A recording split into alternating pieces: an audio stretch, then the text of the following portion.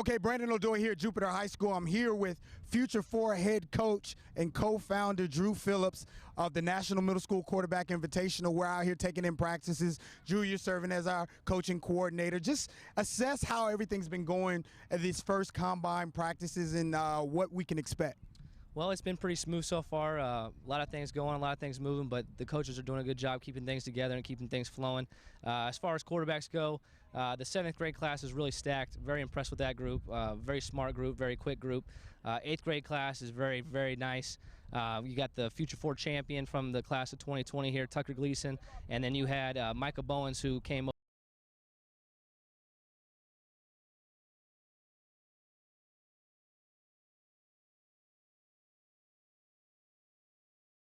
over from Nevada, who was just on the cusp of making the Future 4 for a class that he wasn't even really in. So there's some pretty impressive ball players out here, very big, very bold guys that are looking to make the next step, make the next move to high school. And haven't got a chance to really watch the 6th grade class yet, but they look like they have a nice group of young kids that can really sling the ball, so I'm excited to get to watch them a little bit.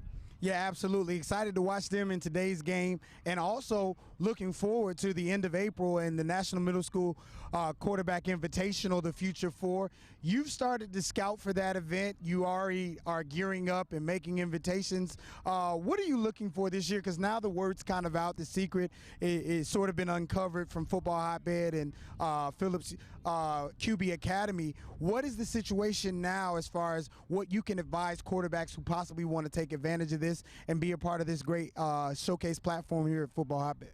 Well, first and foremost, you definitely need to have your film. We need to see something on tape. We can't just take people's word for it, and that's nothing against that person. We need to see it ourselves. But also, you need to come in with that wow factor. This year, we have a lot of entries already, and there's probably still 5 or 6 months until we're going to have that event. And I've probably already watched 100 kids on film.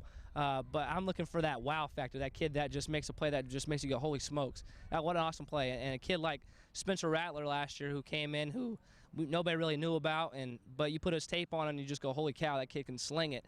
And sure enough, he was our Future 4 overall champion last year, and he already has 2 D1 offers, which is quite impressive. Quite impressive indeed. Only a freshman out in the desert in Arizona at Pinnacle High School. And he's a kid, as we said, didn't have much of a national reputation. He does now, and 2 Division I offers later after his freshman season. Future 4 paid off for him. So, Drew, we'll let you go. We know you got a lot to get back to, but right now, Drew Phillips, Brandon O'Doy, it's a Hotbed World. Enjoy this live streaming broadcast. I want to thank John Ross and everybody who's putting this together from a broadcast perspective.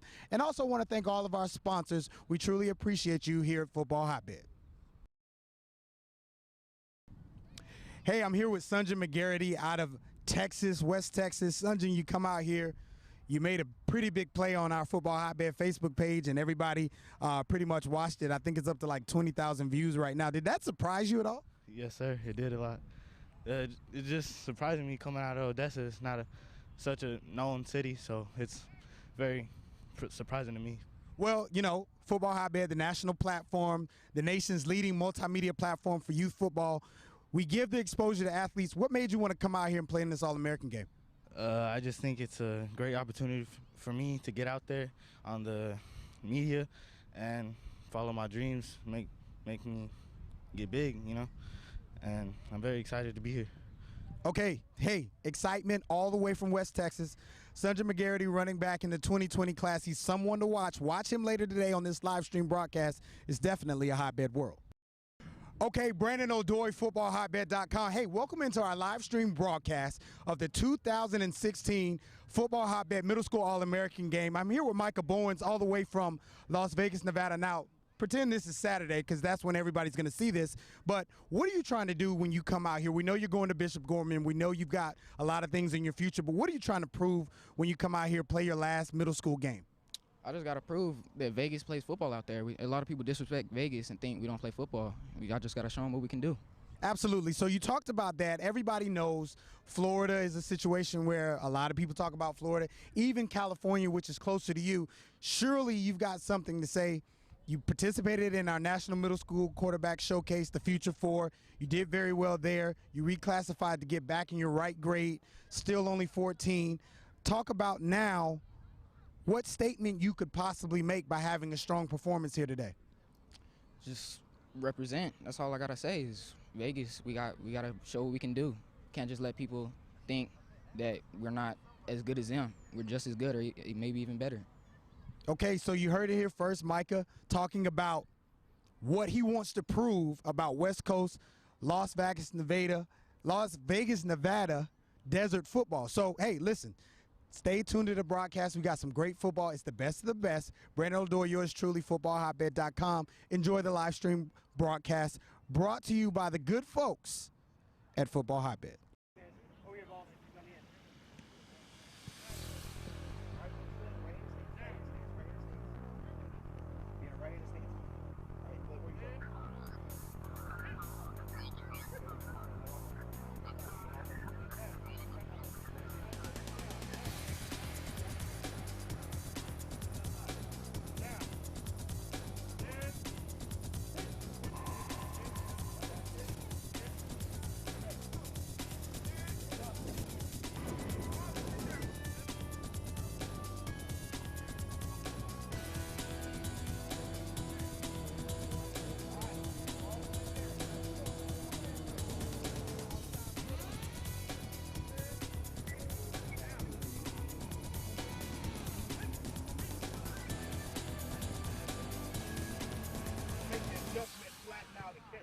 But it's hard to be coming on the post here, and now he's throwing it out there and for you to run back this way.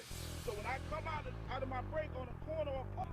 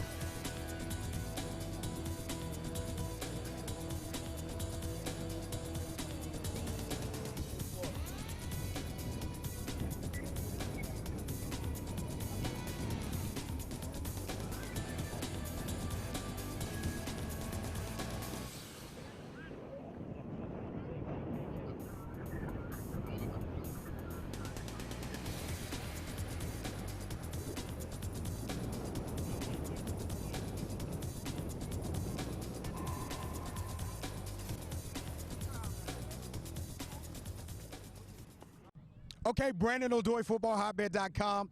Welcome to this brief break in our live stream broadcast. What you're watching right now is recording. We're having our National All-American Combine presented by Fast Twitch and Next Play. All of our 8th grade athletes, before they got to today, taking place in the game, they had to go through the combine. Fast Twitch is putting this on. We're using Next Play technology. They got us the great dry fits thanks to our sponsors. But what's happening is the coaches for the 8th grade teams for both the Navy, the blue, and the white teams, they're sitting around, they're assessing each player's performance, and what they're doing is trying to decide who they're going to draft in the All-American draft coming up immediately following today's practice. So the 8th grade has a few minutes.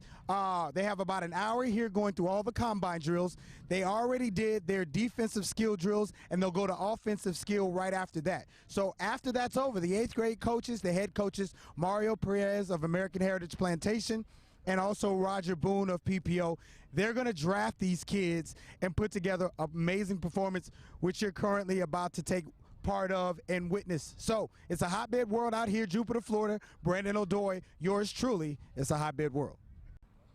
Okay, Brandon Odoi here at Jupiter High School. I'm here with Future 4 head coach and co-founder Drew Phillips of the National Middle School Quarterback Invitational. We're out here taking in practices. Drew, you're serving as our coaching coordinator. Just assess how everything's been going at these first combine practices and what we can expect. Well, it's been pretty smooth so far. A lot of things going, a lot of things moving, but the coaches are doing a good job keeping things together and keeping things flowing. As far as quarterbacks go, the 7th grade class is really stacked. Very impressed with that group. Very smart group, very quick group. 8th grade class is very, very nice. You got the Future 4 champion from the class of 2020 here, Tucker Gleason, and then you had Micah Bowens, who came over from Nevada, who was just on the cusp of making the Future 4 for a class that he wasn't even really in. So there's some pretty impressive ball players out here, very big, very bold guys that are looking to make the next step, make the next move to high school. And haven't got a chance to really watch the sixth grade class yet, but they look like they have a nice group of young kids that can really sling the ball. So I'm excited to get to watch them a little bit. Yeah, absolutely. Excited to watch them in today's game, and also looking forward to the end of April and the National Middle School Quarterback Invitational, the Future Four. You've started to scout for that event. You already are gearing up and making invitations. What are you looking for this year? Because now the word's kind of out. The secret is sort of been uncovered from Football Hotbed and Phillips QB Academy. What is the situation now as far as what you can advise quarterbacks who possibly want to take advantage of this and be a part of this great showcase platform here at Football Hotbed? Well, first and foremost, you definitely need to have your film. We need to see something on tape. We can't just take people's word for it, and that's nothing against that person. We need to see it ourselves. But also, you need to come in with that wow factor. This year, we have a lot of entries already, and there's probably still 5 or 6 months until we're going to have that event.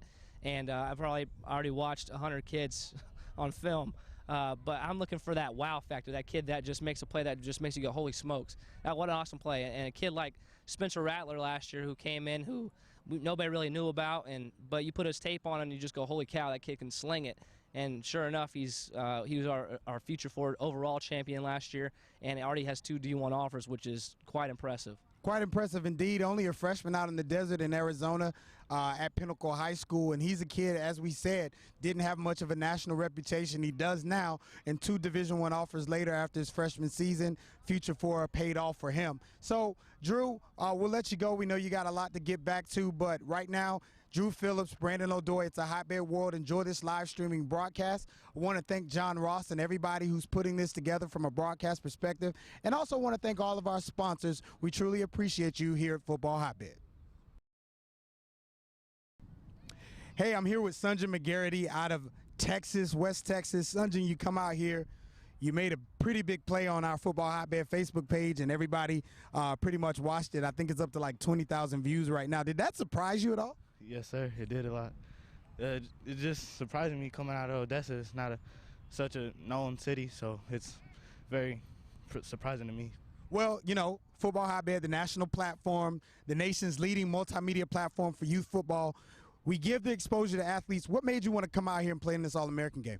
I just think it's a great opportunity for me to get out there on the media and follow my dreams, make me get big, you know. And I'm very excited to be here. Okay, hey, excitement all the way from West Texas. Sunjan McGarity, running back in the 2020 class. He's someone to watch. Watch him later today on this live stream broadcast. It's definitely a Hotbed World. Okay, Brandon O'Doy, FootballHotbed.com. Hey, welcome into our live stream broadcast of the 2016 Football Hotbed Middle School All-American game. I'm here with Micah Bowens all the way from Las Vegas, Nevada. Now, pretend this is Saturday because that's when everybody's going to see this. But what are you trying to do when you come out here? We know you're going to Bishop Gorman. We know you've got a lot of things in your future. But what are you trying to prove when you come out here, play your last middle school game? I just got to prove that Vegas plays football out there. A lot of people disrespect Vegas and think we don't play football. I just got to show them what we can do. Absolutely. So you talked about that. Everybody knows Florida is a situation where a lot of people talk about Florida, even California, which is closer to you. Surely you've got something to say. You participated in our National Middle School Quarterback Showcase, the Future Four. You did very well there. You reclassified to get back in your right grade, still only 14. Talk about now what statement you could possibly make by having a strong performance here today. Just represent. That's all I got to say is Vegas, we got to show what we can do. Can't just let people think that we're not as good as them. We're just as good or maybe even better. Okay, so you heard it here first, Micah, talking about what he wants to prove about West Coast, Las Vegas, Nevada desert football. So, hey, listen, stay tuned to the broadcast. We got some great football. It's the best of the best. Brandon O'Doy, yours truly, FootballHotbed.com. Enjoy the live stream broadcast brought to you by the good folks at Football Hotbed.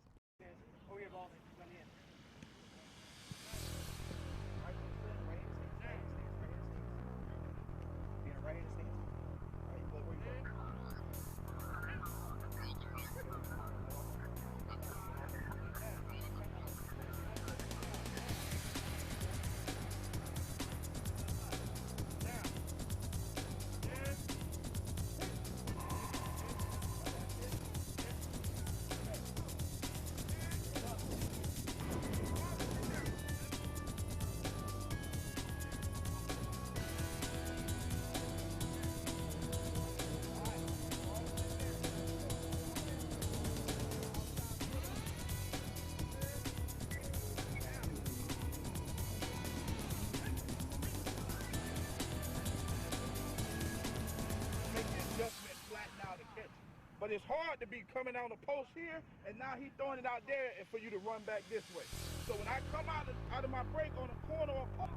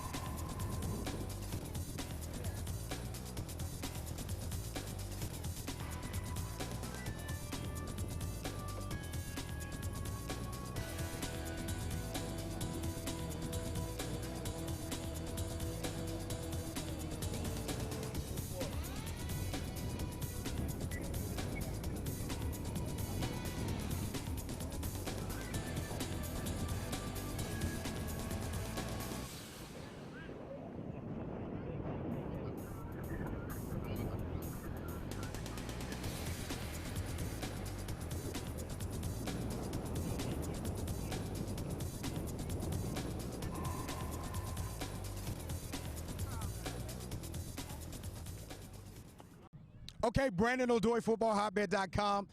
Welcome to this brief break in our live stream broadcast. What you're watching right now is recording. We're having our National All-American Combine presented by Fast Twitch and Next Play. All of our 8th grade athletes, before they got to today, taking place in the game, they had to go through the combine. Fast Twitch is putting this on. We're using Next Play technology. They got us the great dry fits thanks to our sponsors. But what's happening is the coaches for the 8th grade teams for both the Navy, the blue, and the white teams, they're sitting around, they're assessing each player's performance, and what they're doing is trying to decide who they're going to draft in the All-American draft coming up immediately following today's practice. So the 8th grade has a few minutes. They have about an hour here going through all the combine drills. They already did their defensive skill drills, and they'll go to offensive skill right after that. So after that's over, the 8th grade coaches, the head coaches, Mario Perez of American Heritage Plantation, and also Roger Boone of PPO, they're going to draft these kids and put together an amazing performance, which you're currently about to take part of and witness. So it's a hotbed world out here, Jupiter, Florida. Brandon O'Doy, yours truly. It's a hotbed world. Okay, Brandon O'Doy here at Jupiter High School. I'm here with Future 4 head coach and co-founder Drew Phillips of the National Middle School Quarterback Invitational. We're out here taking in practices. Drew, you're serving as our coaching coordinator. Just assess how everything's been going at these first combine practices and what we can expect. Well, it's been pretty smooth so far. A lot of things going, a lot of things moving, but the coaches are doing a good job keeping things together and keeping things flowing. As far as quarterbacks go, the 7th grade class is really stacked. Very impressed with that group. Very smart group, very quick group. 8th grade class is very, very nice. You got the Future 4 champion from the class of 2020 here, Tucker Gleason, and then you had Micah Bowens, who came over from Nevada, who was just on the cusp of making the Future 4 for a class that he wasn't even really in. So there's some pretty impressive ball players out here, very big, very bold guys that are looking to make the next step, make the next move to high school. And haven't got a chance to really watch the 6th grade class yet, but they look like they have a nice group of young kids that can really sling the ball, so I'm excited to get to watch them a little bit.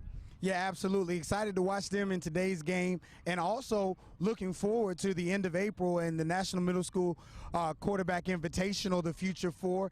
You've started to scout for that event. You already are gearing up and making invitations. What are you looking for this year? Because now the word's kind of out. The secret is sort of been uncovered from Football Hotbed and Phillips QB Academy. What is the situation now as far as what you can advise quarterbacks who possibly want to take advantage of this and be a part of this great showcase platform here at Football Hotbed?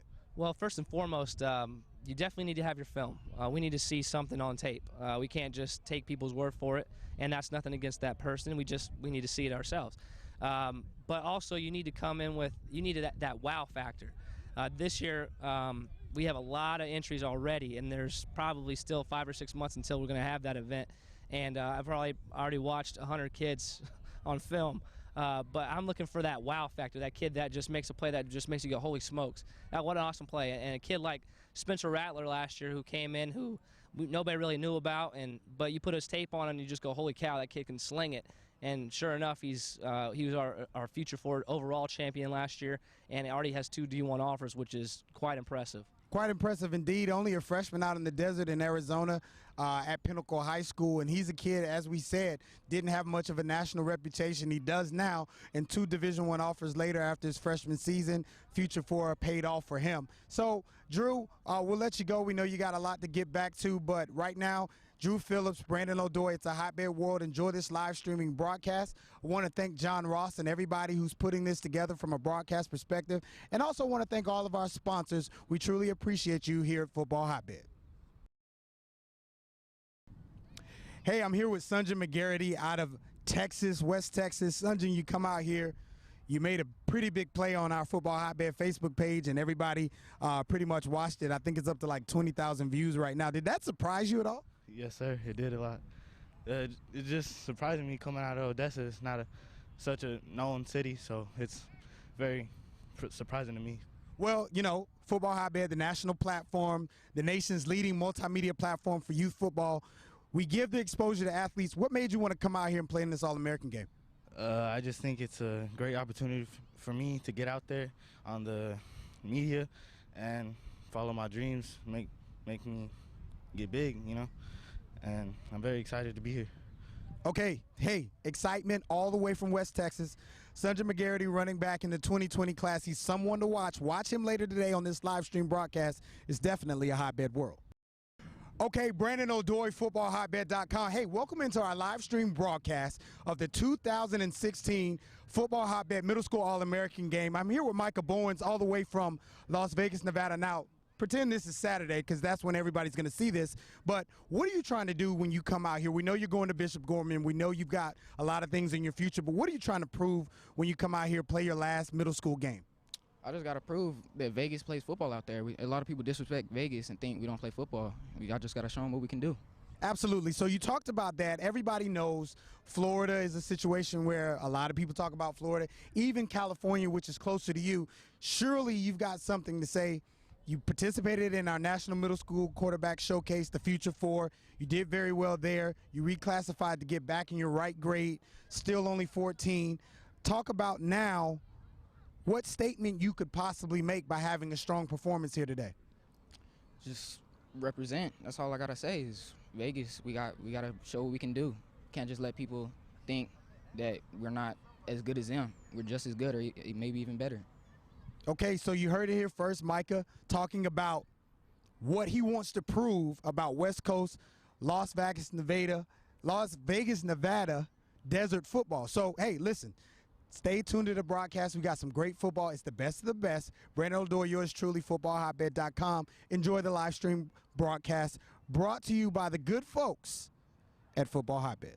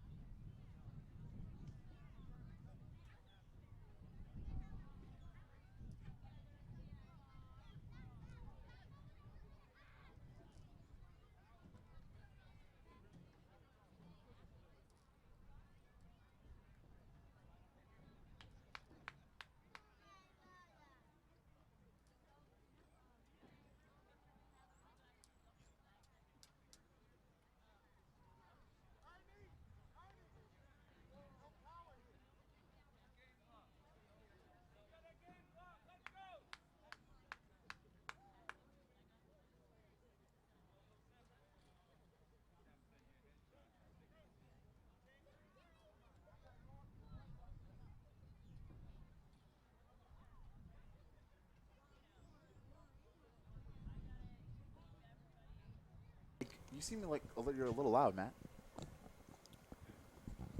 You want to turn me down then? Turn me down a little? Hello, mic Hello? check, mic check. Not headset volume, but me. Check, check. Yeah, hardly at all now. Check, check, check, check, check. 1, 2. I can hear you.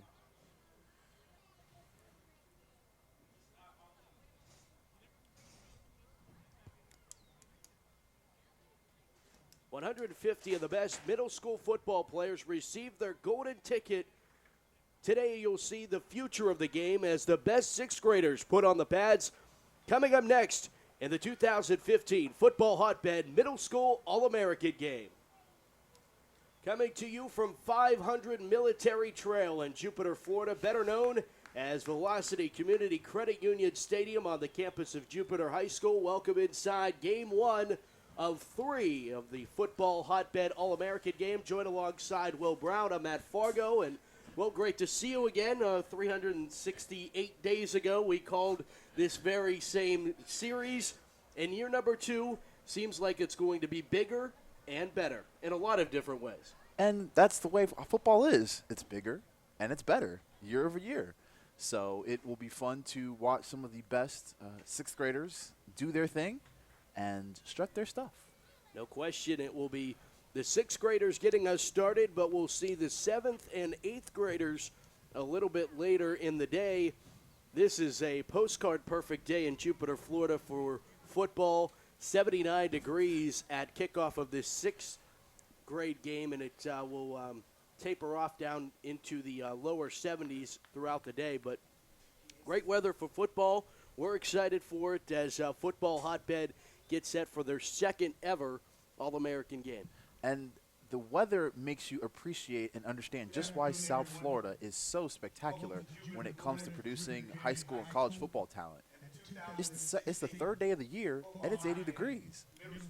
If this is how you become great, No by question. working out throughout the year. We rang in 2016 just less than 48 hours ago, and only the 2nd day of 2016 as we get things going. And we're excited for this one. Will, when you're talking about these players, though, just looking through them when we were going through the hotel lobby, talking to the players we've gotten a chance to talk to, it's really impressive with these 6th graders, just their physical ability, but also just talking to them. They have good heads on their shoulders, too. I like that they don't have egos. That's the thing that will make you a great. No, that's the thing that'll make you great in any area of life, but especially to be a great football player, you really have to remain humble at all levels of the game. Captains meeting at midfield. Today known as the All-American Cheerleaders. Let's give them a round of applause, these wonderful young ladies. Introducing the cheerleading squad. Will be cheering on these All-American 6th graders this afternoon.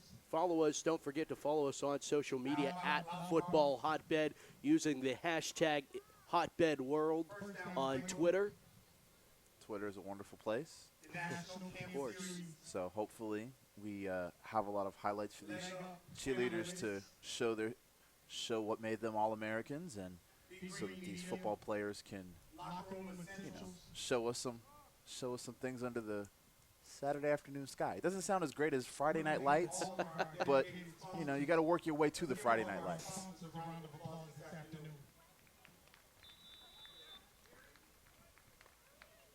White won the toss. They deferred to the 2nd half.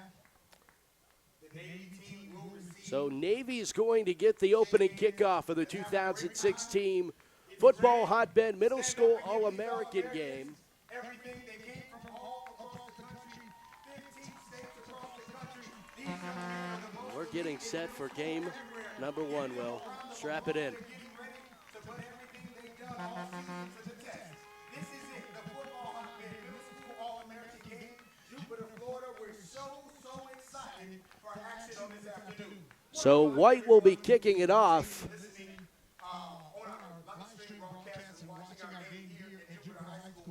What do you think these sixth graders are going through, Will, right before we kick things off?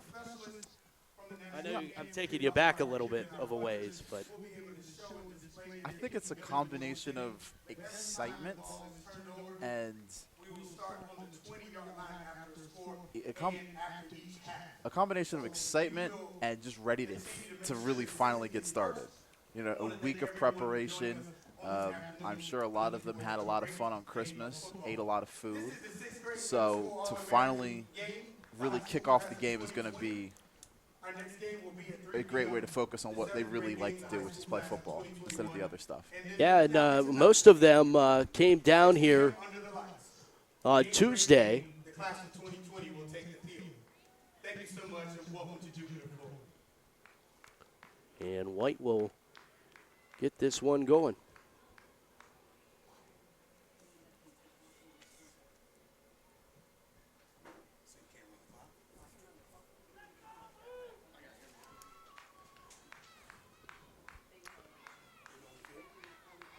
So we're teed up at the 40-yard line. Team White to kick to Team Blue. And the first of 3 of our football hotbed middle school All-American game from Jupiter, Florida. We are underway in game number 1. A line drive kick that takes a bounce at the 30 and stopped at the 25-yard line. And that was Solomon Miller who downed the ball at the 25-yard line. So there's right at 9:58 left in the first quarter. So we will see what this this sixth grade Navy team can show us on the first offensive series.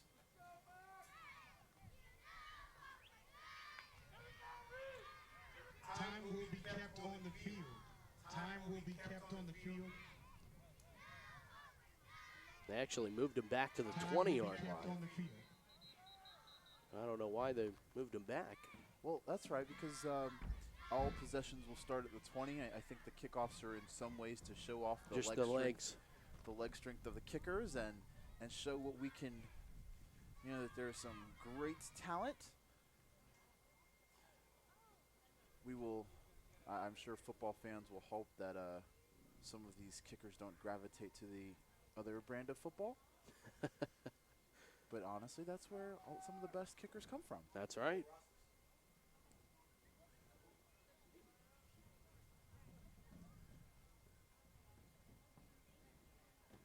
And as everybody's getting ready to keep time on the field, this gives our sixth graders a chance to, I would say, catch their breath, but they're 11, 12 years old. I'm sure they can run all day. First down and 10 for the 20-yard line. They'll go from the shotgun. And we get an offsides on the defense. 5 yards. Still first down. I believe that's Christian Stokes lining up at quarterback for Navy. So does that mean if he scores, we can say something about different strokes? Yeah. The television show? Right. That'd be fun. I think we got him again. We did. Another offsides on the defense. Yeah, So Team White going to give 10 yards to Team Navy before we even get things going. It's the holiday season, and so we're all about being charitable. We should applaud them for remaining in the holiday spirit. You can't fault someone for wanting to give. All right, so it's Stokes as the quarterback in the shotgun. A first down at 10 for the 30, and they got the defense to jump for the 3rd consecutive time. Now, I will say this. I was down there before kickoff, and his cadence is very persuasive. and I'm not saying this just because this is 3 straight offsides calls that they've forced, but no, really, his cadence is very persuasive, and it's for a 6th grader. It's very deep. His teammates definitely know who's calling the plays, and they definitely know what the snap count is, and you can see it's worked so far. 3 straight, I would say plays, but 3 straight attempted snaps. Well, we have not had a live ball snap yet in the 2016 Football Hotbed All-American games, but I will tell you that Team White did take a time out there to talk things over and make sure that this doesn't happen for a 4th time. And we're thanking all of our partners there you see on the screen. Thanks to all of them here in 2016. Of course, Loudmouth, mouth guards that all the kids got earlier this week. First down at 5, and it'll be a quarterback keeper for Christian Stokes. And Stokes will pick up a first down, a gain of 6 to the 41-yard line. Nice form tackle by Marquise Lyman from West Palm Beach to bring down Mr. Stokes. It'll be a first down and 10 for the Navy at the, will officially mark it at the 42.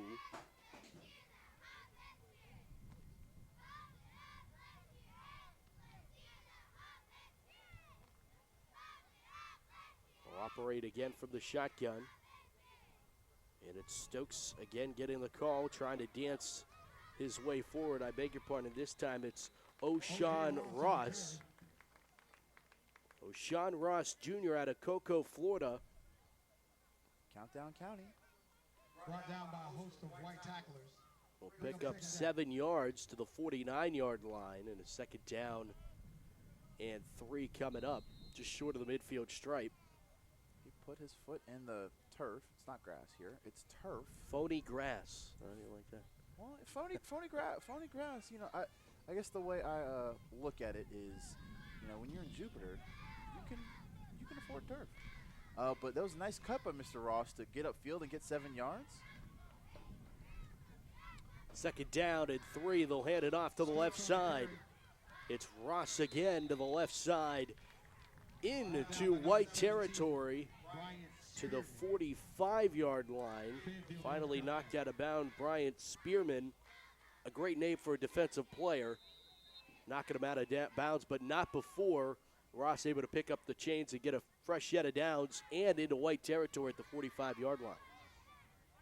Now both teams are starting to cook with gas. The blue team is starting to move the football, and the white team is making them earn it. They're not picking up huge plays one by one. First down and 10 once again for Team Blue.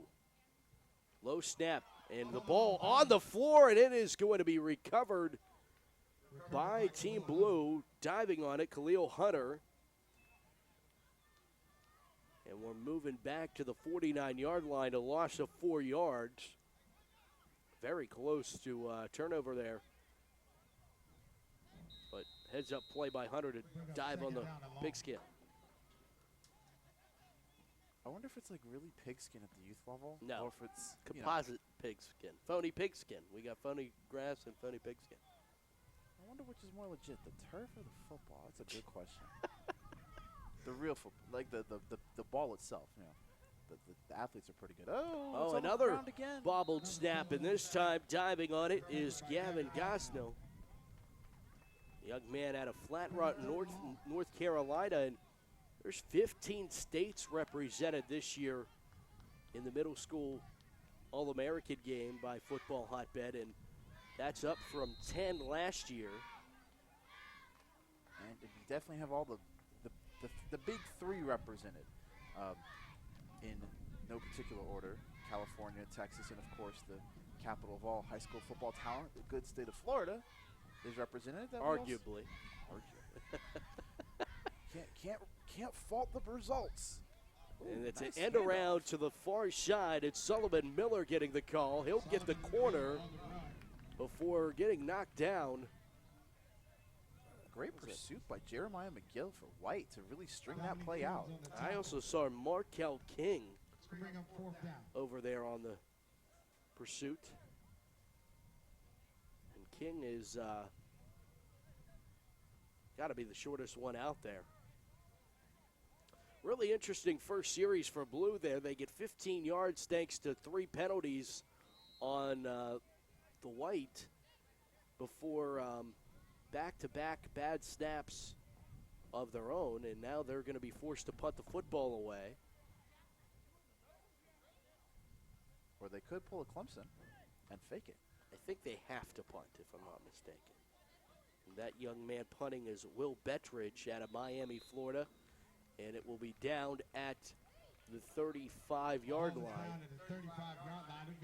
And this is where we're going to get the first look at Team White in 2016.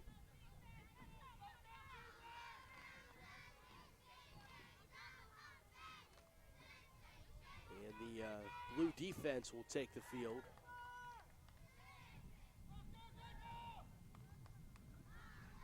Will Bettridge, Miami, Florida on the punt.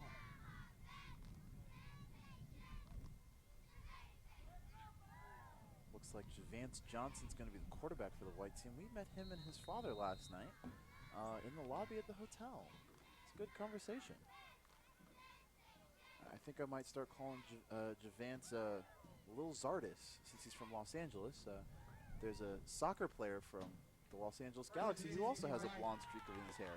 A handoff on first down. They give it off to Deshaun Trousers.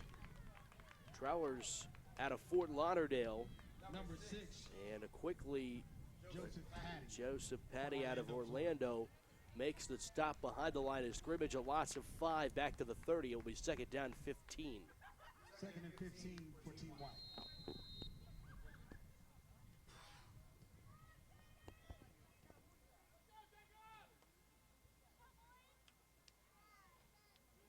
You mentioned Javance Johnson as the quarterback. And ball goes on the and Johnson, I think, was the one who got back to it. And he was able to get back to the football. Looks like they're actually going to pick up a yard on that botched play. It'll be third down and 14. Looks like we've seen Banks Atkins check into the game for White.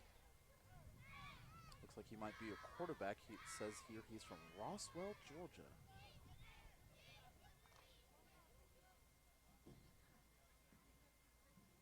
Might we see our first pass of the game on third and a bit? Back to pass. It's a fade route down the near sideline. And it is incomplete. New quarterback was Banks Atkins, who checked in. For number 2. And it was intended for Jeremiah McGill. It's going to bring up fourth down. It will be fourth down, and Team White goes 3 and out. They'll be forced to put the football away. Lawrence Crompton, please report to the press box. Thank you.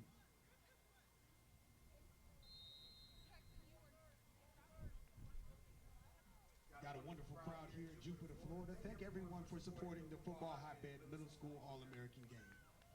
Fourth down, and looks like they will go back to punt the football away. Punt is away. Punt by Christian McDonald out of Atlantic, Florida. On the punt.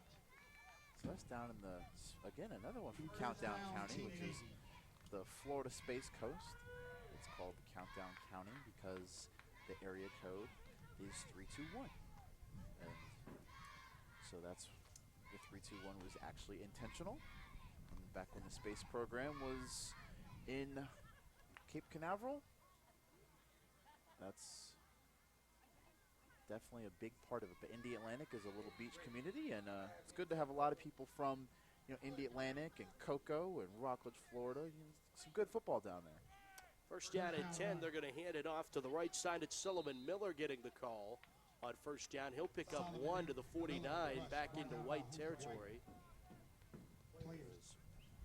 Ryan Black on the stop for White. Second down and 9 coming up.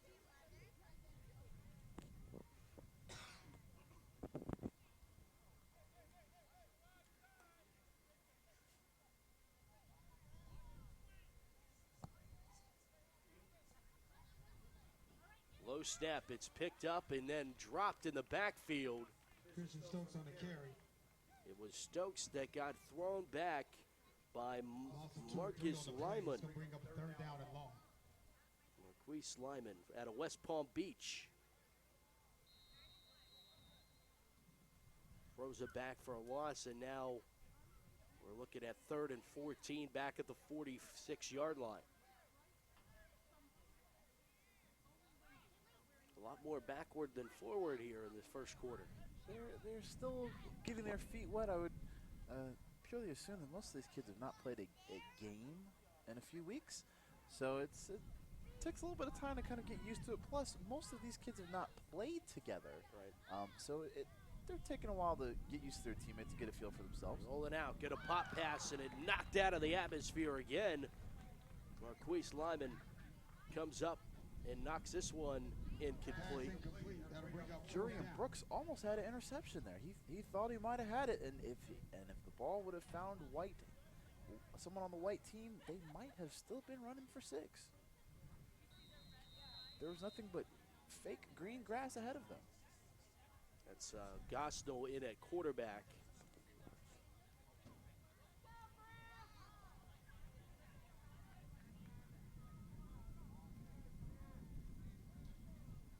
Fourth down on the bounce. Punt this one away. Bedridge gets this one down at the 37-yard line. Team White will take over at the 37-yard line. That's where Team White will go back to work. First down and 10 as we continue on here in the first quarter.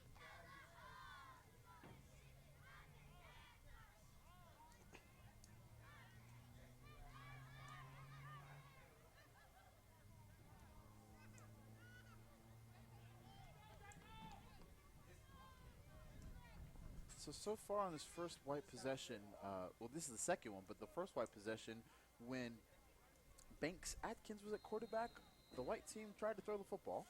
And when Javance Johnson was at quarterback, they ran the football. So now that Atkins is back there at quarterback, might we see another run? Another pass. Although operate from the shotgun, send a man in motion left to right, that's Lyman out into the slot. Then another man comes in motion left to right, that's King. To make it quads here to the near side, and then a flag comes flying in before we can get things going. And it's an offsides and encroachment penalty on the defense, which we've seen a few of. But who's counting? Might be that guy in there, I would assume. The statistician. Statisticians might be the most valuable people in youth sports, because without them, we would just have no clue what's really happening. First down and 5 from the 42 for Team White. Atkins will hand it off on the end around, and it is tracked down. They gave it off to King, and King had nowhere to go. A host of Dr. Alton Tarber, the young man who's 6 foot, 215 pounds. It's a big boy. And he's only in his 3rd year of playing football. 3rd? Still, we saw his father before the game. That young man is going to be a problem on the football field. But give Markel King credit, because he might be the smallest person on the field, but it took the second tackler to get him on the ground. So that showed a bit of speed and shiftiness to even though he gained maybe a half yard, the fact that he was able to do so was a testament to his athleticism. Atkins a little pump fake, and down he goes. Then the ball came popped loose, and a flag comes flying in.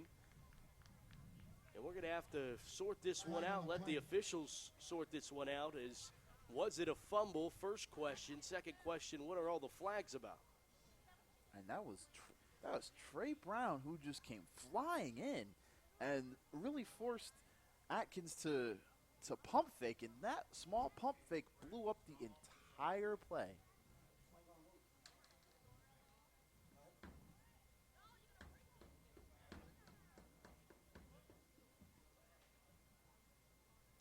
What I've been enjoying is a young man on the offensive line for Team White, Michael Flasky.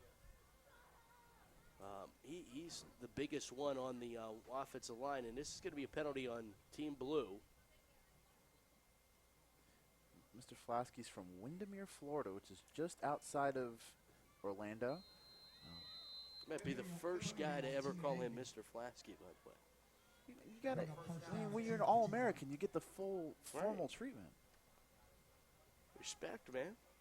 Hand up, right up the middle on first down. He gave that one off to Lyman, Marquise Lyman.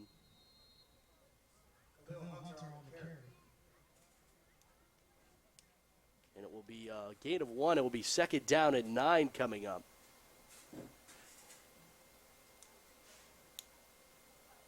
Now, Javance Johnson sprinted into the game, so he's now lining up at quarterback. Let's see what the white team is going to be able to conjure up here.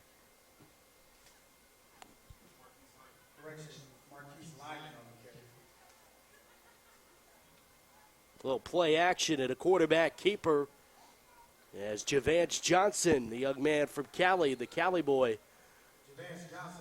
takes it to the 50-yard line. And that's going to be the end of quarter number 1. So white and blue scoreless from Velocity Community Credit Union Stadium in Jupiter, Florida. The 2016 Football Hotbed Middle School All-American game continues with no score in the 6th grade game. A feeling out process, safe to say, in the first quarter, Will. Clearly, these defenses for the 6th graders are better than what we saw from the Big Ten the last couple days. Both the white and the Navy team have played really well on defense, and they've been able to really mesh up the middle and make their opponents go outside. So that is, the quickest way to at any point is going in a straight line. So to force them outside has been a testament to the strength of both defenses.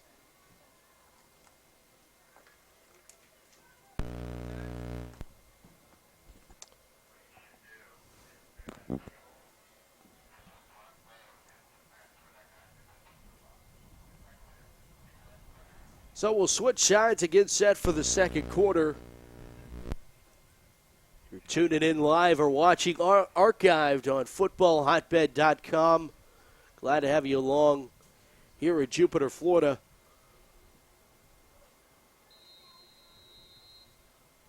It'll be third down for Team White to get things started in quarter number 2.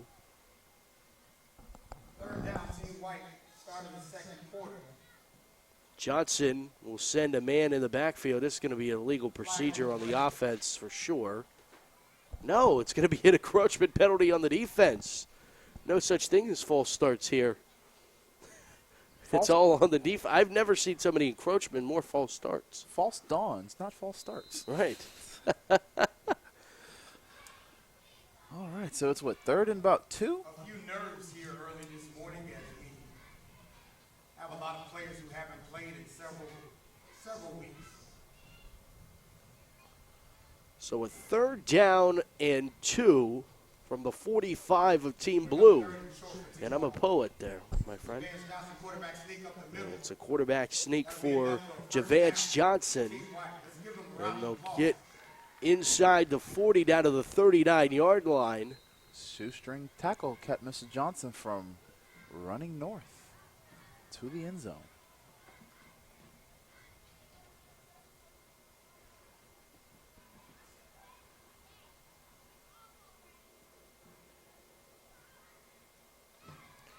So first down and 10 now for Team White from the 39-yard line. Johnson under center. Lyman in the backfield, and he'll get the call right up the middle. Marquise Lyman out of West Palm Beach. Which is not too far down the road from here, so I'm sure he's Local boy. Has a few people who are here in the stands watching and a few more who are joining us here on the internet for this wonderful broadcast. We're going to take a timeout as the Team Blue or Team Navy, I guess blue's more all-encompassing, right? It is more all-encompassing. At this rate, the best way to figure out what color blue really is just to go over to the ocean. We can we can kind of see the water from here, so it's What is that guy from Strong Arm saying, Panther? crystal clear water here in Jupiter, Florida, which is why it's so nice. What the kids? Tell him to come to the press box.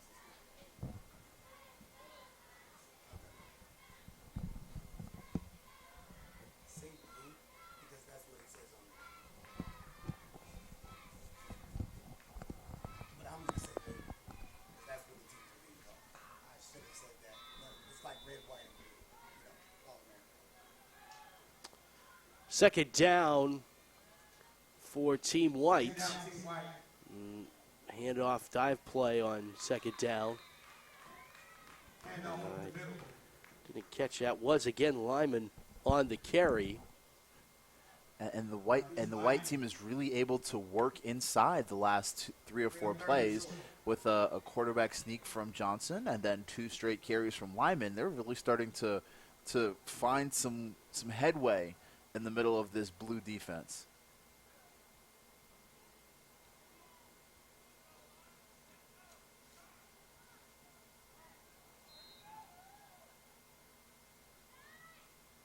Third down, we'll call it 2.5. Triple option rolling out here to the near side. Johnson going to let it fly, and it is incomplete. Intended for Julian Lewis.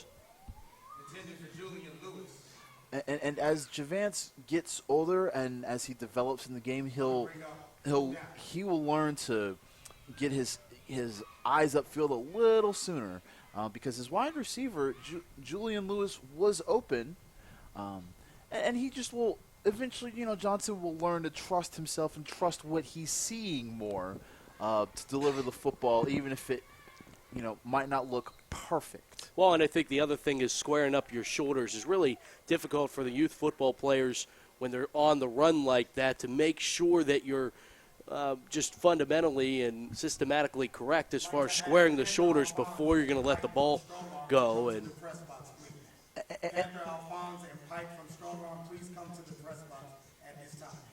that's something, again, with development, some of these kids haven't even hit their growth spurt yet, so they're still, understanding their limbs and their arms and all of that and how it all works in together. So by the time they're in the 8th grade game, I promise you those are things that they'll be a little bit better at. On 4th down, they're going to go for it, and I think we got a false start. We do. And I think this is going to mean that the punt unit has to come out. They could just be like Madden and just never punt. Well, that wouldn't be very fair to the punters then, would it? Well, that is true. These punters are all Americans. I as a former specialist myself, I always advocate for putting it on the toe. But I do think that sometimes, you're plus 37. What do you have to lose?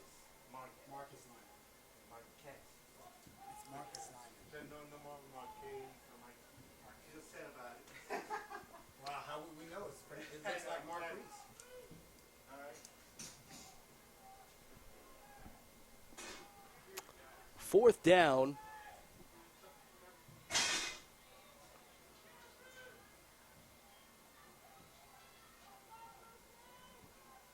And they'll still go for it, though, for Team White. But they have their throwing quarterback Atkins in there. is back in, the Georgia native, in at quarterback, and he's going to go back to pass. Has time, down the far sideline. Jump ball. It is completed for a first down for Team White. What a throw. Wow. Making the catch for Team White was Julian Lewis. And that was into the wind. What a throw. First down, Team White. That was, I'm going to put this one in the air, and Julian Lewis, you go up and get it. And Lewis did just that with coverage right in his back pocket. Wow, that was a gain of 19 yards. Played a little bit of hide and go get it. Wow. Good throw, good catch. And honestly, good defense, too. Not much you could do. No pass interference. Just trying to make the break up there and wasn't able to. First down at 10 in the red zone for Team White now Atkins will throw on the slant, and it is again completed to Lewis. Julian Lewis hauls in. Miramar, Florida representative. They might have something cooking here with this pitch and catch down the right. I mean, if it's not broken, why stop? Will's first John Madden commented. The handoff left side. They'll give it off. Marcus Freeman on the carry. Left side. I think actually that was Lyman. Marcus Lyman. Thank you so much for your patience. Marcus Lyman. That's where I'm going to go with. I can't hear you. All right, so Mr. Lyman has left it to be what, about third and about one for the white team. Marcus Lyman on the carry. There you go. We got you. And there he is again. Marcus Lyman spins away. He avoids one. 5-10 end zone for Marcus Lyman. And we're glad we got his name right now because the next play he's into the end zone for the white touchdown. Oh, but he dabbed in the celebration. Ah. Oh boy. You know what? But honestly, that was a great play to avoid the leg tackle because he made a move. I mean, again, the blue team was right in position to tackle him, and just again, better offense. Good defense, better offense, and he jogged into the end zone to dab on us.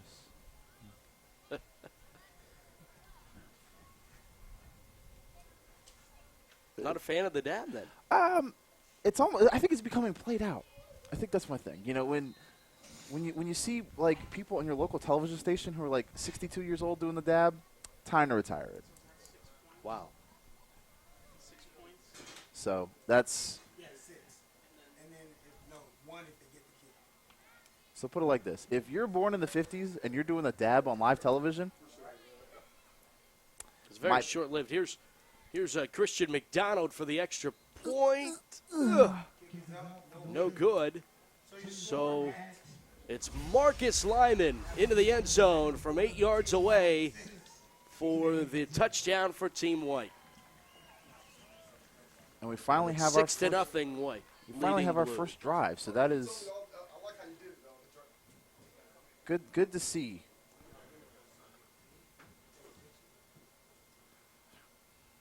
Now let's see if this blue team can respond with a drive of their own. In warm-ups they seem to have a little bit more speed than the white team, but again, it's warm-up, so things can sometimes be deceptive.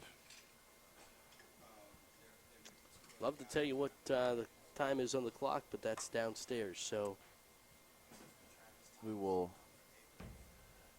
we'll fake it till you make it. Great rule for broadcasting or anything in life.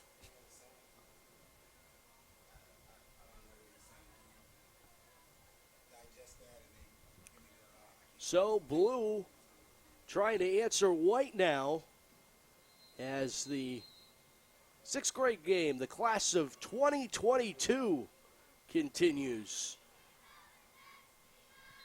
And this one touchdown at the 35, and I think we'll move this one back to get the blue started at 20. So that was Christian McDonald on the kick, and the thing I really liked about the kick was maybe not the length, but the form he used. As he gets older and as he gets stronger, that's something that he can. When you're kicking off and you land on the foot that you kick with, that is how you get optimum power. And so that he was able to do that at sixth grade, the rest, the strength, the distance, that will come. But if you have the form, that's the biggest chunk that he's mastered so far. So blue back to work from the 20-yard line.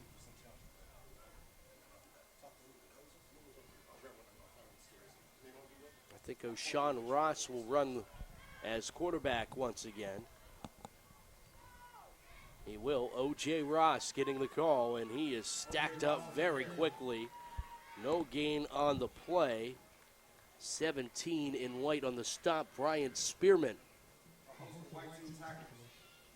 And we were talking about O.J. Ross. Ross, during his season, 20 touchdowns and averaged 150 yards a game. A game. Yikes. We should start calling him OJ and the Electric Company. Goodness gracious.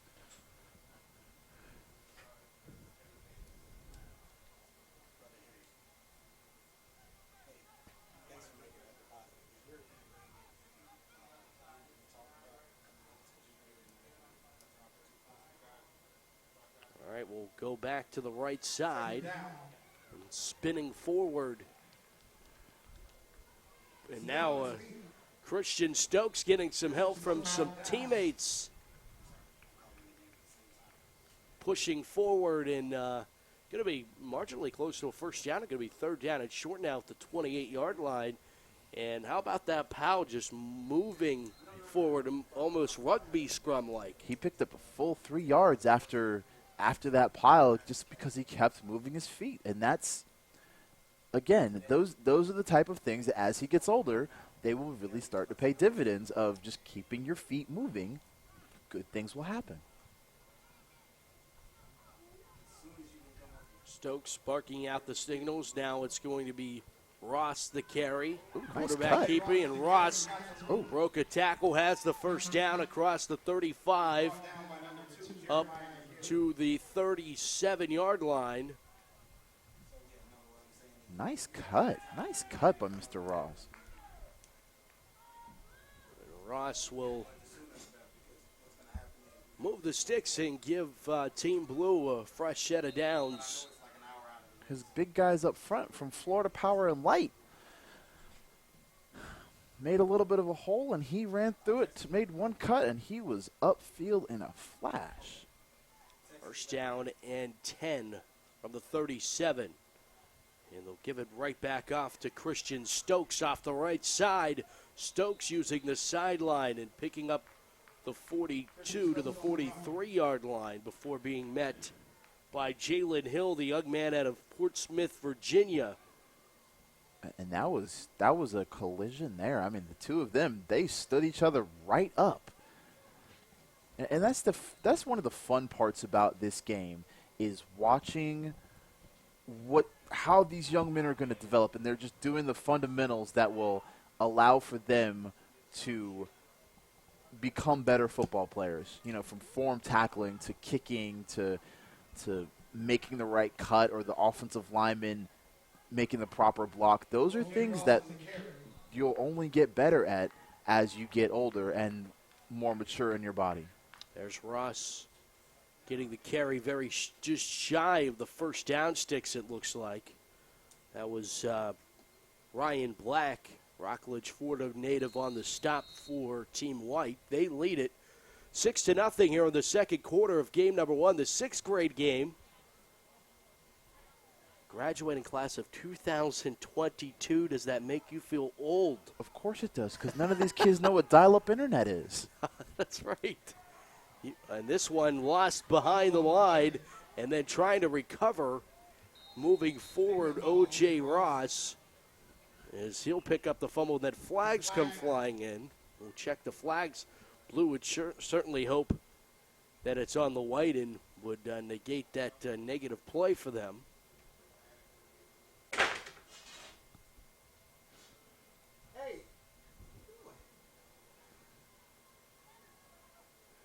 The way the flag was thrown, I would assume it's on the blue team, and it is. It is. We got a holding call on Blue. Okay, that's fine. Now we have another issue on the Navy side. This is just me observing, not the parents. They are running a wildcat offense. They're not using the quarterbacks at all. The quarterbacks are being used to block. Just talk to the head coach, Kevin. Just pull him aside. Just don't say anything weird. That's all.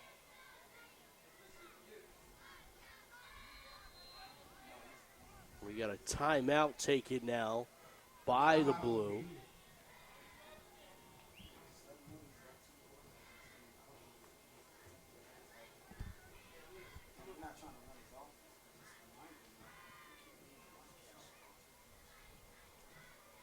Football Hotbed 2016 Middle School All-American game, thanks to our sponsors this season, in this 2016 All-American game.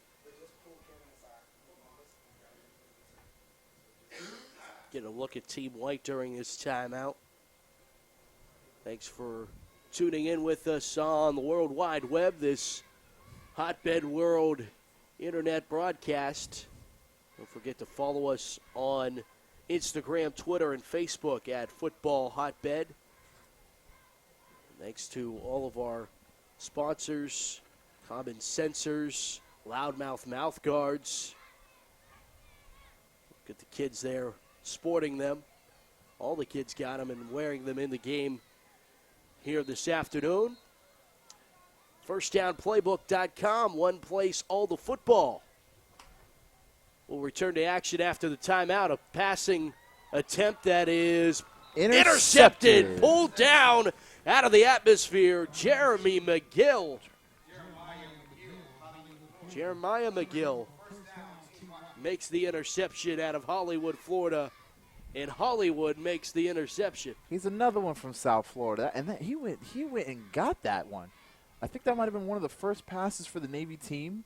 So far, they've been running a lot of Stokes and Ross, but that was a pass from the Navy team, and White, give to their credit, picked the ball off. Yeah, it was Gaston on the pass. And it will be first down at 10 for Team White. They have the lead, and now they have the football thanks to the turnover. Both teams have had lost fumbles, but they've recovered them. So our first turnover of the game. Reminds me of something Darryl Royal used to say about passing. You know, there are only 3 things that can happen, and 2 of which are bad. Rolling out. Throwing to the far side. Incomplete for Johnson, trying to find King, the intended receiver. Now, I will say this. Johnson had Jeremiah McGill streaking up the sideline at the near hash. And again, as he gets older, as he develops, those are things he will see. But McGill, maybe a little winded, getting the pick and then getting right back out there on offense. He might have been, but he, as free as he was, he wouldn't have had to sprint too hard.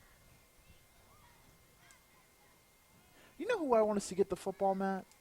I really want to see Markel King get the football. He might be a jitterbug, but he might be one of those kids who's fun to watch with the ball in his hands. Well, he'll go in motion, back to pass. Johnson steps up, and he's going to take off with the football and move forward up across to the 41-yard line. Will be short of a first down. It will be third down, and we'll call it 2. And I think Johnson might be shaken up on the play. Javance Johnson out of Los Angeles. And coach out there to look at him here. He's going to have to come out for at least one play. And hopefully he's okay. But I wanted to say this about Mr. Johnson just because I think this is really cool.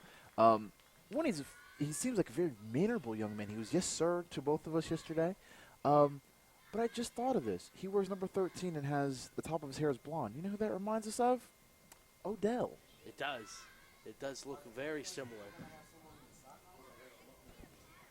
Which seems more composed than Odell, though. Clearly. Third down for Team White. They're going to hand it off. Ooh, nice tackle. So, Marcus Lyman. Lyman stacked up before the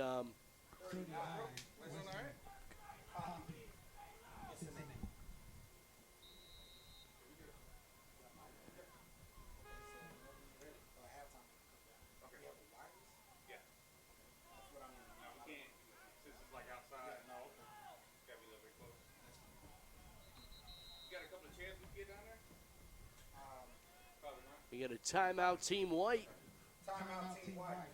Here in the second quarter of the sixth grade game, Team White leading Team Blue 6-0. Glad you're joining us. FootballHotbed.com, because It's a hotbed world. that's right. See, 368 days, and we're still on. On it.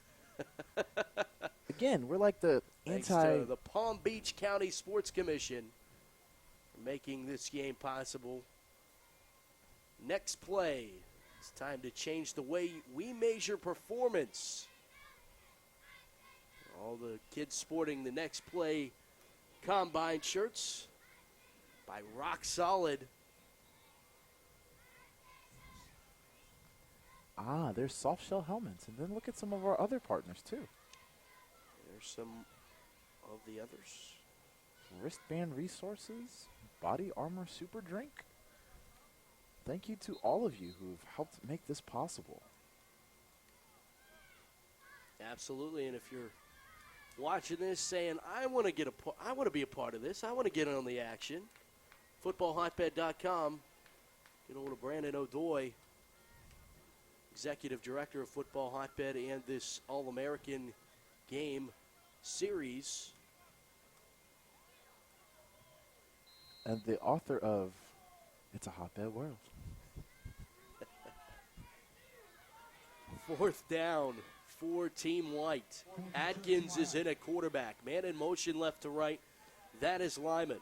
Back to pass. Down he goes. Poppy. Sacked on the play. Wesley Poppy Bessanith. Miami Gardens, Florida. I like it when you call me Big Poppy. My goodness, that's 2 big plays for him. I love it. I love it when you call me. I mean, we gotta tamp it down since they're in 6th grade. All right, you know. all right. I get it. We can't give away all the secrets. David be upset. Exactly.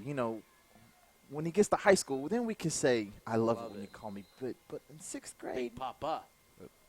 Oh, man.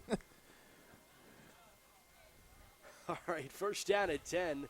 Turnover on downs. Team Blue takes over. best field position of the day for them so far. And we get a timeout taken. Now illegal substitution on the White.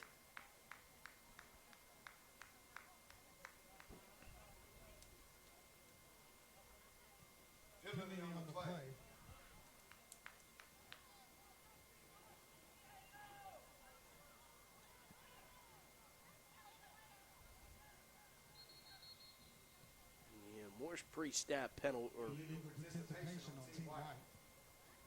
All right, now we'll blow this one in. First down and 5 after the penalty. Ball sits at officially the 47. And they'll throw it out on the swing pass to the far side, and then it's completed out to Solomon Miller. Nice pass by Gavin Gosnell to get it out there to a small but speedy Solomon Miller, looking like Darren Sproles out there. And he catches the ball with his hands. That's the good thing. Like, even in warm-ups and just watching him, he catches everything with his hands. He doesn't let it get into his body. Another one of those small fundamentals that as he gets older, it will begin to pay dividends for him. We get a timeout here in the second quarter. It's White 6, Blue nothing. Here in the 6th grade football hotbed middle school All-American game.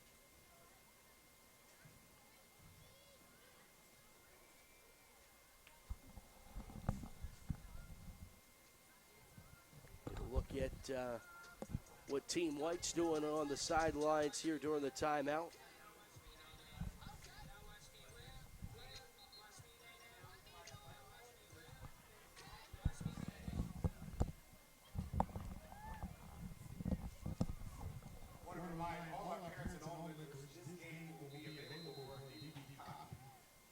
Second down for Team Blue. Back to pass. Gosno will throw. It's a Should be jump picked. ball, and it is intercepted again. No, they say it hit the turf, and it did. Oh, no. They had How about that? That would have been another one for Jeremiah McGill. He had the best shot at it. McGill would have had his second interception of the game. it had the inside track to the real MVP. Absolutely. The real MVP that's actually the real MVP. Exactly. Then again, if he was smart, the real MVP, he shot at his mama. But that's just if he was smart. He'll learn. He's in 6th grade. There's plenty of time. You can never go wrong when you shout your mom out when you do big things. Cheerleaders down there on the sideline cheering on the 6th graders. Estelle out, intercepted, and he got an open field. Is that pick 6? Oh. No, it's not. Chasing him down from behind on the interception is 35 in white, Ryan Black. They play some good football out in Rockledge. Are you tooting your own horn Of there? course I'm tooting my own horn. Oh, man, they play some good football. And once upon a time, I won't even sit here and say I was good, but my team was good in Rockledge, Florida. But that was a nice pickoff by Mr. Black from Rockledge, Florida, which is from the Countdown County. So let's see if this white team can get something cooking with its they've gotten the passing game going and a couple of good inside runs, so they have a wealth of options ahead of them. Shout out to Christian Stokes for making that touchdown-saving tackle from the blue team. But the white team with the lead and the ball once again. First down at 10 from the blue 40-yard line. And a shotgun formation for the white as Atkins is out there at quarterback, and now he has an empty set. But pressure off the side, and he's sacked quickly. Coming off the end was Joseph Patty out of Orlando. The last time I saw anybody with the name Patty playing football, they were playing offense. And I think it was his cousin who once upon a time played at Orlando Dr. Phillips and went to Boise State for a little while. So it's good to see a Patty on the football field once again. So if he makes a pancake block, is it a patty cake instead of God. a pancake? It's just a question. On that note, that's the end of the first half with our score. Team White leads Team Blue 6-0 in the 6th grade football hotbed middle school All-American game here from Jupiter, Florida. With Will Brown, Matt Fargo here with you. You're giving me props here. We'll come back for the second half of our 6th grade game. Stick around right here on FootballHotbed.com. Hotbed is pleased to introduce to you, all the way from Treasure Coast, Florida, our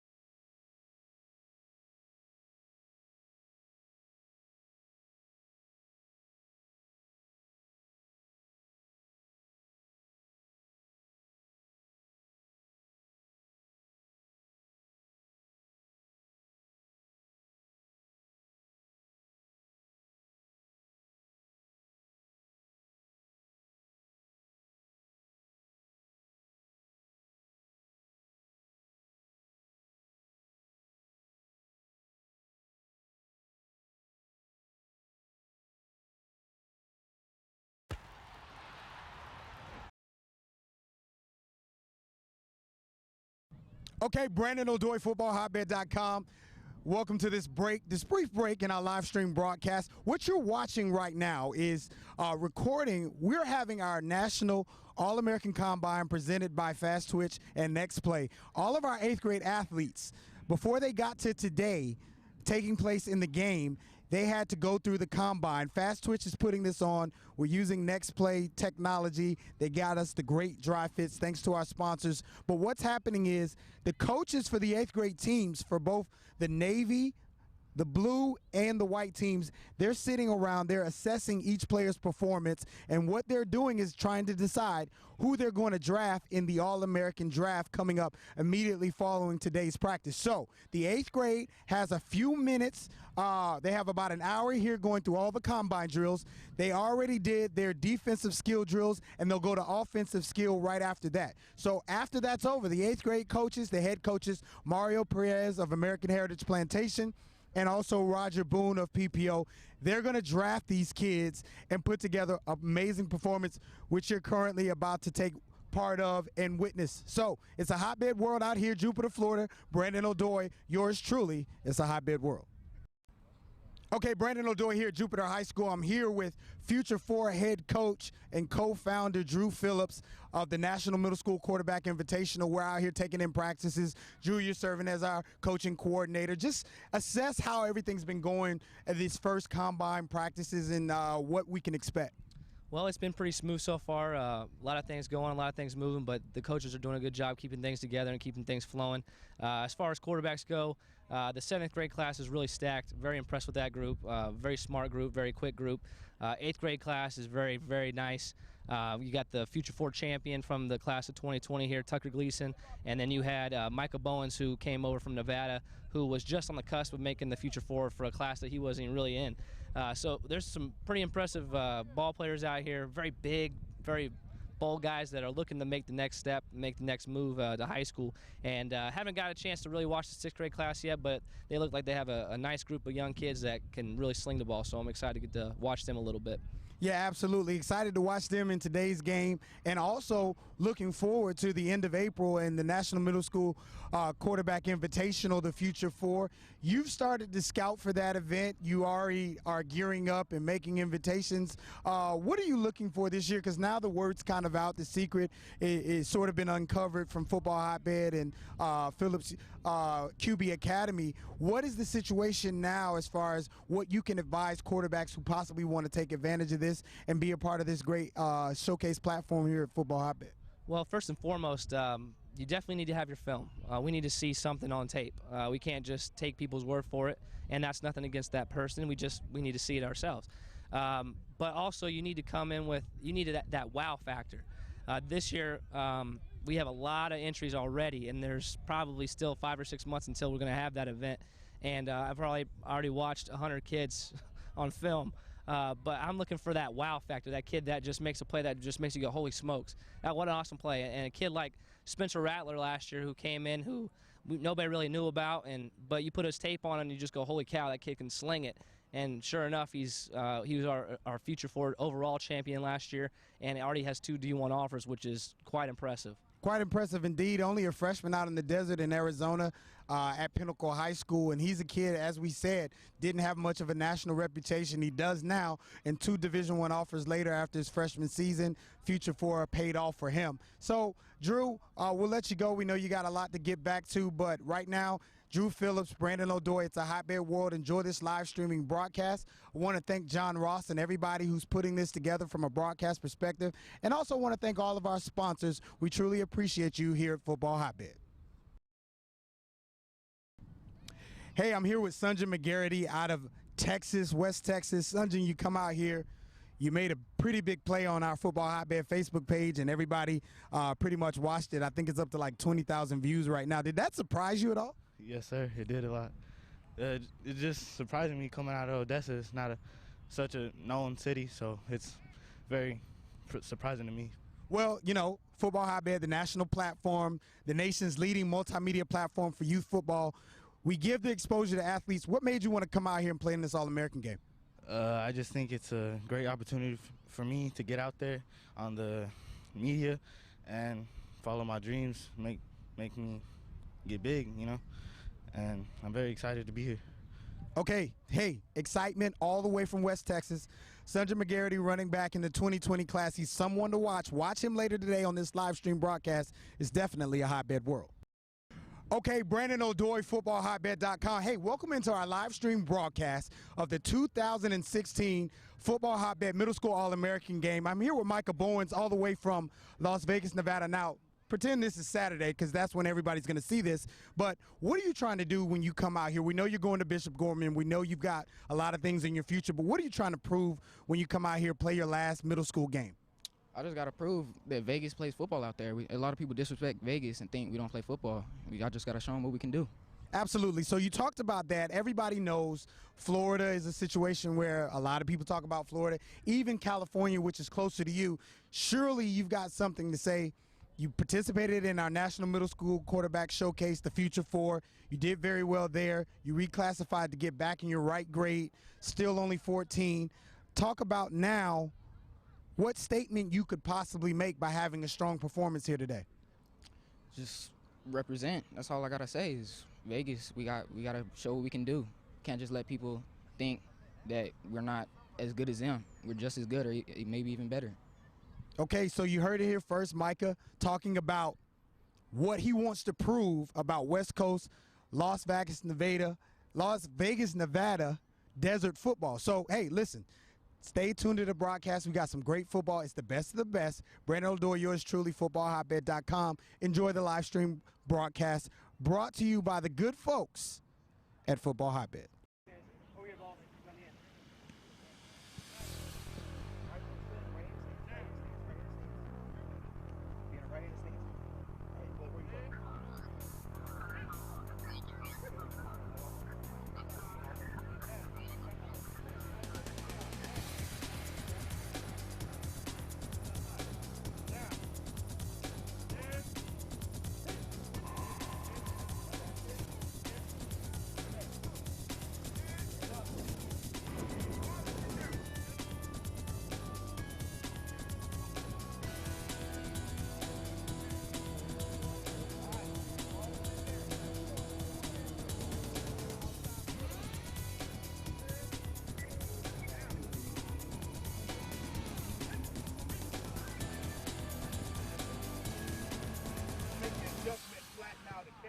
But it's hard to be coming on the post here, and now he's throwing it out there and for you to run back this way.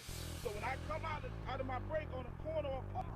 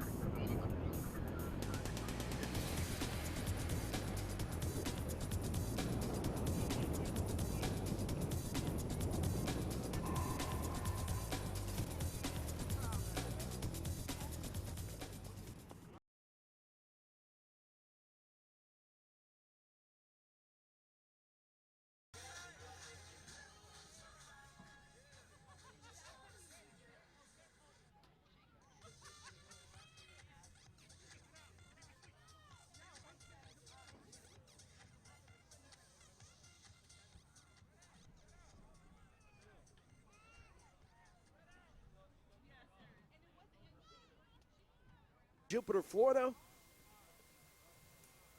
Alongside Will Brown, Matt Fargo here with you. Howdy, howdy, howdy, guys. The Florida guy and the PA guy teaming up to bring you Football Hotbed's middle school All-American games today from Florida, Sunshine State. Well, you forgot a word. It's Sunshine State and capital of all great high school football. And mediocre journalism. That is true. that I will co-sign that one completely. Mediocre journalism and colorful stories. If you've heard of a meme that is probably random, it probably happened here in Florida.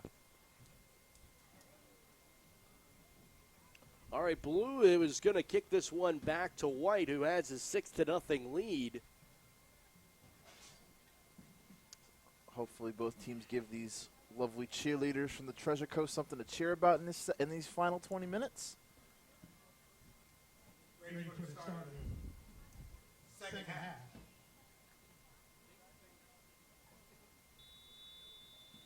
So Bettridge puts this one on a tee. And the right leg of Bettridge gets this one started. How about that? He's going to have to go back and field this one all the way in the end zone. That's a touchback. Will Bettridge got all of that one. Wow, put that one in the zone. There are high school kickers who don't do that. There are many.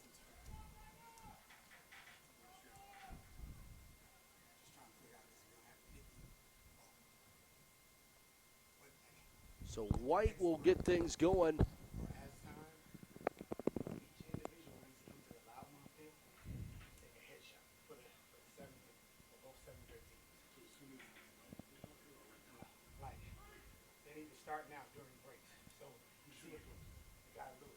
So we'll start things off at the 20 after the touchback.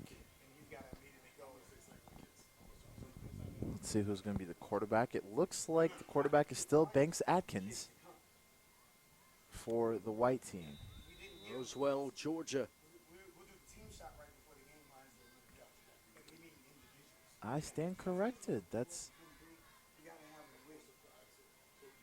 is Mr. Johnson back there. Javance Johnson back in, the Cali boy under center. And they're going to hand it off the right side. It's Marcus Lyman. No gain on the play. Back to the 20, line of scrimmage, no gain of the play. Host of that defensive line really holding stiff for Team Blue. And Wesley Poppy hanging out there and making a big stop. Now he's lined Poppy up again. He's mostly been a linebacker today, but a little bit of D-end as well. Yeah. He's been on the edge. Right. That's the best way to put it. Stand up playing a 3-4. First back through the hole. That was Spearman, 17 on the carry? It was. I think that was his first carry of the game. You would be correct in that assumption. Mostly it's been the lineman and, well, he's been the primary ball carrier. But, yeah, that is a first for Spearman. Mr. Spearman. Who has had he had 4 tackles in the first half defensively. The Fayetteville, North Carolina product. I mean, there's been a lot of defense in the first half. So. That's for sure. Johnson, it looks like we get a false start penalty. I don't think it's a stretch to say that the MVP of this game will probably be on the defensive side of the football. Don't forget to follow us. We are social, so should you. Football Hotbed on Instagram, Twitter, and Facebook, because it is a hotbed world. That's right. Football Hotbed Middle School All-American game, Jupiter, Florida. And we get a timeout taken by Team White. They have a 6-0 lead, and the way that this has kind of progressed, well, it could easily stay that way. Yes, it very easily could. I'd be surprised if either team got the 20 points today, and this is nothing against the offenses, but the defenses of both teams have really played well. You know, plus, when you haven't played in a few weeks, as just about all these kids have, you haven't played an organized game in a few weeks, the defense is what picks up faster than the offense, especially when you haven't played. When you have the combination of not playing in a few weeks plus playing with different people, it's usually the defense that runs the show in contests like this. Firstdownplaybook.com, the Palm Beach County Sports Commission. Hashtag Palm Beach Sports, palmbeachsports.com, or PBCSC on Twitter, and I mentioned their Facebook account already. So thanks to all the support from the Palm Beach County Sports Commission. I mean, and a day like this is a perfect advertisement for the Palm Beach Sports Commission. It is 80 degrees, there's a breeze, and It's January 2nd. It's January. I mean, why wouldn't you want to be here? Now, these East Coasters, the Virginias, the North Carolinas, I think we have a couple from Michigan, as a handoff off the right side, broke a tackle, and again another carry for Marcus Lyman. He is the young man that has the only score in this game, and he'll have a first down for Team White, moving the sticks. I wonder if his parents would be mad at us if we called him Marcus Lyman your coach. I wonder. I hope not. Regardless, he's been sprightly this afternoon. I just had, I had to try to. I'm never gonna top the whole patty pie thing. No, you're not. And You're not. I'm not even gonna try. All right. But, gotta. That was even low for me. That patty pie thing had me. A good thing it was halftime because I You lost needed it to go. completely. Velocity Community Credit Union Stadium. That's where we are today. And the penalty, a holding call, negates the run, and they're going to pitch it out to the left side. It's Marcus. Gets tracked down on the stop. Dominic Fields on the stop. That's Chesapeake, from Chesapeake, Virginia. Long way to come from VA, but again, beautiful afternoon, so I could see why he and his folks made the trip.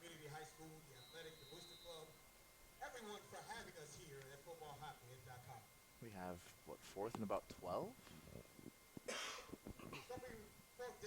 So that means we're going to get to see Christian McDonald from Indy Atlantic punt the ball away. Christian hasn't got his growth spurt yet, but I love the neon green spikes. And he's just going to walk. Well, he got a spiral.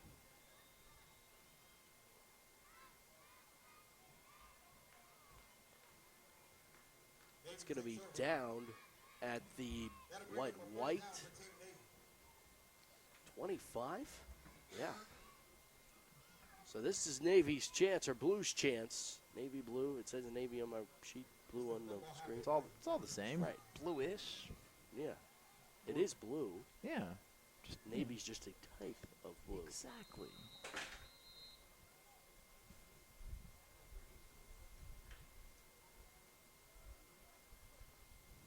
All right, so first down and 10 for Team Blue at the white 25. And at quarterback is Gavin Gosnell. And he hits it off the left side. It's O.J. Ross Jr. getting the carry inside the 20 down to the 18-yard line before being brought down by Marquil Ford Watson out of Melbourne, Florida. Again, another one from Countdown County. You're repping today. Got to. How much defense is there's been around here, Got to find various ways to just show how spectacular those kids on the defensive side of the football have been. And it's going to be a handoff off the right side. They're going to try to take it, get the corner, and he will be able to. As it was Christian Stokes. And Stokes down to the 11, a first down for Team Blue. They're driving.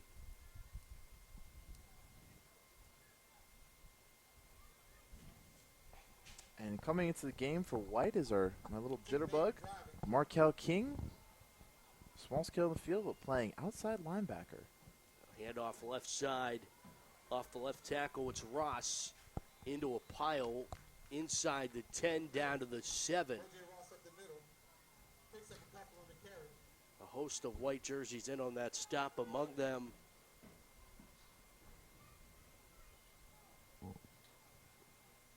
was Markill Ford Watson again.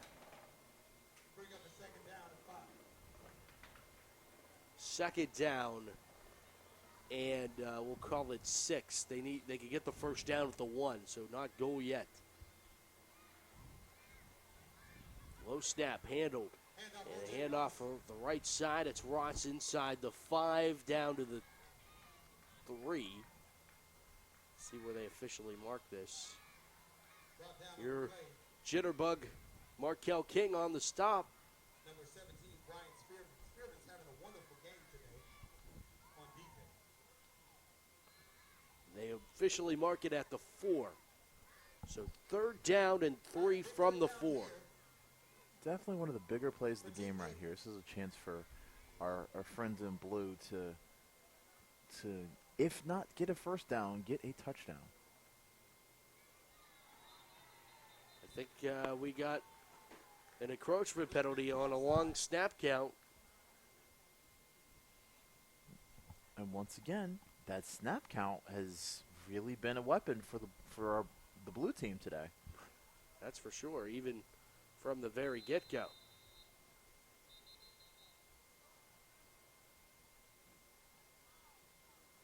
It looks like they're going to call a timeout because it's going to be 3rd down and less than a yard.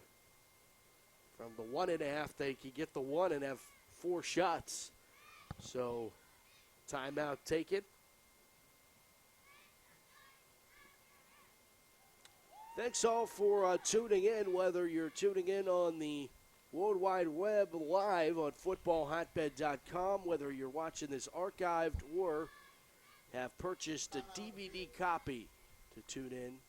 Maybe how about this? Here's a little Back to the Future. Well, maybe they're watching this in 2022 as this is playing during their graduation party. Now that would be a great background video for the graduation party. Right? See how much they've developed. A little highlight video. Exactly. Or I'm sure at least one of these kids will be playing college football. So when they sign on National Signing Day of 2022. 2022.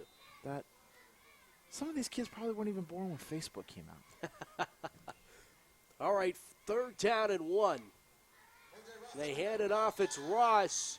And I don't know if he got the first down, and immediately the official signals 4th down.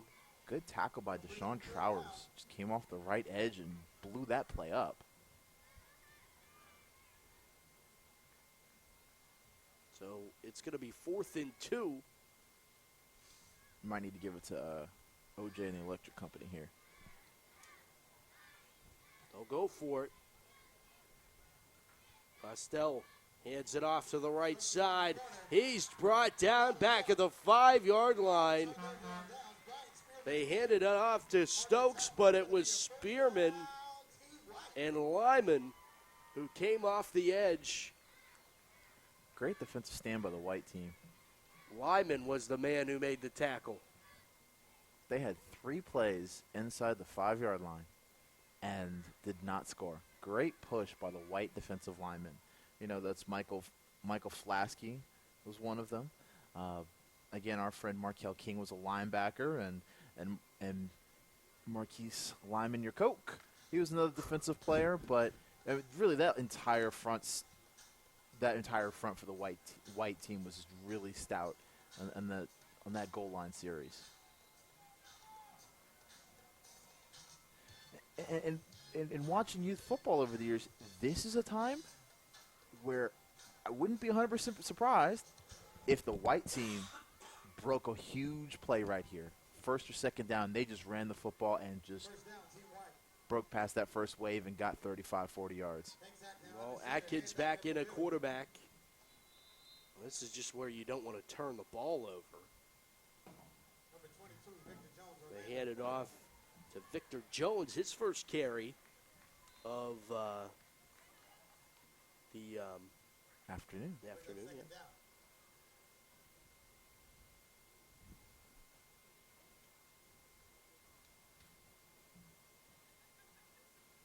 With Mr. Lyman playing defense, they're obviously giving him a well-deserved breather.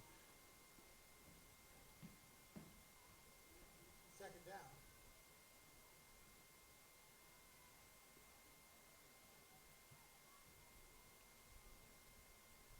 Banks Atkins still in a quarterback. Will hand it off the right side, trying to cut back against the grain. Lower his shoulder, and it looks like he's stacked up for a loss here. As they gave that one off to Deshaun Trousers. Trowers to carry. And it will be third down now for Team White.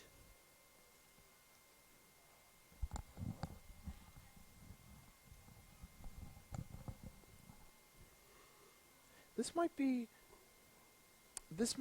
Banks Atkins' game at quarterback, because we have not seen Javance Johnson the last few series after he got banged up late in the second quarter. Hopefully he's okay just going forward, but this might be a bit of a repeat of last year where a quarterback got nicked up and it was the other quarterback's game to handle. Timeout on the field. Team White. Team White going to call a timeout on third down because Team Blue very easily could get really good field position here if they don't convert this third down. But the way the Team White's defense has been playing, field position might not matter a hill of beans to them. Thanks once again to all of our partners. Football Hotbed, Middle School All-American Game, Common Sensors, Loudmouth Mouth Guards, Rock Solid, Body Armor Super Drink, Wristband Resources, Leg Up, Green Media, Locker Room Essentials, Battle, Next Play. Of course, the Palm Beach County Sports Commission.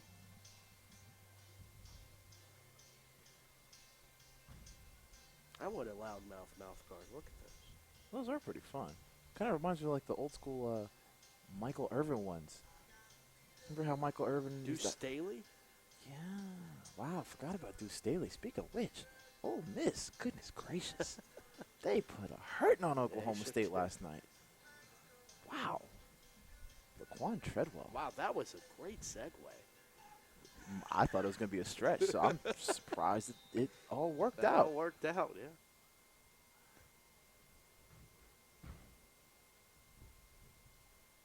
Third down, Team White. And third down, it's fourth down. Uh-oh. Oh, they're going to say it was a fumble. Blue Blue team saying says a they fumble. have the football, and officials don't agree. It's fourth down. The officials didn't even bother to umpire, and they just put up the fist and said, "It's fourth down, fellas. Calm down."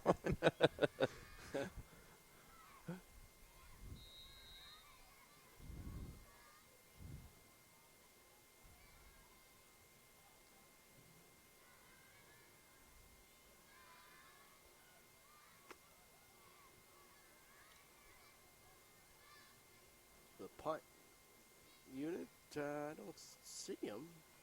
There he is.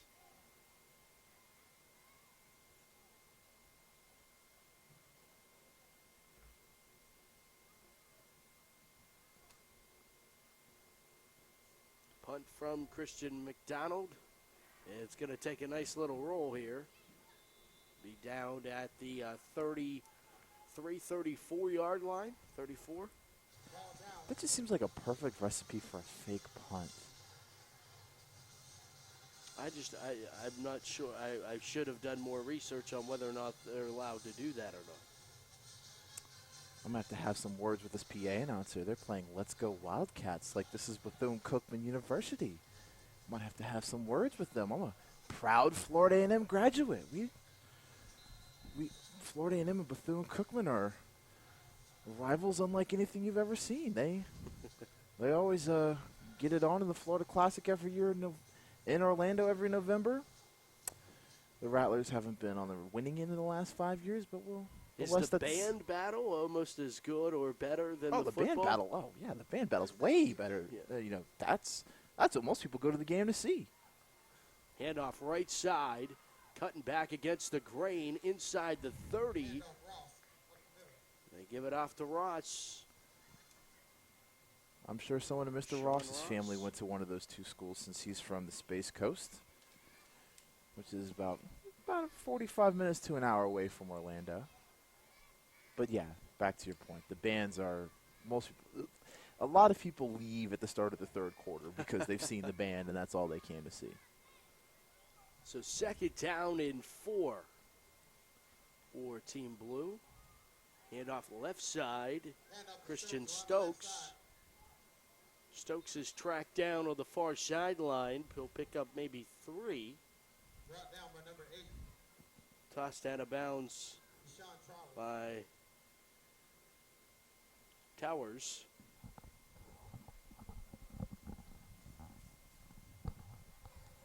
So we have another third down here.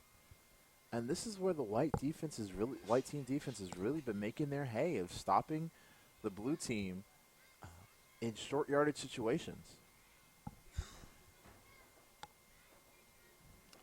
Third down now for Blue. Trying to convert one of those third down situations here. Well, this is interesting. They have both Ross and Stokes as well as Gosnell back in the backfield. So a little misdirection, and they do give it to Ross, and Ross will fight his way for a first down to the 21-yard line, moving the sticks for Team Blue, and the drive alive, trying to tie things here late in the third quarter. That was the last play of the third quarter, and now to start the fourth, we're going to have... Yes. It's better to be lucky than good. That's live by that, my friend. Me, you, and me both. So we're going to start the fourth quarter, and let's see if this blue team can put some points on the board. Boy, that would make things interesting for this fourth and final quarter. If Blue can tie things up. Give these cheerleaders something to... Well, actually, they've been cheering all afternoon, so I give them a whole lot of credit. But, They're still cheering. Exactly. Give them a reason to jump a little higher. So after 3, here from Velocity Community Credit Union Stadium. Never going to get tired of saying that, Will. As long as there's velocity and the amount of money going into our bank accounts. White team leading Blues 6-0 in the 6th grade football hotbed middle school All-American game. Brandon O'Doy's working the crowd.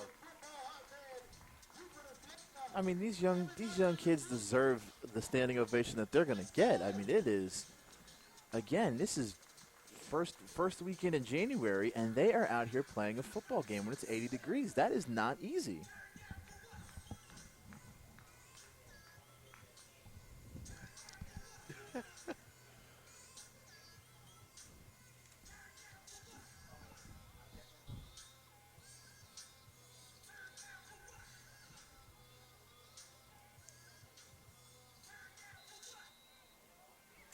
All right, welcome to the fourth quarter, the fourth chapter of our 6th grade game. Ball gets snapped over and sliding down way, a huge loss on the play to start the fourth quarter.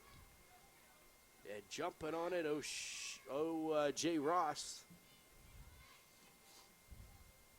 O'Shawn Ross Jr. Call him OJ. I always just like to say OJ and the Electric Company because, Coco's had some good teams over the last few years. Well trolled. No, Coco really has had some really strong teams. You didn't see that coming at all, did you? I didn't. That's what caught me off guard. But they've run into Miami, Booker T. Washington, Right. and you'll have to catch up with our 8th grade broadcast later in the day to find out about what the Tornadoes have done the last few years. There's a Hotbed alum who has been doing big things for the Tornadoes. But, check us out at the 8th grade broadcast to find out more. Foreshadowing here on FootballHotbed.com.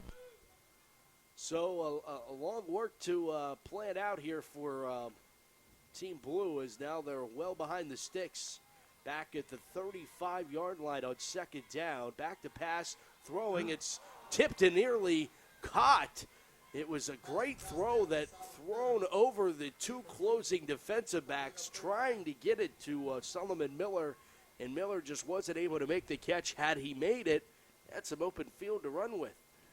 Because right now the blue team has third and about Indiantown Road ahead of them. So that would have been a big play, one way or the other, to get them a little bit closer to a manageable distance on third and fourth down.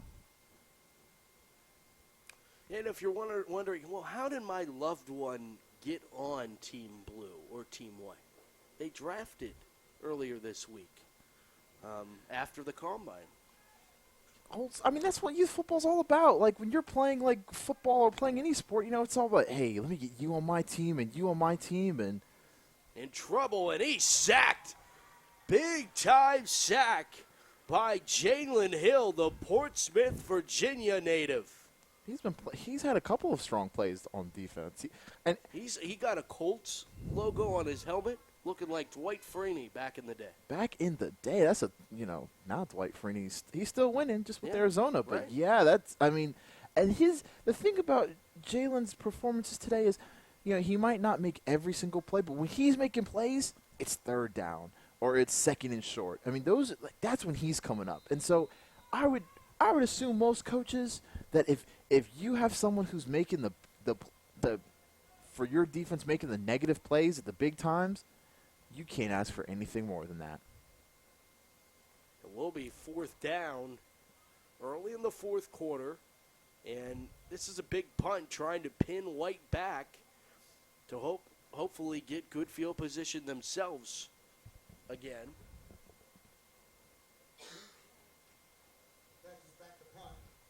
Ooh, good punt. And it's right inside the 20, down at the 19. And White back to work with a 6-0 lead. They're still nursing it. It was mid-second quarter when Marcus Lyman, 8-yard touchdown. It's the only score of the day. We've only seen one dab. Which, according to you, is one too many. It's only because old people are doing it now. It has to be now a lot of people were doing the Quan, and what lasted a very long time was the whip and the nay-nay. Yeah, that lasted a good long time, and still in certain areas is going on. Right, like I think the thing about dances is you can't let them get too stale. I feel like the dab hasn't even got there yet. Maybe it's because it was just so easy for people to do. That's why it got stale quick. I do it when I cough. Right. First down and 10. I think we got the false start penalty. Yep. Though I will say that dab sweater that Cam Newton wore when he was volunteering and giving food to young people in his, I think it was in Charlotte, North Carolina. That I would cop one of those.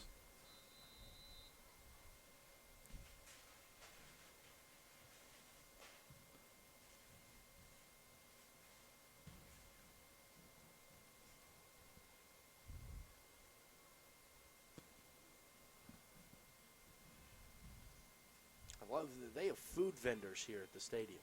Hey, South Florida. Awesome. South Florida is the mecca for creativity. Ooh, good move. Very nice move here to the near side. As they get it 22 in White. Victor Jones out of Orlando, Florida.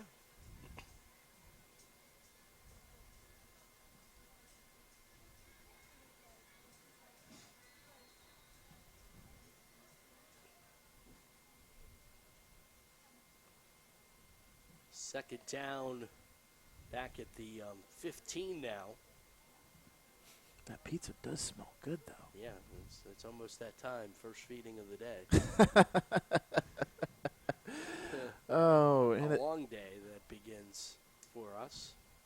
Papa John's pizza, which reminds me of Better ingredients, better pizza. with Peyton Manning, not always better quarterbacking this year. No, not at all. In trouble right now Ooh, is, oh, geez, oh, man. that's Javance Johnson. in the backfield. He's slow to get up, but Guess who on the stop? Joseph Patty. man, it took 4 or 5. I give him credit for the toughness that it took 4 or 5 to bring him down, but yikes. Whew, sometimes it A is. big third down here for White. They lead 6-0 in the fourth quarter of our sixth grade All-American game. And they have their backs against the shadow of their own goalposts right now. At the 9-yard line on third down and long, they will need 22 to get the first down. 21 to get the first down. Atkins, sweep to the left side. Tossed it out to Marcus Lehman, and he is quickly brought down. Maybe gets 4 up to the 13. It's fourth down. So I wonder if we're gonna see Markel King punt it like we did last time, or Christian McDonald. All right. So we see. I see the bright shoes. That must be Mr. McDonald who's coming in to punt it away. Playing some Wiz Khalifa in the stadium, Pittsburgh native. Only way I'm going to get that on there. So, how you like that? Oh, I keep wanting to make a Rihanna reference, but I'll be nice. All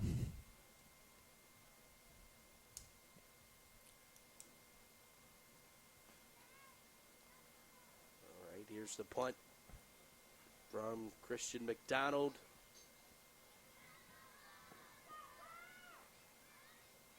That's a good one.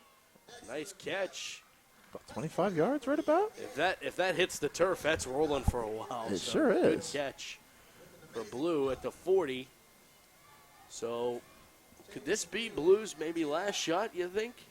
It's definitely one of their last stands. Though I would love to see a youth football team do that as a trick play on fourth down. You know, just pretend like they're just going to, like, give him more space to punt it and just keep running. Yeah. Then again, you know, I was a punter, so I can say this. Punters aren't always the fastest people on the team. So you can't have it fourth and too long.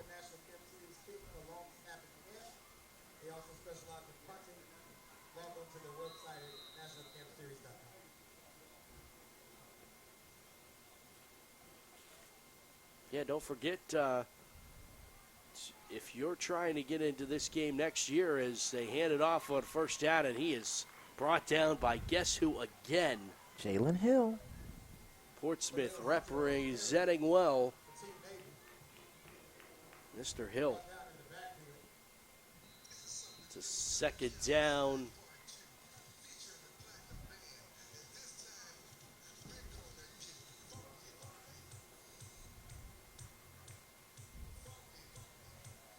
Second down at 15, back at the 45. Wow.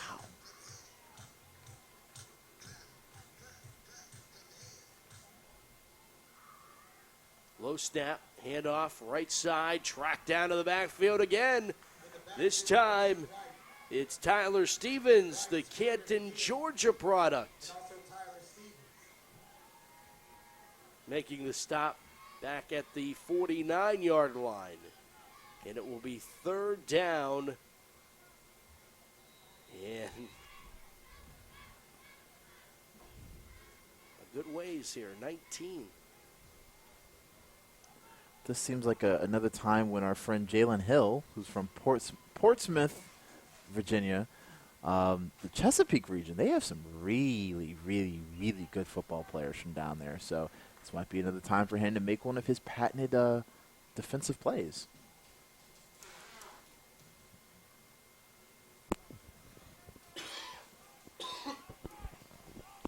Third down for the Blue, and they hand it off, and they'll lose 5 more there, too. Absolutely just swarming to the football, and there he is, Jalen Hill on the stop. another tackle for a loss for number 7 in white. He's making a run for our MVP honors as well. But you know, and he made the play. But give Marcus Lyman some credit, or excuse me, Marcus Lyman, your coach, some credit. He was playing defensive tackle, Trying and to make that a thing. I'm trying to. Hopefully, his parents don't give me the side eye for it. But he's really been able to engage enough blockers, so our friend Mr. Hill can go one-on-one with players.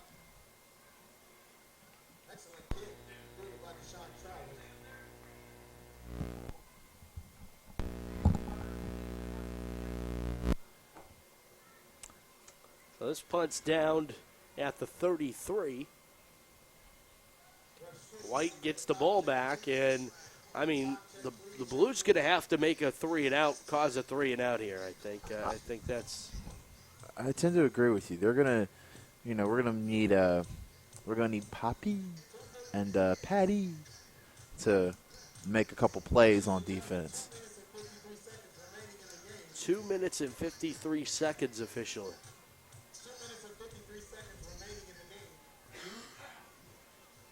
I wonder if you have like a 4-minute offense in 6th grade. I wonder if you have a 4-minute offense. That, if they can pull that off, it'd be game over.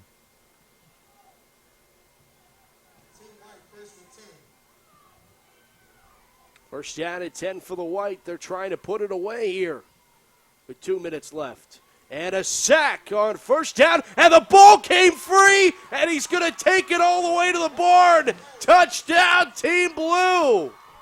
And guess who forced the fumble? Joseph Patty. And 65, Timothy Passmore Jr., the Cocoa, Florida native. He was the one who finally got his paws on the football, and he rumbled into the end zone for the Blue touchdown with 2 minutes left. Countdown County. Countdown County. How about it? And now, check this out. Now the blue team can take the lead with this extra point attempt. That's right.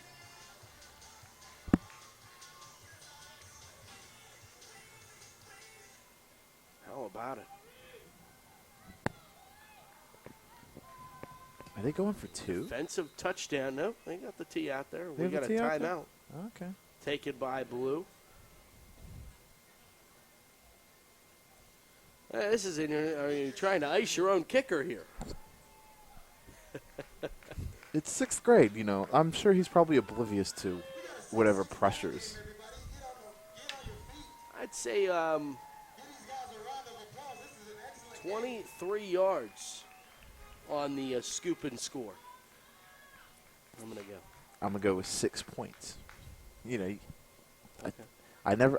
That's always the hard part when taking stats and watching games. Like, when someone makes an interception to scoop and take it to the house or scoop and score, I'm looking at the play so much that I sometimes forget, oh, wait, where'd they pick the ball up again? Yeah. And that gets me every single time. So that's why you're a better broadcaster than I am, because you notice those things. You see this PA announcer? Now I like him.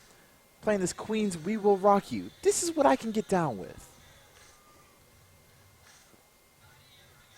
Then again, this Oldie buddy goodie. Say that again. Oldie buddy goodie. Exactly. Plus, our friend the PA announcer is from Rockledge, Florida. So they used to play that at games before. It's back when the Raiders were really, really good. They're getting back, but now it is. Here we go. Yeah, it's our. Let's see. It'll be to put it on the toe. This is Will Bettridge from Miami. Bettridge trying to do something here. His right leg being the difference. Remember, it's not a live kick, so White is just jumping and waving. The kick is good. Will Bettridge puts it through the poles. And with 2 minutes left to go in the game, Blue takes a 7-6 lead over Team White. It was a defensive score. And blue. Oops.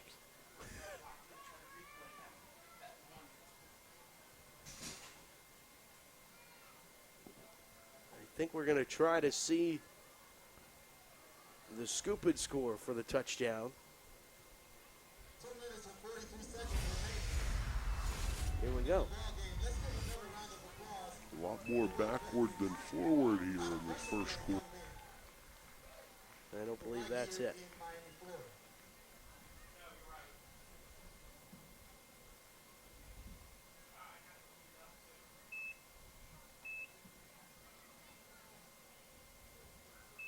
Gotta love TV, live television. We'll try to get that queued up for you.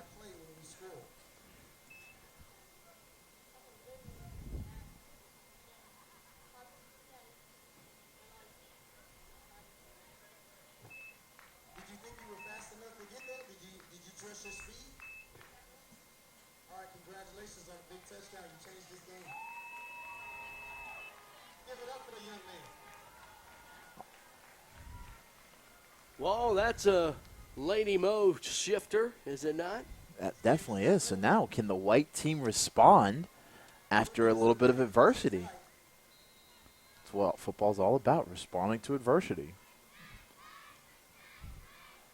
It's a great learning opportunity for both teams. Kick is going to be picked up at the 30. We'll go back to the 20. All right, let's take a look at the touchdown that changed this game. It was Passmore Jr. getting the fumble recovery.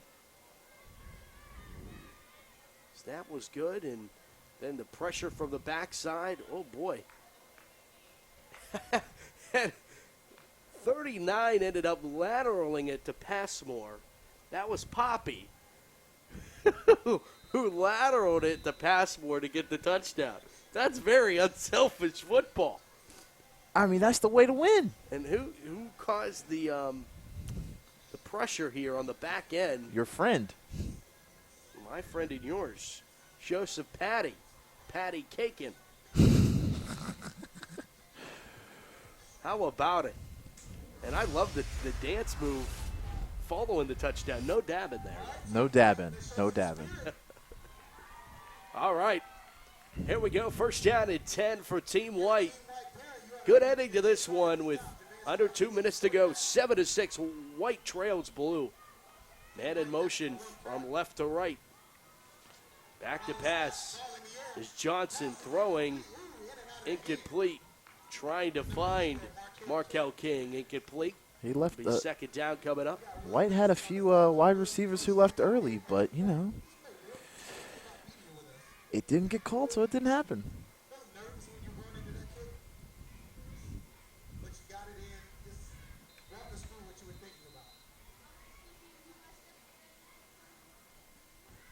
So it's second down. Brandon O'Doy interviewing Will Bettridge. He might be our player of the game now. Definitely in consideration. His right leg is the difference right now. Oh, no, this is a fun matchup in the slot. Is that Marquise Lyman? Yeah. Oh, now this might be fun to see. Johnson, a little pitch inside to the 25. He gave it off to Deshaun Trousers. Trowers from Fort Lauderdale.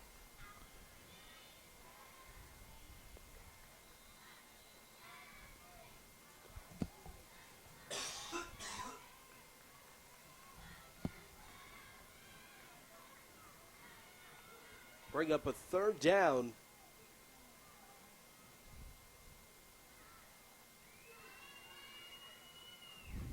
All right, big third down here. If you're a Team Navy parent or supporter, you shouting defense. If you're a Team White supporter, you need to be cheering your team on. Third down and a big one at that. Atkins under center. Pressure coming. He is sacked on the play back at the 21-yard line. They're going to give him the 22 forward progress. He didn't stand a chance with that one. Absolutely didn't stand a chance. And that was Holton Tarver. We haven't talked too much about him today. He's consistently doing his job. Sometimes that's the less we talk about you, that means the more you're doing your job. Right. Especially on the line as far as that's concerned. All right, 4th down. This is the game right here. There you go, 4th down, and we'll call it 8 from the 22. Shotgun formation for Johnson. He'll throw. It is caught, but it won't matter. No, it's intercepted. Picked off by Anthony Bridgewater, the Rockledge, Florida product. Again, Countdown County. And Blue is going to be able to hang on here, it looks like, and get this win. They lead 7-6. It doesn't matter how long you lead. It matters if you lead when there's zeros on the clock. Thanks, John.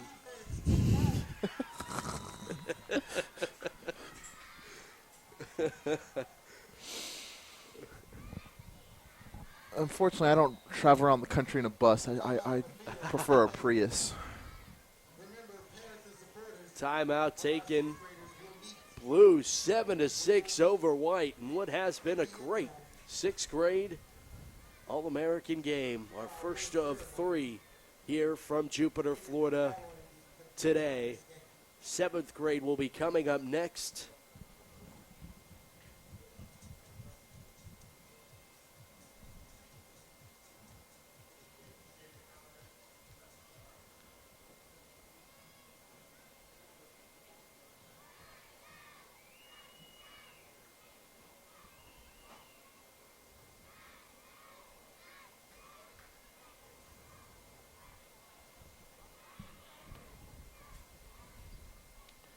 Now, the way this game's going, it wouldn't surprise me 100% if the blue team just accidentally fumbled the football. I mean, there have been so many twists and turns and surprises. Yeah. You can't take a knee. It's an all-star game. Right. Anything can happen. Anything can happen, especially in youth Hand it sports. off the right side. Jacob Lolver getting the call.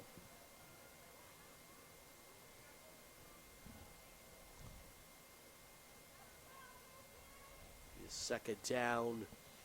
Timeout taken. I mean, when you come all the way from Colorado, you at least deserve at least one carry on offense.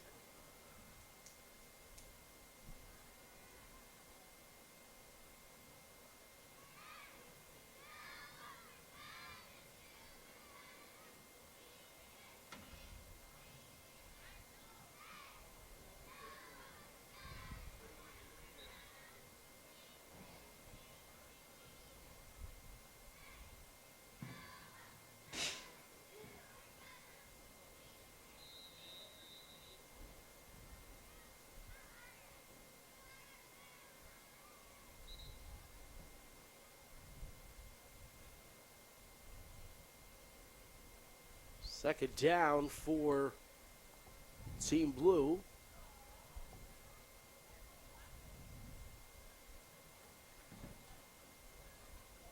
And they will knee it. Wow. 35 at the 35.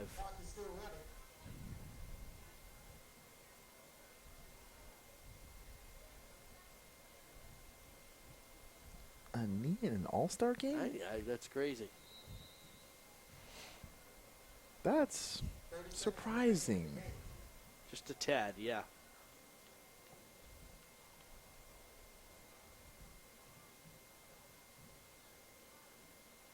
Well, if they're going to need the football, I'm going to give the credit to these cheerleaders down here who are in a pyramid. At least they are going all out with 30 seconds to go. That's right. Well, that will do it. Team Blue Defensive touchdown is the difference. And it's the right leg that really makes the difference. Kickers are athletes too. Will Betteridge, the final score of the 2016 Football Hotbed Middle School All-American game for 6th grade. Our final score is blue 7, white 6. And I'm going to go all over the field here as far as Betteridge gets my special teams recognized as far as player of the game. Obviously, he was the real difference in this. Put it on the toe. I think I got to give Lyman credit offensively. He scored a TD for White. Yeah, Lyman. Yeah, I think Marquise Lyman for sure. He was the he had the 9-yard touchdown run, the only offensive score of the game, and then Passamore 24-yard fumble recovery. Is technically he had the score, but it was the unselfishness of Pappy Wesley there who pitched it. Oh, he's from Miami. I bet it's Poppy. Poppy. Yeah, I love that. You're in 6th grade and you have the present. You know you're going to score. Right. And you're like, yeah, let me let my teammate get this touchdown instead. I love that. That's just great to see. Well, if you watch this game online live and you would like one of your loved ones who's here to make sure you can continue watching this for years to come, including in 2022, make sure you text them, call them, tell them to get up to the press box and buy a copy of the DVD, or you can buy one online at FootballHotbed.com. Right where you are, you can buy one and relive these moments, because if you are Passamore or if you are Will Betteridge, you're going to want to remember this one. You sure will. And they're all Americans. So to see your son, grandson, nephew, cousin at playing their best against some of the best, you can't beat it.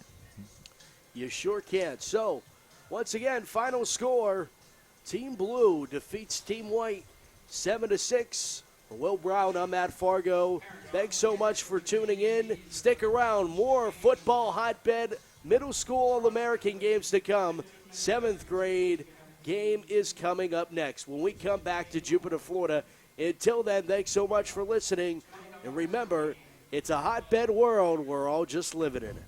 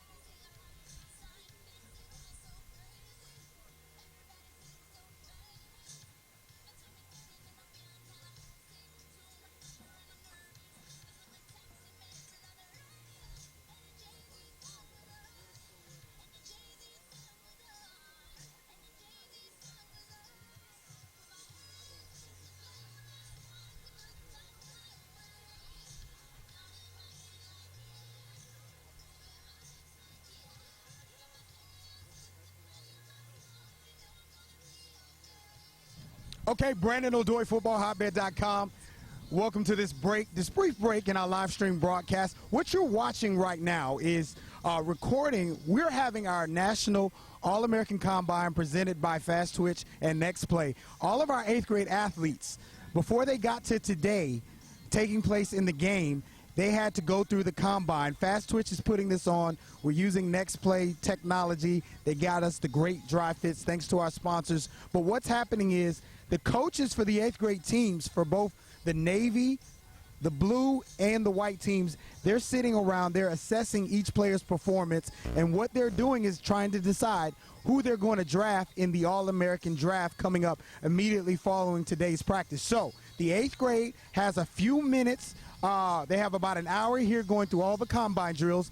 They already did their defensive skill drills, and they'll go to offensive skill right after that. So after that's over, the 8th grade coaches, the head coaches, Mario Perez of American Heritage Plantation, and also Roger Boone of PPO, they're going to draft these kids and put together an amazing performance, which you're currently about to take part of and witness. So it's a hotbed world out here, Jupiter, Florida. Brandon O'Doy, yours truly. It's a hotbed world. Okay, Brandon O'Doy here at Jupiter High School. I'm here with Future 4 head coach and co-founder Drew Phillips of the National Middle School Quarterback Invitational. We're out here taking in practices. Drew, you're serving as our coaching coordinator. Just assess how everything's been going at these first combine practices and what we can expect. Well, it's been pretty smooth so far. A lot of things going, a lot of things moving, but the coaches are doing a good job keeping things together and keeping things flowing. As far as quarterbacks go, the 7th grade class is really stacked. Very impressed with that group. Very smart group, very quick group. 8th grade class is very, very nice. You got the Future 4 champion from the class of 2020 here, Tucker Gleason. And then you had Micah Bowens, who came over from Nevada, who was just on the cusp of making the Future 4 for a class that he wasn't even really in. So there's some pretty impressive ball players out here, very big, very bold guys that are looking to make the next step, make the next move to high school. And haven't got a chance to really watch the 6th grade class yet, but they look like they have a nice group of young kids that can really sling the ball, so I'm excited to get to watch them a little bit. Yeah, absolutely. Excited to watch them in today's game, and also looking forward to the end of April and the National Middle School Quarterback Invitational, the Future 4. You've started to scout for that event. You already are gearing up and making invitations. What are you looking for this year? Because now the word's kind of out. The secret is sort of been uncovered from Football Hotbed and Phillips QB Academy. What is the situation now as far as what you can advise quarterbacks who possibly want to take advantage of this and be a part of this great showcase platform here at Football Hotbed? Well, first and foremost, you definitely need to have your film. We need to see something on tape. We can't just take people's word for it, and that's nothing against that person. We need to see it ourselves. But also, you need to come in with that wow factor. This year, we have a lot of entries already, and there's probably still 5 or 6 months until we're going to have that event. And I've probably already watched 100 kids on film. But I'm looking for that wow factor, that kid that just makes a play that just makes you go, holy smokes. What an awesome play. And a kid like Spencer Rattler last year who came in, who nobody really knew about, but you put his tape on and you just go, holy cow, that kid can sling it. And sure enough, he was our Future 4 overall champion last year, and he already has 2 D1 offers, which is quite impressive. Quite impressive indeed. Only a freshman out in the desert in Arizona at Pinnacle High School, and he's a kid, as we said, didn't have much of a national reputation. He does now, and 2 Division I offers later after his freshman season. Future 4 paid off for him. So, Drew, we'll let you go. We know you got a lot to get back to, but right now, Drew Phillips, Brandon O'Doy, it's a hotbed world. Enjoy this live streaming broadcast. I want to thank John Ross and everybody who's putting this together from a broadcast perspective, and also want to thank all of our sponsors. We truly appreciate you here at Football Hotbed. Hey, I'm here with Sunjan McGarity out of Texas, West Texas. Sunjan, you come out here. You made a pretty big play on our Football Hotbed Facebook page, and everybody pretty much watched it. I think it's up to like 20,000 views right now. Did that surprise you at all? Yes, sir. It did a lot. It just surprising me coming out of Odessa. It's not such a known city, so it's very surprising to me. Well, you know, Football Hotbed, the national platform, the nation's leading multimedia platform for youth football. We give the exposure to athletes. What made you want to come out here and play in this All-American game? I just think it's a great opportunity for me to get out there on the media and follow my dreams, make me get big, you know. And I'm very excited to be here. Okay, hey, excitement all the way from West Texas. Sundra McGarity, running back in the 2020 class. He's someone to watch. Watch him later today on this live stream broadcast. It's definitely a hotbed world. Okay, Brandon O'Doy, FootballHotbed.com. Hey, welcome into our live stream broadcast of the 2016 Football Hotbed Middle School All-American game. I'm here with Micah Bowens all the way from Las Vegas, Nevada. Now, pretend this is Saturday because that's when everybody's going to see this. But what are you trying to do when you come out here? We know you're going to Bishop Gorman. We know you've got a lot of things in your future. But what are you trying to prove when you come out here, play your last middle school game? I just got to prove that Vegas plays football out there. A lot of people disrespect Vegas and think we don't play football. I just got to show them what we can do. Absolutely. So you talked about that. Everybody knows Florida is a situation where a lot of people talk about Florida, even California, which is closer to you. Surely you've got something to say. You participated in our National Middle School Quarterback Showcase, the Future Four. You did very well there. You reclassified to get back in your right grade, still only 14. Talk about now what statement you could possibly make by having a strong performance here today. Just represent. That's all I got to say is Vegas, we got to show what we can do. Can't just let people think that we're not as good as them. We're just as good or maybe even better. Okay, so you heard it here first, Micah, talking about what he wants to prove about West Coast, Las Vegas, Nevada, desert football. So, hey, listen, stay tuned to the broadcast. We got some great football. It's the best of the best. Brandon O'Doy, yours truly, FootballHotbed.com. Enjoy the live stream broadcast brought to you by the good folks at Football Hotbed.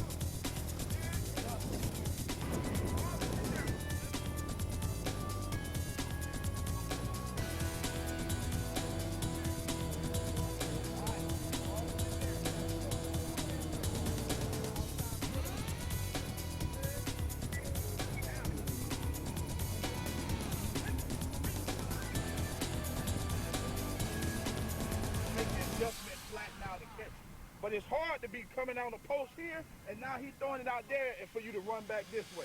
So when I come out of my break on the corner or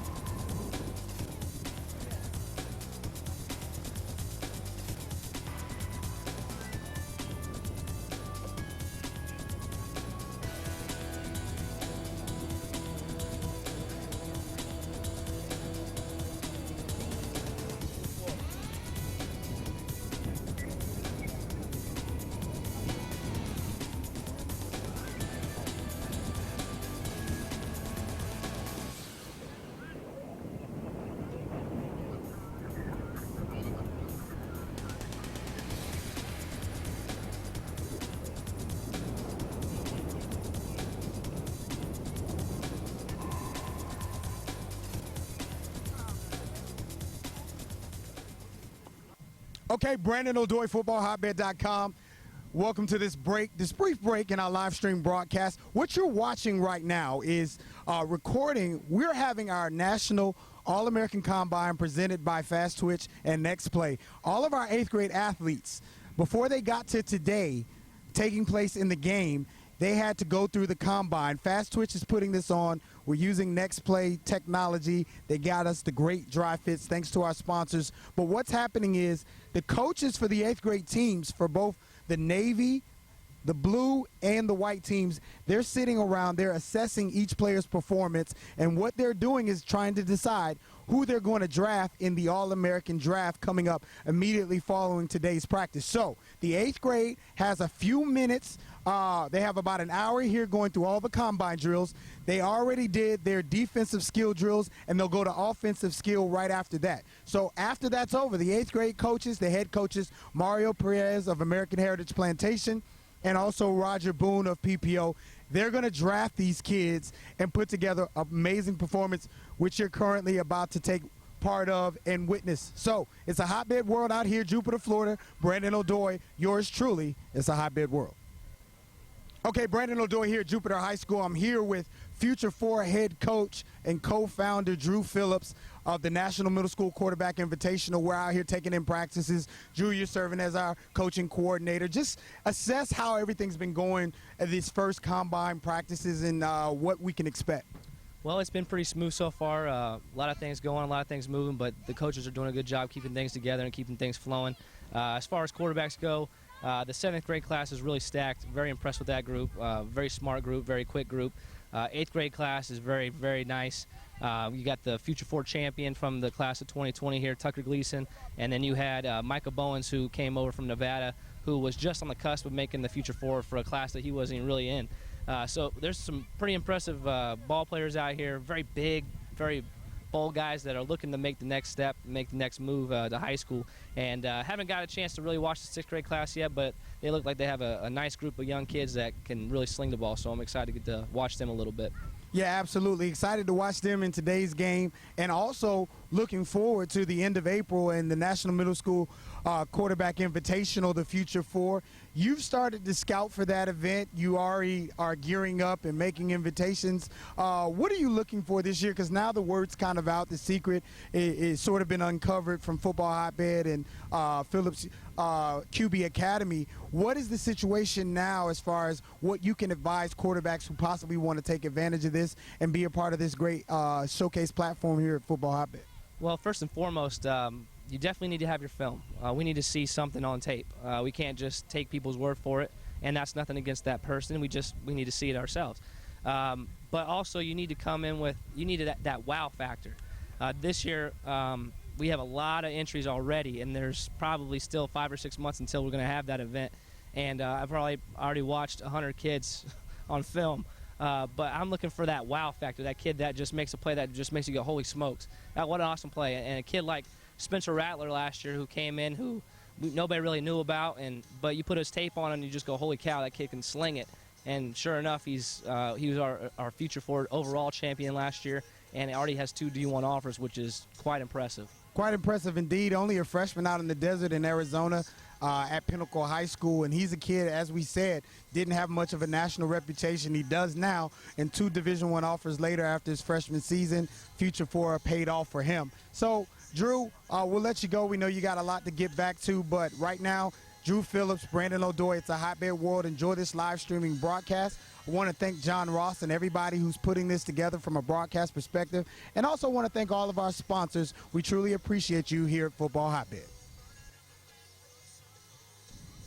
Hey, I'm here with Sunjan McGarity out of Texas, West Texas. Sunjan, you come out here. You made a pretty big play on our Football Hotbed Facebook page, and everybody pretty much watched it. I think it's up to like 20,000 views right now. Did that surprise you at all? Yes, sir. It did a lot. It's just surprising me coming out of Odessa. It's not such a known city, so it's very surprising to me. Well, you know, Football Hotbed, the national platform, the nation's leading multimedia platform for youth football. We give the exposure to athletes. What made you want to come out here and play in this All-American game? I just think it's a great opportunity for me to get out there on the media and follow my dreams, make me get big, you know, and I'm very excited to be here. Okay, hey, excitement all the way from West Texas. Sunjan McGarity, running back in the 2020 class. He's someone to watch. Watch him later today on this live stream broadcast. It's definitely a hotbed world. Okay, Brandon O'Doy, FootballHotbed.com. Hey, welcome into our live stream broadcast of the 2016 Football Hotbed Middle School All-American game. I'm here with Micah Bowens all the way from Las Vegas, Nevada. Now, pretend this is Saturday because that's when everybody's going to see this. But what are you trying to do when you come out here? We know you're going to Bishop Gorman. We know you've got a lot of things in your future. But what are you trying to prove when you come out here, play your last middle school game? I just got to prove that Vegas plays football out there. A lot of people disrespect Vegas and think we don't play football. I just got to show them what we can do. Absolutely. So you talked about that. Everybody knows Florida is a situation where a lot of people talk about Florida, even California, which is closer to you. Surely you've got something to say. You participated in our National Middle School Quarterback Showcase, the Future Four. You did very well there. You reclassified to get back in your right grade, still only 14. Talk about now what statement you could possibly make by having a strong performance here today.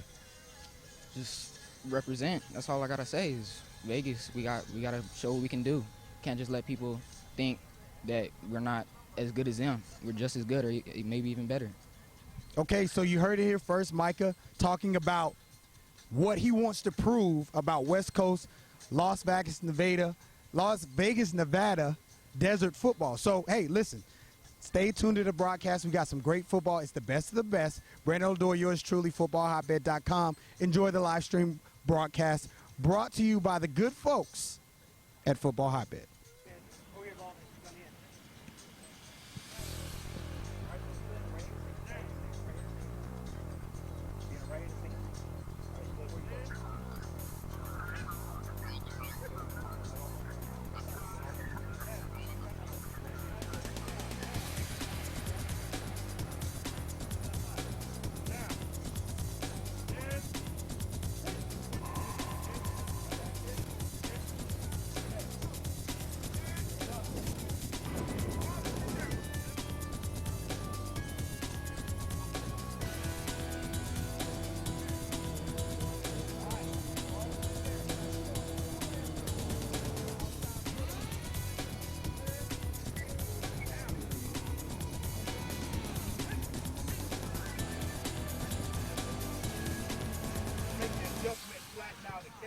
But it's hard to be coming on the post here, and now he's throwing it out there and for you to run back this way.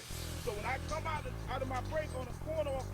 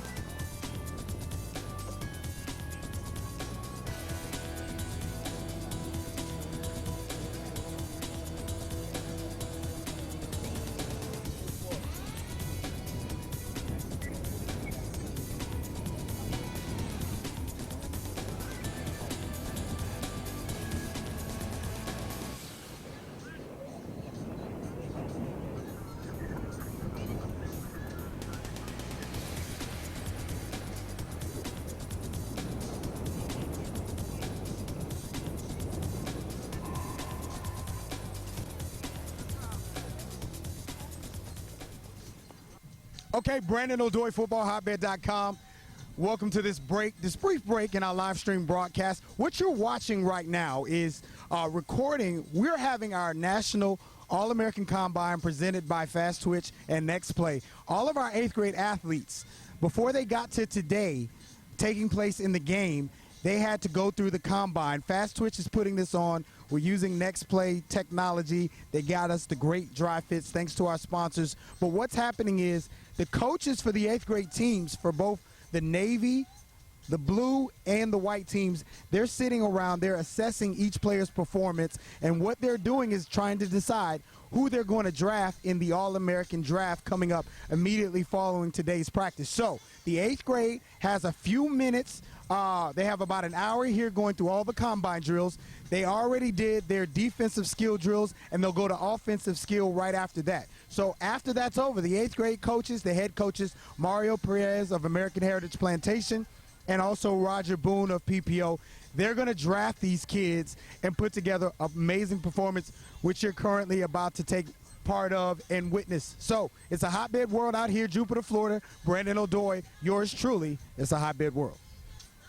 Okay, Brandon Odoi here at Jupiter High School. I'm here with Future 4 head coach and co-founder Drew Phillips of the National Middle School Quarterback Invitational. We're out here taking in practices. Drew, you're serving as our coaching coordinator. Just assess how everything's been going at these first combine practices and what we can expect. Well, it's been pretty smooth so far. A lot of things going, a lot of things moving, but the coaches are doing a good job keeping things together and keeping things flowing. As far as quarterbacks go, the 7th grade class is really stacked. Very impressed with that group. Very smart group, very quick group. 8th grade class is very, very nice. You got the Future 4 champion from the class of 2020 here, Tucker Gleason, and then you had Micah Bowens, who came over from Nevada, who was just on the cusp of making the Future 4 for a class that he wasn't even really in. So there's some pretty impressive ball players out here, very big, very bold guys that are looking to make the next step, make the next move to high school. And haven't got a chance to really watch the 6th grade class yet, but they look like they have a nice group of young kids that can really sling the ball, so I'm excited to get to watch them a little bit. Yeah, absolutely. Excited to watch them in today's game, and also looking forward to the end of April and the National Middle School Quarterback Invitational, the Future 4.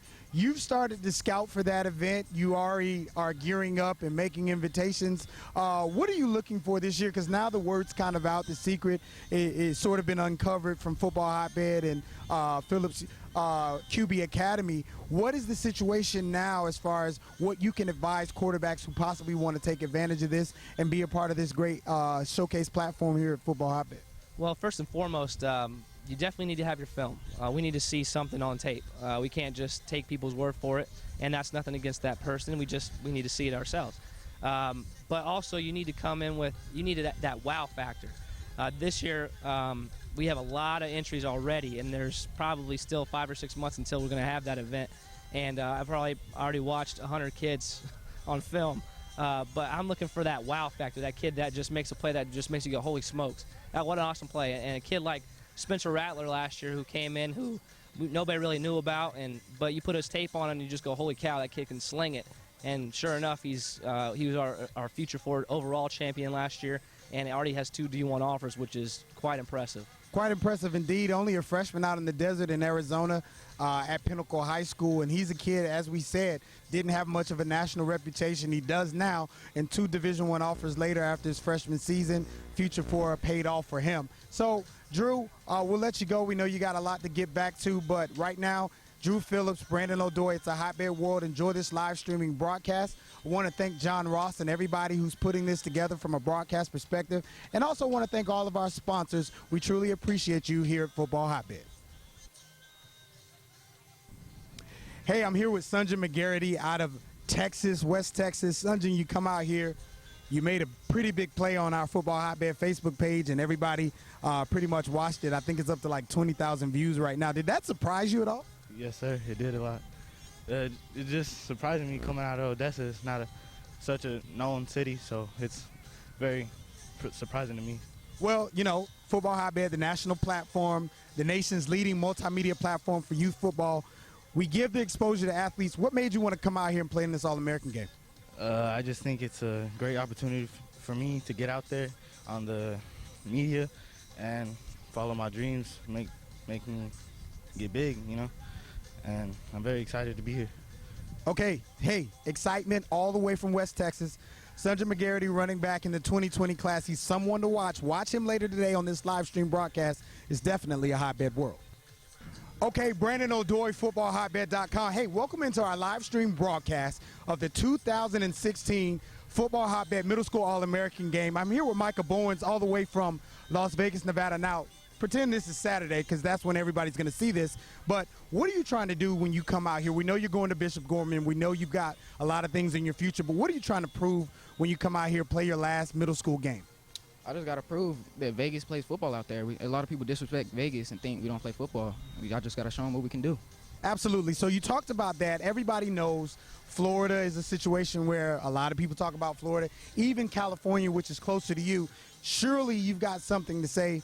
You participated in our National Middle School Quarterback Showcase, the Future 4. You did very well there. You reclassified to get back in your right grade, still only 14.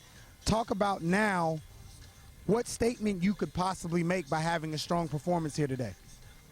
Just represent. That's all I got to say is Vegas, we got to show what we can do. Can't just let people think that we're not as good as them. We're just as good, or maybe even better. Okay, so you heard it here first, Micah, talking about what he wants to prove about West Coast, Las Vegas, Nevada desert football. So, hey, listen, stay tuned to the broadcast. We got some great football. It's the best of the best. Brandon Odoi, yours truly, FootballHotbed.com. Enjoy the live stream broadcast brought to you by the good folks at Football Hotbed.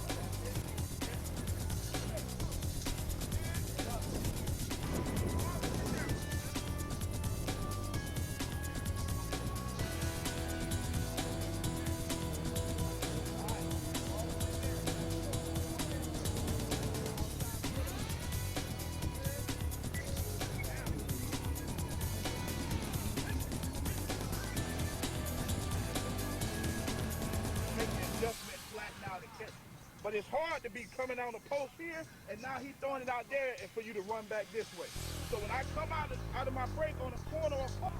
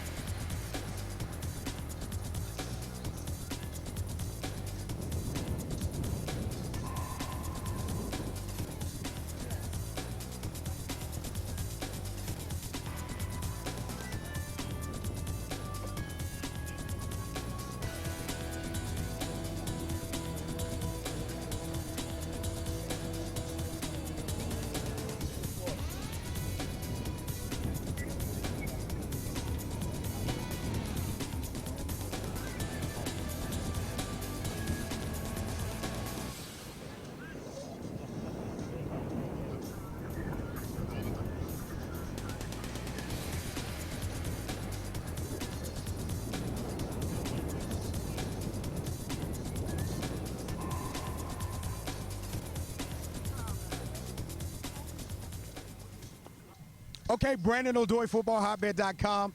Welcome to this brief break in our live stream broadcast. What you're watching right now is recording. We're having our National All-American Combine presented by Fast Twitch and Next Play. All of our 8th grade athletes, before they got to today, taking place in the game, they had to go through the combine. Fast Twitch is putting this on. We're using Next Play technology. They got us the great dry fits thanks to our sponsors. But what's happening is the coaches for the 8th grade teams for both the Navy, the blue, and the white teams, they're sitting around, they're assessing each player's performance, and what they're doing is trying to decide who they're going to draft in the All-American draft coming up immediately following today's practice. So the 8th grade has a few minutes. They have about an hour here going through all the combine drills. They already did their defensive skill drills, and they'll go to offensive skill right after that. So after that's over, the 8th grade coaches, the head coaches, Mario Perez of American Heritage Plantation, and also Roger Boone of PPO, they're going to draft these kids and put together an amazing performance, which you're currently about to take part of and witness. So it's a hotbed world out here, Jupiter, Florida. Brandon Odoi, yours truly. It's a hotbed world. Okay, Brandon Odoi here at Jupiter High School. I'm here with Future 4 head coach and co-founder Drew Phillips of the National Middle School Quarterback Invitational. We're out here taking in practices. Drew, you're serving as our coaching coordinator. Just assess how everything's been going at these first combine practices and what we can expect. Well, it's been pretty smooth so far. A lot of things going, a lot of things moving, but the coaches are doing a good job keeping things together and keeping things flowing. As far as quarterbacks go, the 7th grade class is really stacked. Very impressed with that group. Very smart group, very quick group. 8th grade class is very, very nice. You got the Future 4 champion from the class of 2020 here, Tucker Gleason. And then you had Micah Bowens, who came over from Nevada, who was just on the cusp of making the Future 4 for a class that he wasn't even really in. So there's some pretty impressive ball players out here, very big, very bold guys that are looking to make the next step, make the next move to high school. And haven't got a chance to really watch the sixth grade class yet, but they look like they have a nice group of young kids that can really sling the ball. So I'm excited to get to watch them a little bit. Yeah, absolutely. Excited to watch them in today's game, and also looking forward to the end of April and the National Middle School Quarterback Invitational, the Future Four. You've started to scout for that event. You already are gearing up and making invitations. What are you looking for this year? Because now the word's kind of out. The secret is sort of been uncovered from Football Hotbed and Phillips QB Academy. What is the situation now as far as what you can advise quarterbacks who possibly want to take advantage of this and be a part of this great showcase platform here at Football Hotbed? Well, first and foremost, you definitely need to have your film. We need to see something on tape. We can't just take people's word for it, and that's nothing against that person. We need to see it ourselves. But also, you need to come in with that wow factor. This year, we have a lot of entries already, and there's probably still 5 or 6 months until we're going to have that event. And I've probably already watched 100 kids on film. But I'm looking for that wow factor, that kid that just makes a play that just makes you go, holy smokes, what an awesome play. And a kid like Spencer Rattler last year, who came in, who nobody really knew about, but you put his tape on and you just go, holy cow, that kid can sling it. And sure enough, he was our Future Four overall champion last year, and already has 2 D1 offers, which is quite impressive. Quite impressive indeed. Only a freshman out in the desert in Arizona at Pinnacle High School, and he's a kid, as we said, didn't have much of a national reputation. He does now, and 2 Division I offers later after his freshman season. Future Four paid off for him. So, Drew, we'll let you go. We know you got a lot to get back to, but right now, Drew Phillips, Brandon O'Doy, it's a Hotbed World. Enjoy this live streaming broadcast. I want to thank John Ross and everybody who's putting this together from a broadcast perspective, and also want to thank all of our sponsors. We truly appreciate you here at Football Hotbed. Hey, I'm here with Sunjan McGarity out of Texas, West Texas. Sunjan, you come out here. You made a pretty big play on our Football Hotbed Facebook page, and everybody pretty much watched it. I think it's up to like 20,000 views right now. Did that surprise you at all? Yes, sir. It did a lot. It's just surprising me coming out of Odessa. It's not such a known city, so it's very surprising to me. Well, you know, Football Hotbed, the national platform, the nation's leading multimedia platform for youth football. We give the exposure to athletes. What made you want to come out here and play in this All-American game? I just think it's a great opportunity for me to get out there on the media and follow my dreams, make me get big, you know, and I'm very excited to be here. Okay, hey, excitement all the way from West Texas. Sunjan McGarity, running back in the 2020 class. He's someone to watch. Watch him later today on this live stream broadcast. It's definitely a Hotbed World. Okay, Brandon O'Doy, FootballHotbed.com. Hey, welcome into our live stream broadcast of the 2016 Football Hotbed Middle School All-American game. I'm here with Micah Bowens all the way from Las Vegas, Nevada. Now, pretend this is Saturday because that's when everybody's going to see this. But what are you trying to do when you come out here? We know you're going to Bishop Gorman. We know you've got a lot of things in your future. But what are you trying to prove when you come out here, play your last middle school game? I just got to prove that Vegas plays football out there. A lot of people disrespect Vegas and think we don't play football. I just got to show them what we can do. Absolutely. So you talked about that. Everybody knows Florida is a situation where a lot of people talk about Florida. Even California, which is closer to you. Surely you've got something to say. You participated in our National Middle School Quarterback Showcase, the Future Four. You did very well there. You reclassified to get back in your right grade, still only 14. Talk about now what statement you could possibly make by having a strong performance here today. Just represent. That's all I got to say is Vegas, we got to show what we can do. Can't just let people think that we're not as good as them. We're just as good or maybe even better. Okay, so you heard it here first, Micah, talking about what he wants to prove about West Coast, Las Vegas, Nevada desert football. So, hey, listen, stay tuned to the broadcast. We got some great football. It's the best of the best. Brandon O'Doy, yours truly, FootballHotbed.com. Enjoy the live stream broadcast brought to you by the good folks at Football Hotbed.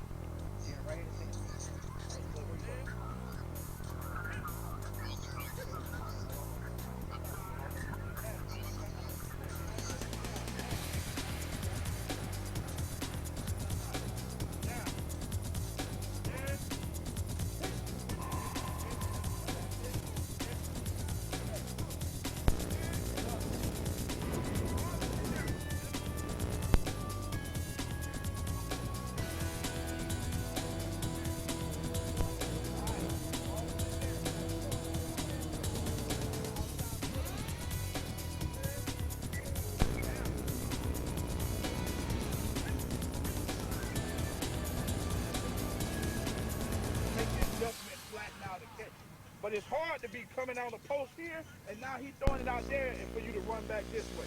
So when I come out of my break on the corner or post,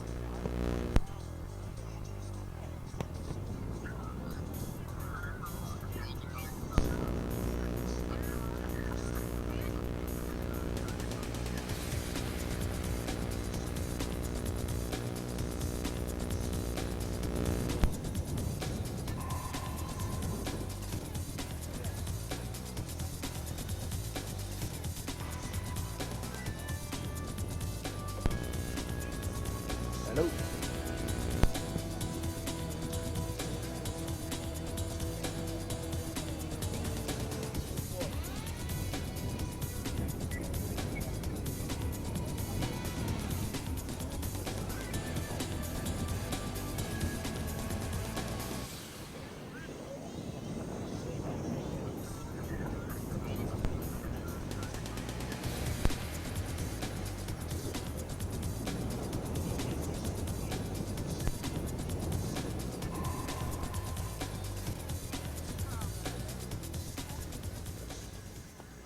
Okay, Brandon O'Doy, FootballHotbed.com.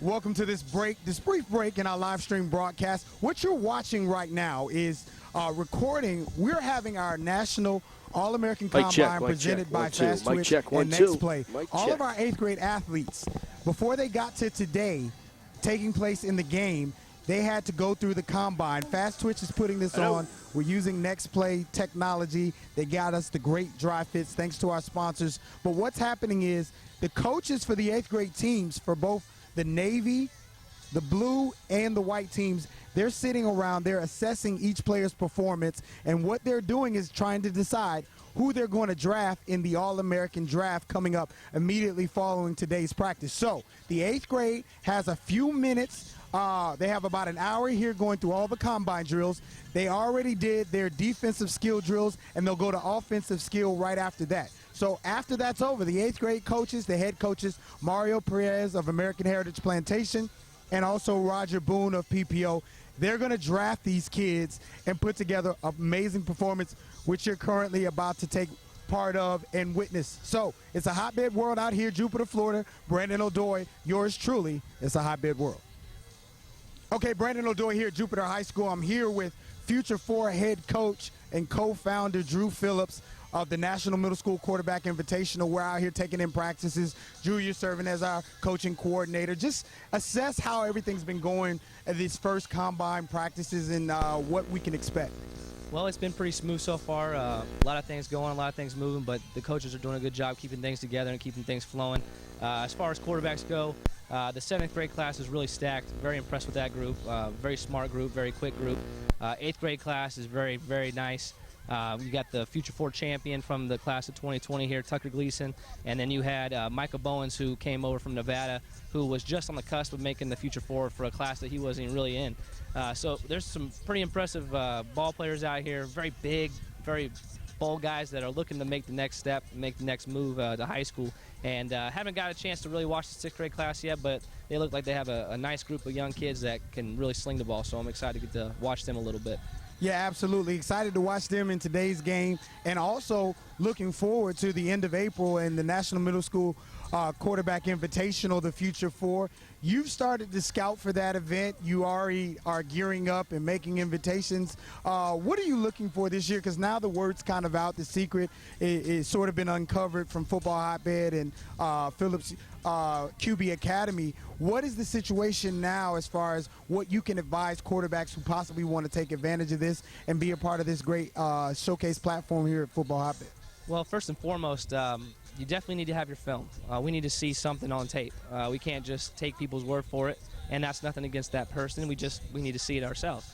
But also, you need to come in with that wow factor. This year, we have a lot of entries already, and there's probably still 5 or 6 months until we're going to have that event. And I've probably already watched 100 kids on film. But I'm looking for that wow factor, that kid that just makes a play that just makes you go, holy smokes. What an awesome play. And a kid like Spencer Rattler last year who came in, who nobody really knew about, but you put his tape on and you just go, holy cow, that kid can sling it. And sure enough, he was our Future 4 overall champion last year, and already has 2 D1 offers, which is quite impressive. Quite impressive indeed. Only a freshman out in the desert in Arizona at Pinnacle High School. And he's a kid, as we said, didn't have much of a national reputation. He does now, and 2 Division I offers later after his freshman season. Future 4 paid off for him. So, Drew, we'll let you go. We know you got a lot to get back to, but right now, Drew Phillips, Brandon O'Doy, it's a Hotbed World. Enjoy this live streaming broadcast. I want to thank John Ross and everybody who's putting this together from a broadcast perspective. And also want to thank all of our sponsors. We truly appreciate you here at Football Hotbed. Hey, I'm here with Sunjan McGarity out of Texas, West Texas. Sunjan, you come out here. You made a pretty big play on our Football Hotbed Facebook page, and everybody pretty much watched it. I think it's up to like 20,000 views right now. Did that surprise you at all? Yes, sir. It did a lot. It just surprised me coming out of Odessa. It's not such a known city, so it's very surprising to me. Well, you know, Football Hotbed, the national platform, the nation's leading multimedia platform for youth football. We give the exposure to athletes. What made you want to come out here and play in this All-American game? I just think it's a great opportunity for me to get out there on the media and follow my dreams, make me get big, you know. And I'm very excited to be here. Okay, hey, excitement all the way from West Texas. Sunjan McGarity, running back in the 2020 class. He's someone to watch. Watch him later today on this live stream broadcast. It's definitely a Hotbed World. Hey, I'm here with Sunjan McGarity out of Texas, West Texas. Sunjan, you come out here. You made a pretty big play on our Football Hotbed Facebook page, and everybody pretty much watched it. I think it's up to like 20,000 views right now. Did that surprise you at all? Yes, sir. It did a lot. It just surprised me coming out of Odessa. It's not such a known city, so it's very surprising to me. Well, you know, Football Hotbed, the national platform, the nation's leading multimedia platform for youth football. We give the exposure to athletes. What made you want to come out here and play in this All-American game? I just think it's a great opportunity for me to get out there on the media and follow my dreams, make me get big, you know. And I'm very excited to be here. Okay, hey, excitement all the way from West Texas. Sunjan McGarity, running back in the 2020 class. He's someone to watch. Watch him later today on this live stream broadcast. It's definitely a Hotbed World. Hey, I'm here with Sunjan McGarity out of Texas, West Texas. Sunjan, you come out here. You made a pretty big play on our Football Hotbed Facebook page, and everybody pretty much watched it. I think it's up to like 20,000 views right now. Did that surprise you at all? Yes, sir. It did a lot. It just surprised me coming out of Odessa. It's not such a known city, so it's very surprising to me. Well, you know, Football Hotbed, the national platform, the nation's leading multimedia platform for youth football. We give the exposure to athletes. What made you want to come out here and play in this All-American game? I just think it's a great opportunity for me to get out there on the media and follow my dreams, make me get big, you know. And I'm very excited to be here. Okay, hey, excitement all the way from West Texas. Sunjan McGarity, running back in the 2020 class. He's someone to watch. Watch him later today on this live stream broadcast. It's definitely a Hotbed World. Hey, I'm here with Sunjan McGarity out of Texas, West Texas. Sunjan, you come out here. You made a pretty big play on our Football Hotbed Facebook page, and everybody pretty much watched it. I think it's up to like 20,000 views right now. Did that surprise you at all? Yes, sir. It did a lot. It just surprised me coming out of Odessa. It's not such a known city, so it's very surprising to me. Well, you know, Football Hotbed, the national platform, the nation's leading multimedia platform for youth football. We give the exposure to athletes. What made you want to come out here and play in this All-American game? I just think it's a great opportunity for me to get out there on the media and follow my dreams, make me get big, you know. And I'm very excited to be here. Okay, hey, excitement all the way from West Texas. Sunjan McGarity, running back in the 2020 class. He's someone to watch. Watch him later today on this live stream broadcast. It's definitely a Hotbed World. Hey, I'm here with Sunjan McGarity out of Texas, West Texas. Sunjan, you come out here. You made a pretty big play on our Football Hotbed Facebook page, and everybody pretty much watched it. I think it's up to like 20,000 views right now. Did that surprise you at all? Yes, sir. It did a lot.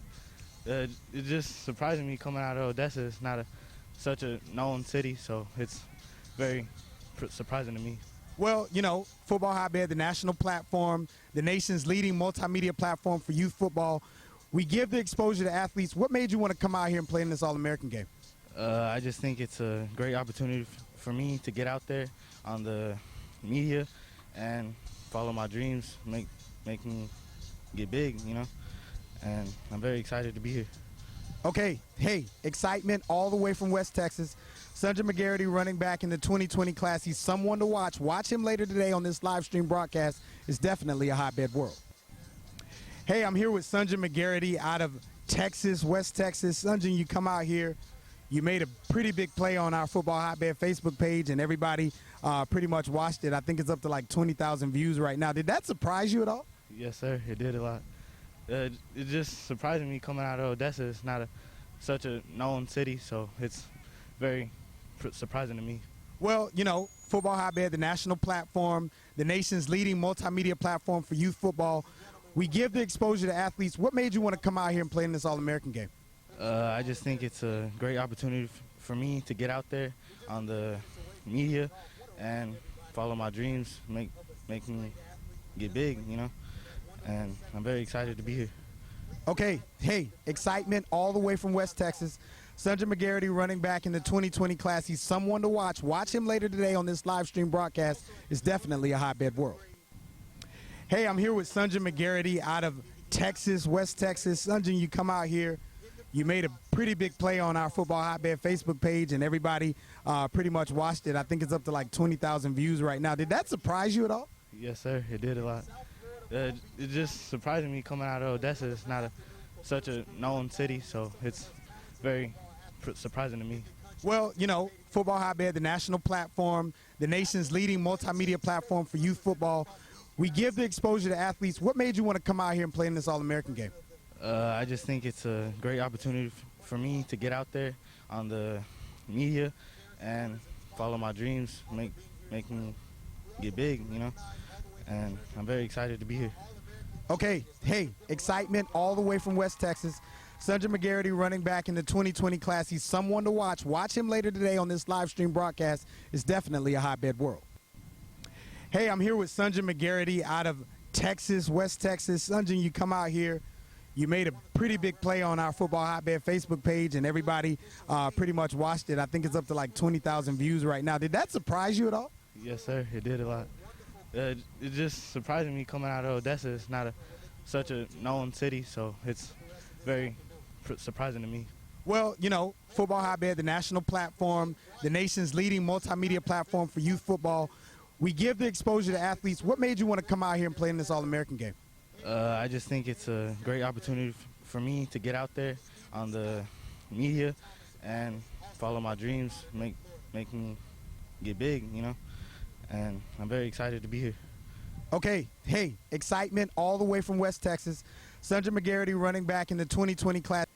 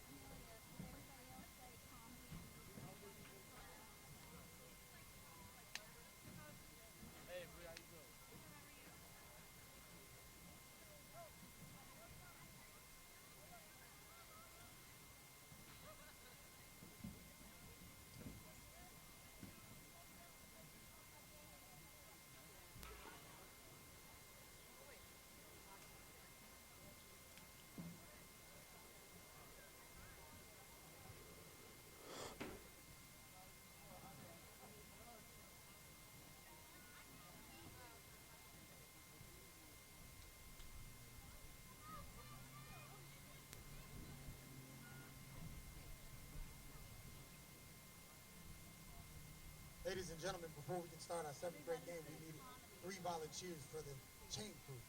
We can have volunteers for the chain crew. Please raise your hand at this time if you'd like to volunteer. Start making your way. Thank you so much. We have 1, we need 2. We need a chain crew. We already have 2. Okay, we need 1 more. Oh, I was already counting you, sir. We need 1 more in addition to him.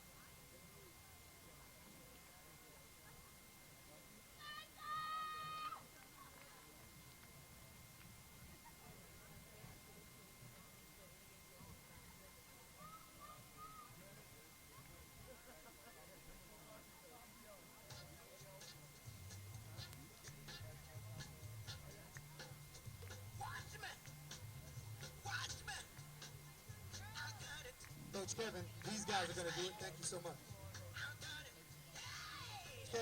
Coach Kevin, please come to the Navy side of the field, please.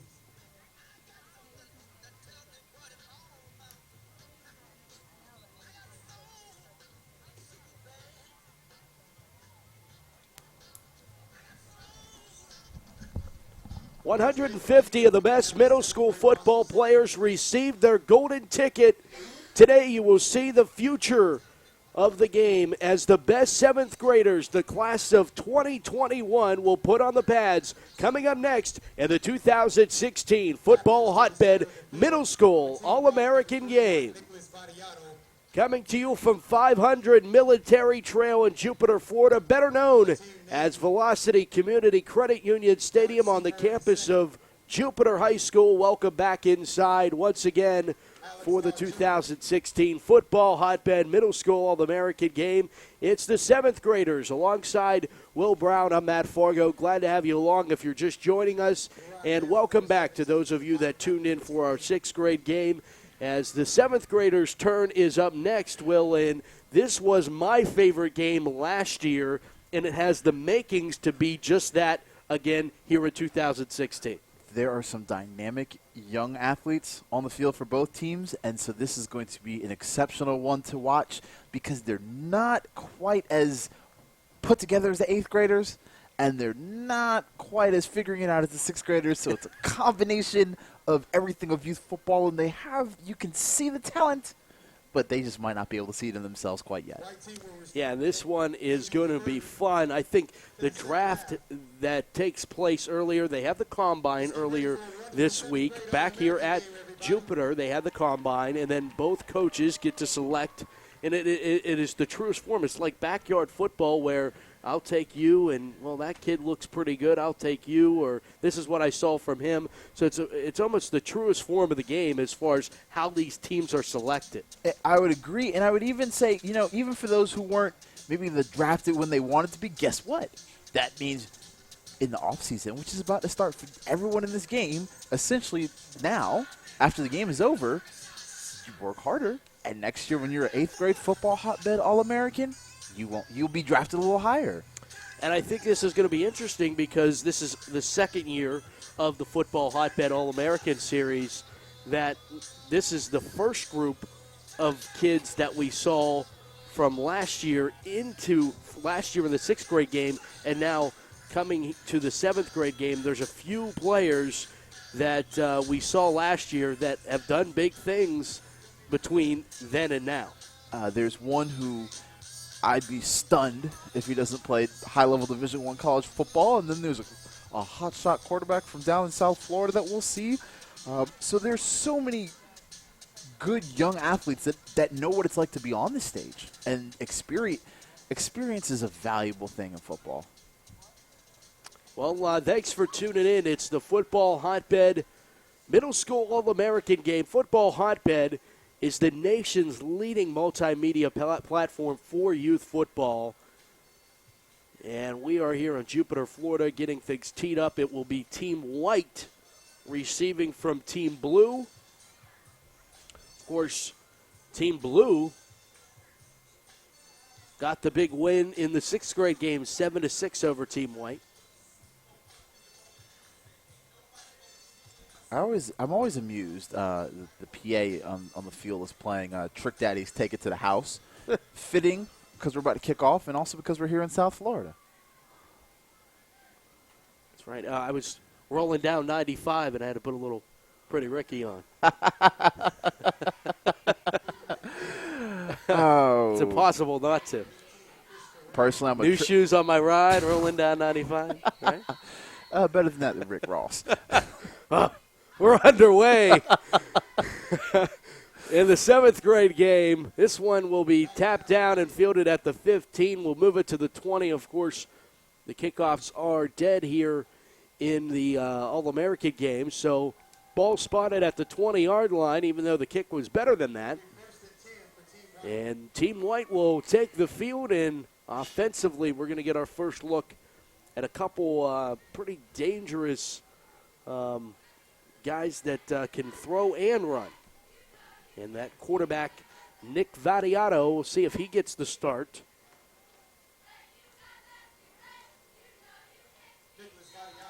And he sure is. Vadiato will be under center with the Bengals B on his flat black helmet. He'll pitch it out to the left side. And they hand it off to the left side and down the near sideline. They gave it away to 25, Amari Daniels from Miami Gardens, Florida, just down the road. And Team White picks up a first down to the 37-yard line. Ooh-wee. Mr. Dan, I've seen enough from him. He's gonna be one to watch. He is gonna be one to watch because he hit that corner and was upfield quick. Vadiato from under center. Daniels, the lone man in the backfield. He'll get the call off the right side this time. Daniels gets the corner, 45-50. Got midfield into blue territory. He'll have another White first down to the 41-yard line. And this young man just hits the corner, and it's really going to be, if he gets in open speed today, Will, it's going to be hard to chase him down. Feed him. Feed him. And be clear on that. We're not talking about his parents at the grocery store. No, and trust me, he might eat them at a house and home. The way he looks like I saw him down. He looks legit. Wow, 2 plays, 2 big chunks of yardage. Back to pass. Vadiato going to throw, and it's intercepted. Picked off by 40 in blue. That's Porter Johnson from Orlando. So 2 big runs by Team White. Vadiato's first pass gets intercepted, and Team Blue will have the football first and 10 from their own 27-yard line, and a change of fortune that fast. Wow. And that's the beauty of youth football, because it can change. Like you said, it can change so fast. You can go from rolling to turnover, and at the youth football level, whether it's youth football or even high school football, when you make someone have to drive the length of the field, the opportunities for them to make a mistake or give the ball away are magnified. So Blue goes to work. First down and 10. And that is Alex Law Jr., the quarterback. Now, the funny thing is, he's the teammate of Amari Daniels, who was the running back for Team White, and he is in trouble. Alex Law Jr. gets sacked on the first play, as he is sacked by 49 in White. That's Antonio Outler from Riviera Beach. And it's a loss back to the 21-yard line. And there's going to be a lot of South Florida kids that you see doing some pretty big things from both teams. When you hear places like Miramar and Riviera Beach and Cooper City and Boynton Beach, and Miami Gardens. Those are all South Florida kids. And so South Florida speed and athleticism is something we're going to see a lot of tonight. Maybe saw someone on the line. A handoff off the left side, and that goes to Jaden McBurrows. And McBurrows is the teammate of Nick Vattiato. Wow. This is what's so fun about the draft is the two backfields have two players from the same team. How did these kids lose in the regular season? They couldn't possibly have lost games. Neither of these sides. Wow. And they, by the way, both of those teams, Vattiato's team resembles the Bengals with the Bengals B, and Law and Daniels look like maybe a darker version of the Vikings. Teddy Bridgewater is from Miami. There you go. Louisville stand up. Then again, so Giovanni Bernard is from South Florida too. So both teams have South Florida representation. They hand it off to Burrows, and McBurrows goes nowhere. They give credit to the tackler 18, Katron Evans from Norfolk, Virginia. A lot of Virginia representation so far today. They have some good football in the Chesapeake region, and the Chesapeake and Tidewater region, and number 18, he's a big kid. He's a big kid. About 6'2", 6'2.5". Punt away. And punt by Chris Correa, who's back from last year. And Correa punts this one, and this one, it's almost punting is more valuable in this game than the actual kickoffs because it is a spot punt, as opposed to the kicks that are all going to start from the 20. And if you can learn to be a valuable punter in middle school going into high school, that's where field position is such a big thing at the high school level, and it's one of those things you don't really pay attention to. But if the teams that are really, really good can either flip the field in the return game or in the kicking game. And if you have someone who can flip the field in either the return or the kick game, you can really win. You can win games, and you're a valuable asset to your team. All right, White goes back to work, and White's going to take a timeout. Vattiato was back in a quarterback, but they had a new tailback in. That was Antonio Outler, who's a big boy from Riviera Beach.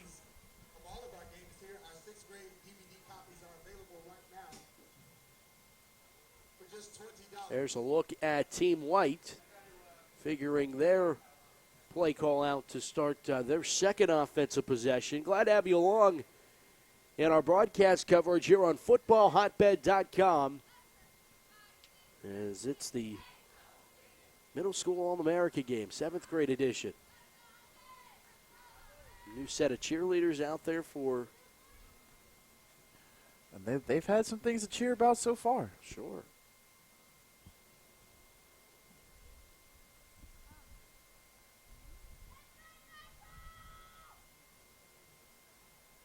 Let's see what Antonio Outler, if he gets the call, as he is in the backfield with Vattiato.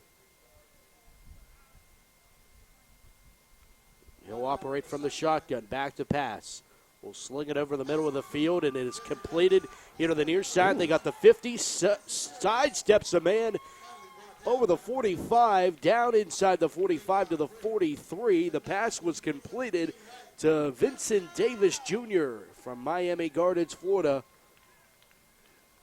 The first bit of athleticism was to catch the football because it was a bit behind him. And then when he caught it, he made a move, and he didn't dance. He made the move to get forward. Those are two things. We discussed this in the 6th grade game, where if you're able to, those are the small type of fundamentals that will carry over as these kids mature and develop as football players. Vattiato will go back to pass. Throw over the middle. The ball was tipped, and it goes incomplete. Ball was tipped as it made it through the line, and the only one around the football was blue jerseys. It does fall harmlessly to the phony grass here at Jupiter. And Vattiato had to get rid of the football sooner than he wanted to because Lawrence Big Baby Seymour was bearing in on him, and he smartly got rid of the football before there was a meeting with him and the football and Mr. Seymour.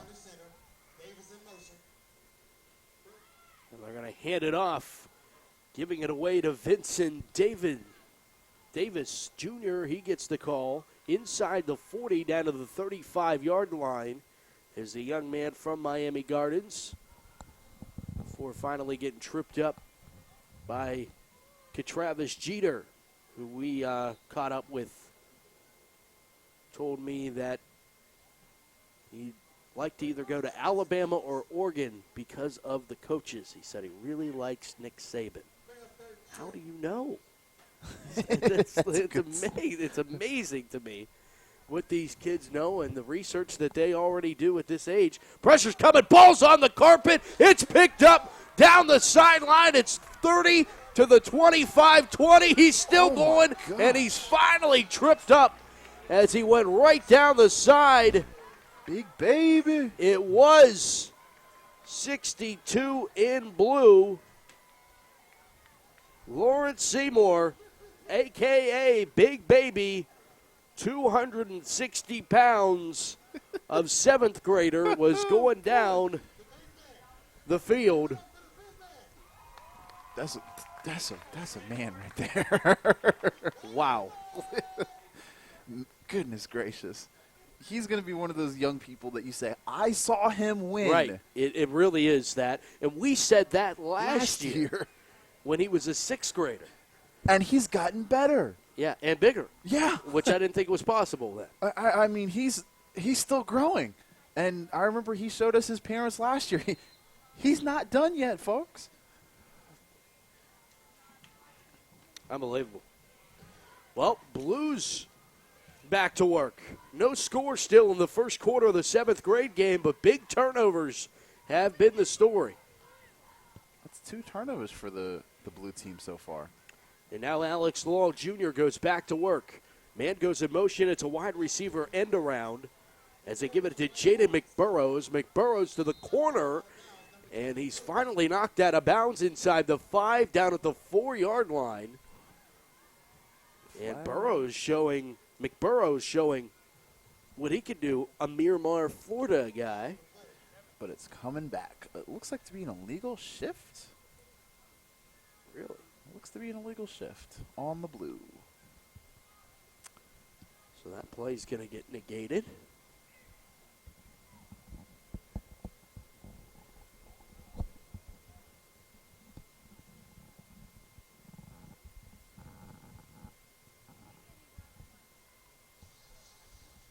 Yeah, it was.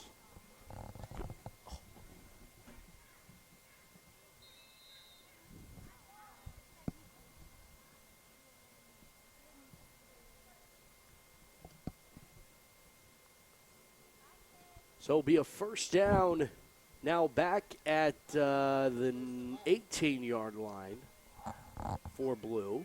It's about 4:50 and counting left in this first quarter. And again, another timeout. Wonder what they're going to discuss here.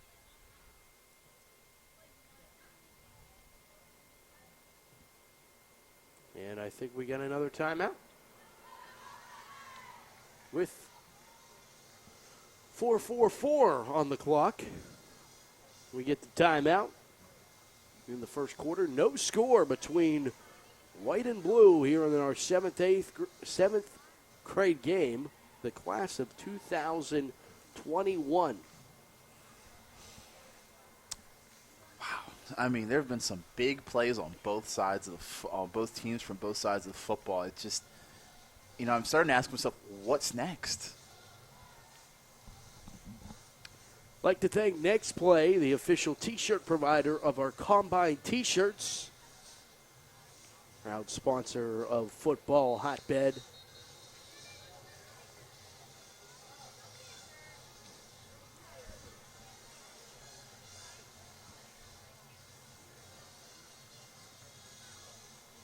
We got the Drumline soundtrack going out there on the...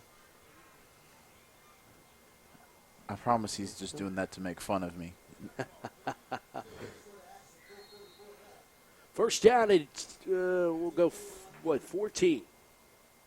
Delayed handoff, broke the first wave of tacklers, and actually will carry the second inside the 20 down to the 18-yard line and somehow get back to the line of scrimmage. I really don't know how he did that, to be quite honest with you. Athleticism. That's the only way I could best assume that he got back to the line of scrimmage. Athleticism and a will to continue to move his feet. And that's Darius Bridget. Bridget lines up to the left of Law.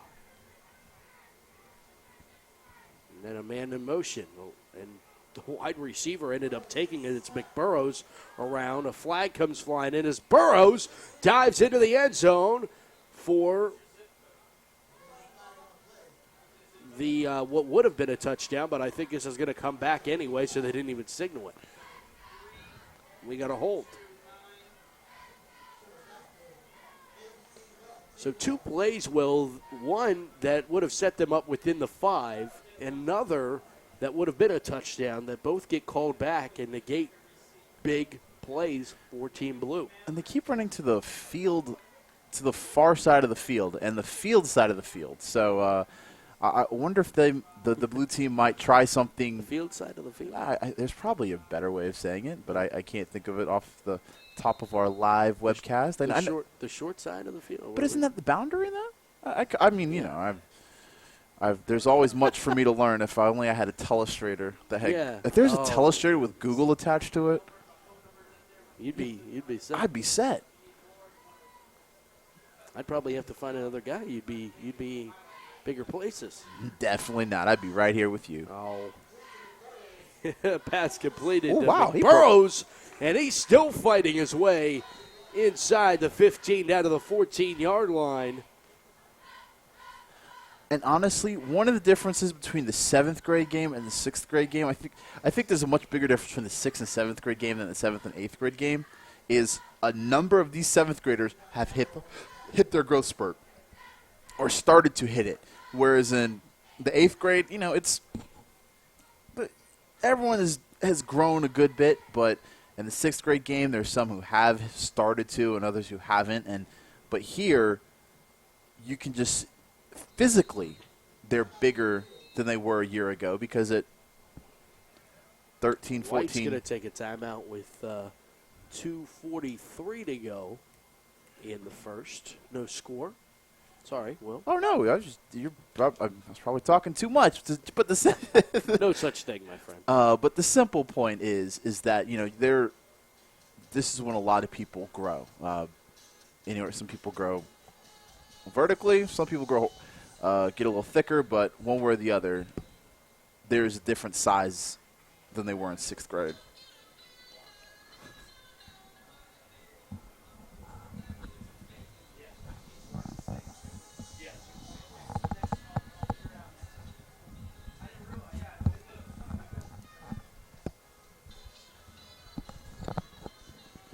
Sorry, took a timeout. My first charge timeout of the quarter. I mean, we're having 3 games today, so you got to pace yourself. Yeah, it's a marathon, not a sprint, my friend. I really can't do much of either these days. Thanks to Rock Solid. Pretty good crowd on hand.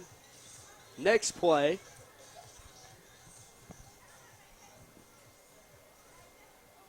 And the Palm Beach County Sports Commission. Visit them on Facebook, Palm Beach Sports, or PBCSC on Twitter. A throw into the end zone, well overthrown of the intended target there. Incomplete. Oh, they're about to kick it. Oh, yes, they are. Wow. Chris Correa from Jacksonville. We saw him last year. I'll put it like this. And what's up with the kickers in the green neon? Soccer shoes.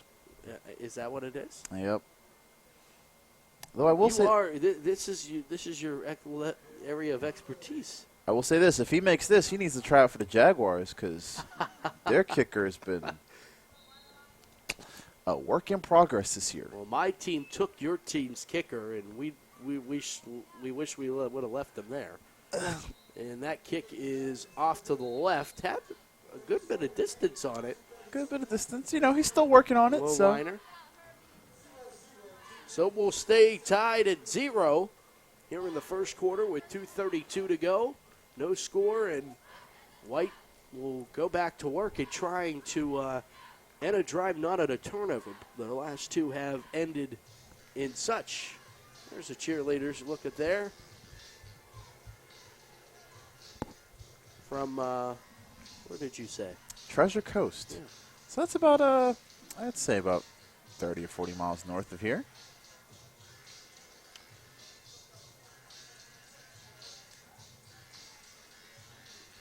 Let me clear my throat.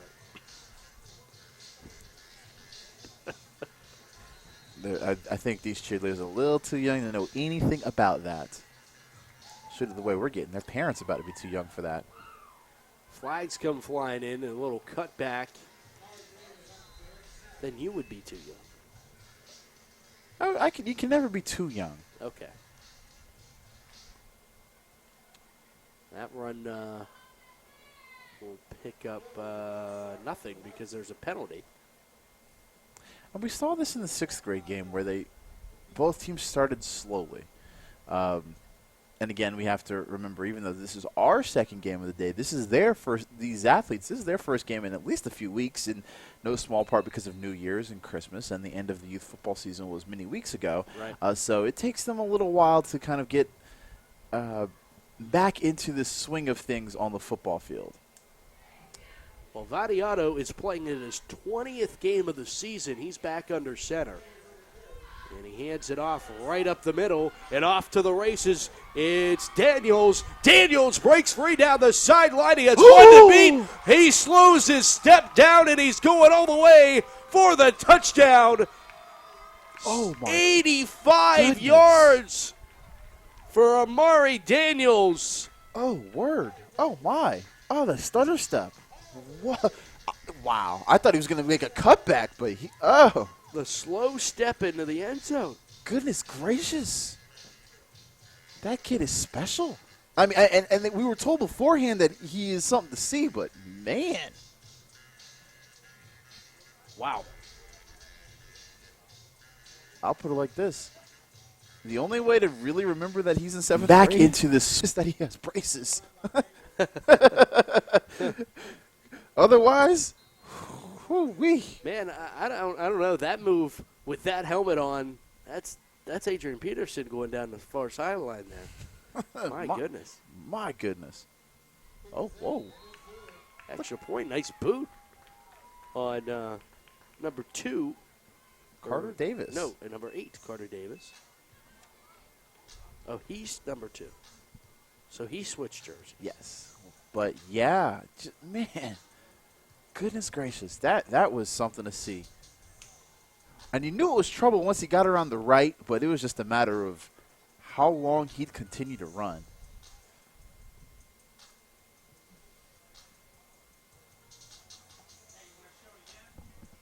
Yeah, let's take a look at this again. Because I want to see it again. I want to see it 5 more times. This was an incredible run by Amari Daniels.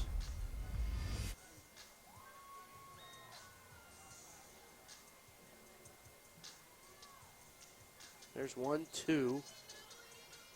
And then he just runs past his third would-be tackler, and this is just, oh my goodness. Oh my gosh. What a run.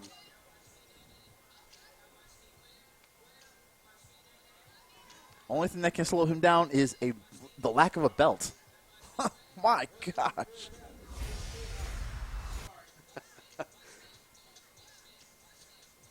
That was something. Wow. That move at the end. I mean, he literally shook his pants off. His pants were coming down as he was running down the sidelines. But my word, that. And the thing is, there were 2 kids who had the angle. 2 kids on the blue team who had the angle, and he outran one and shook the other.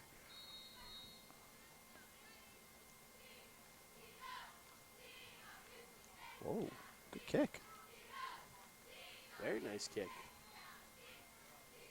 Going to the 20, though.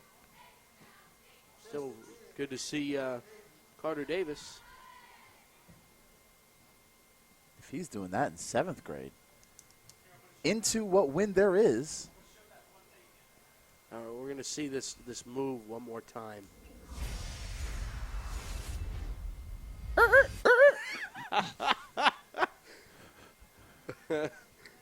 That's a different gear.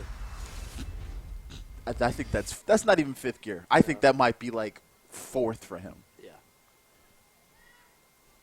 He just shifted down. It was a downshift. That's what it was. It was a downshift. Downshift.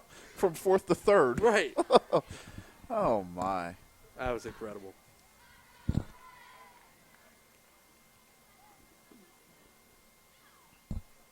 All right, back to work goes Blue.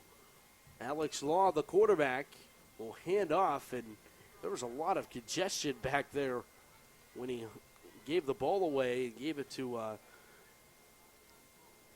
Davion Britt out of Chesapeake, Virginia. And Katron Evans from nearby Norfolk, Virginia, was right there to smother him, Mr. Britt.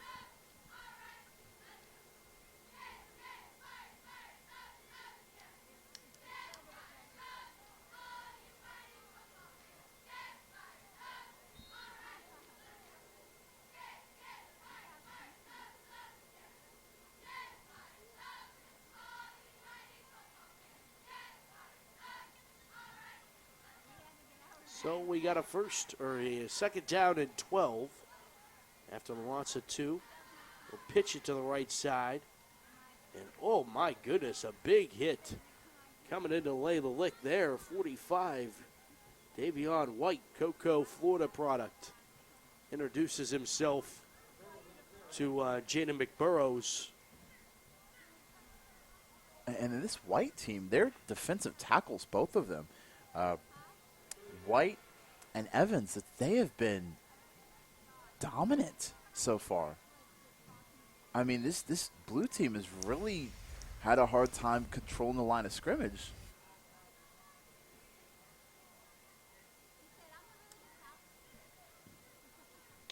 Third down now, and we'll call it 14.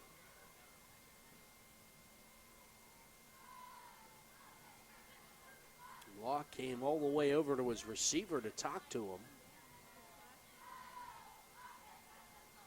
We'll go back to pass, look for him, throws the ball out there, and it's nearly intercepted by Vadiato. Intended, trying to get it over to Travis Jeter, who was the guy that he was talking to there during the pre-snap. But that's the way we're going to end quarter number 1 with our score. White 7, Blue nothing. It was an 85-yard scamper. That is the difference by Amari Daniels. The Miami Gardens product has the Blue trailing the White by the score of 7-0.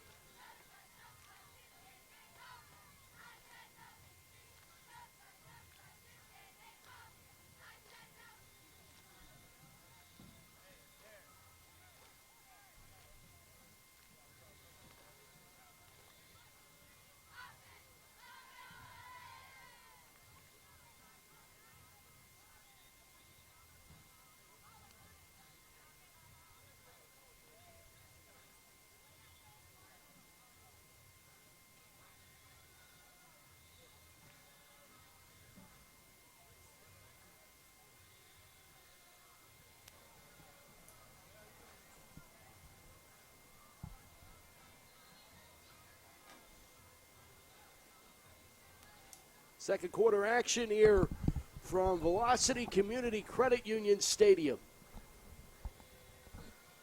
And we'll start the second quarter. The punt will be down at the 35-yard line. So White will get the ball back. They have a 7-0 lead, and they have Amari Daniels. Who Feed him. Right. Feed him. You said that the last time they threw the ball, and it ended up being an interception. So I might not know much, but I do know that. Feed the young man.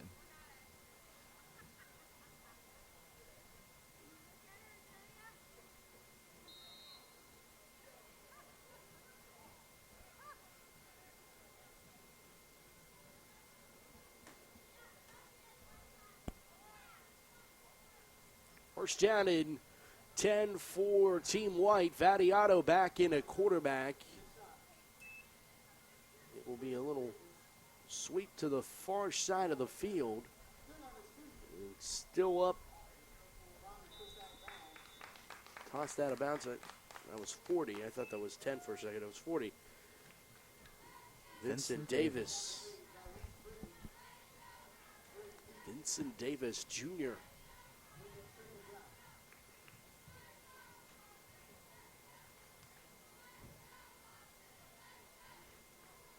They'll give him 1, 2nd and 9.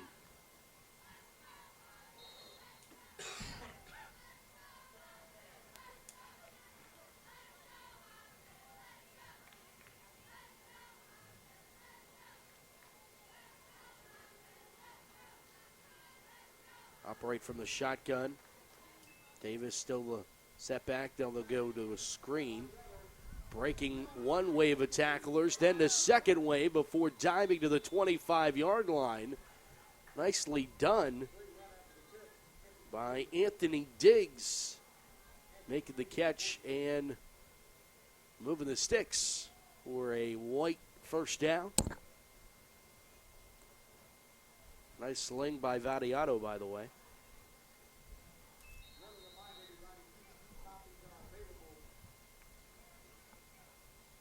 You know, the Navy team could really use a stop here.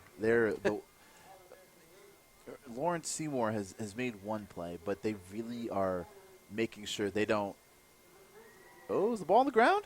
Ball is on the ground. Ball is on the ground, and there's a dive and a pile on. Vadiato saying, no worries, we got the ball back, and the officials agree. White does recover the fumble. Lose it back to the 27, maybe the 28.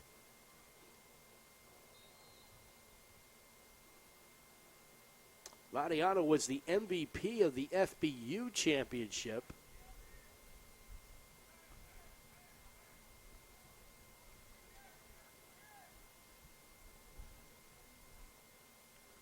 It'll be 2nd down and 13 now for Team White. Vadiato will operate from under center, conducting traffic now with his receivers. And sends one here to the near side and brings the far receiver to the far side. And they get set, and Vadiato goes back to pass. He's going to have a lot of time as he rolls out. Now the pocket collapses. He'll throw and complete his pass out to Vincent Davis, who came out of the backfield on that play. But Davis is going to only get to the 26-yard line, so that's just a gain of 2. But that was a good play by Vadiato because he was looking deep.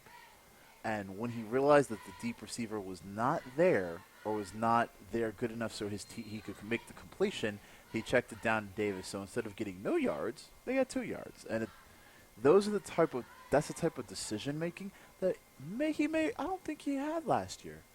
Last year, I think he'd have just thrown the ball and hoped for something good to happen. This year, he was a little smarter with the football. And again, that's just what happens when you get more experience in playing football. Vadiato rolling out to his left now. Going to stop. Got his receiver in the end zone. It's caught for the touchdown. Oh, what a grab. 33 in White. It is Torrey Cox Jr. hauling in the pass from Vadiato for the touchdown of 26 yards. Oh, but there's a flag on the field. Ooh, the White coaches don't look happy about this.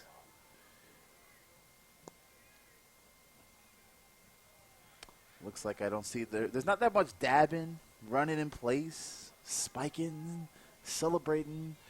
So it might be coming back.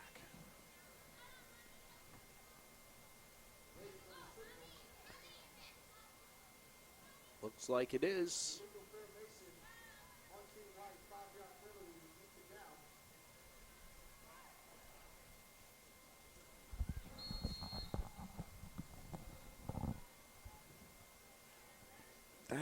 That's hurtful. That's hurtful. That was, not only did it cost you 5 yards, it cost you 7 points, and now it's 3rd and long. Rolling out. Vadiata will throw right at the sticks. It's caught, and he avoids one set of tacklers. He's inside the 10 for a white team first down. This time there are no flags, and it was Vincent Davis Jr. who made the catch and was eluding tacklers for that white team first down. What knowledge to be where the sticks are and make sure you get the first down. Vincent Davis has been one of the best players on the field. He really has. And what a throw by Vadiata. Rolling to his left, stopped, planted, got his feet set, fired a strike right outside where only his receiver could get it. That's a good skill right there. They hand it off right up the middle and into the end zone for the second time today. Amari Daniels. His second touchdown, this time of 7 yards. And White goes up by 2 scores thanks to 25 in White. Whew.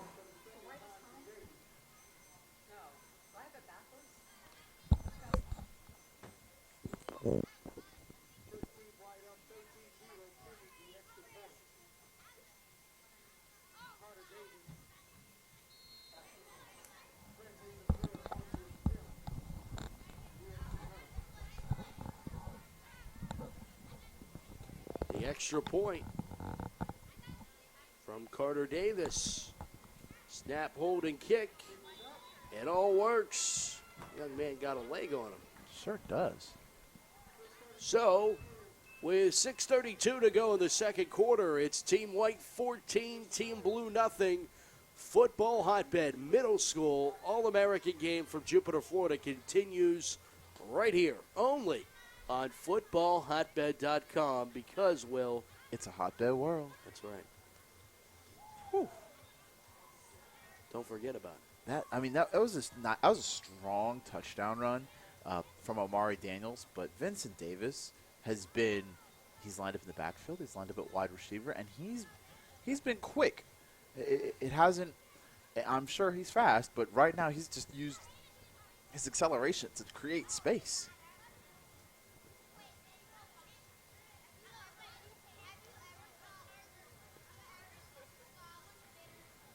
We get another opportunity to watch Carter Davis kick it off. The last time he was kicking into the relative wind. Here's a touchdown.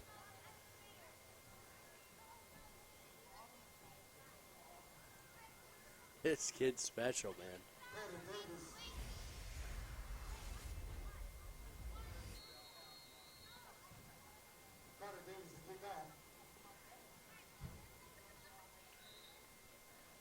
How many kickers have you ever seen wear spatted shoes?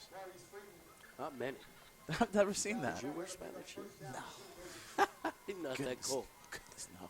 I was never close to being that cool. Spatted shoes. Plus, it kind of, in some ways, it's something between your shoe and the ball, which is what's really contacting the ball. But still, I've never seen a kicker in spatted shoes. It takes a special type. You have to be. First of all, have you ever seen a person who's not good wear spatted shoes? So you got to be good to wear spats. No, I have. No, no. I can't say that I haven't. Really? Not today. That must be a Pennsylvania thing. Must be. I once saw someone when I played high school football. I think he tried to spat his shoes. The coach was like, "No, take those off."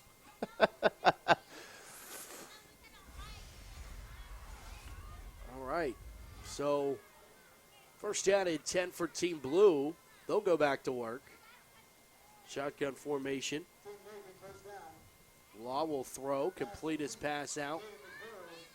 McBurrows makes the catch, and he'll stretch out for a gain of 8 yards on first down.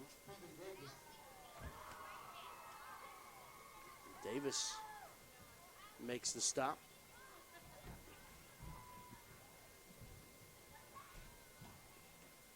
Good crowd on hand for the 7th grade game. And it's still getting bigger. There's still more people coming.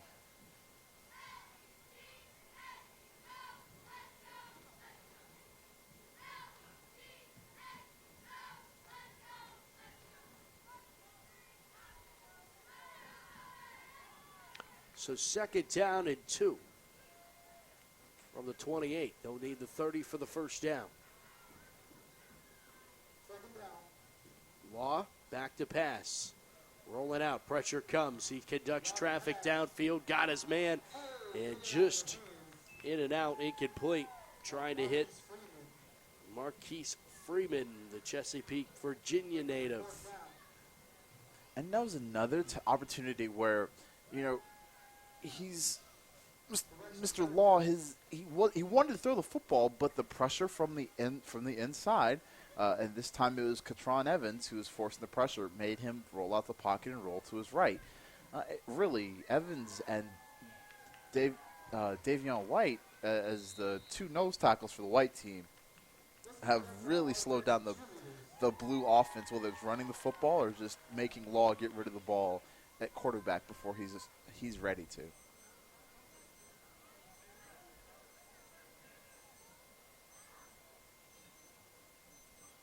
From the I formation. And they hand it off the right side, and that is a collision. As Antonio Outler with the my goodness, young man. picture-perfect tackle. Really was.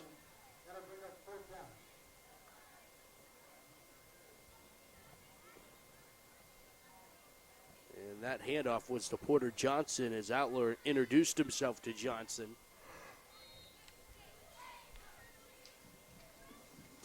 All right. Oh, yes. What a wonderful day here in Jupiter, Florida for youth football. 4th down. Punt team's out for Team Blue.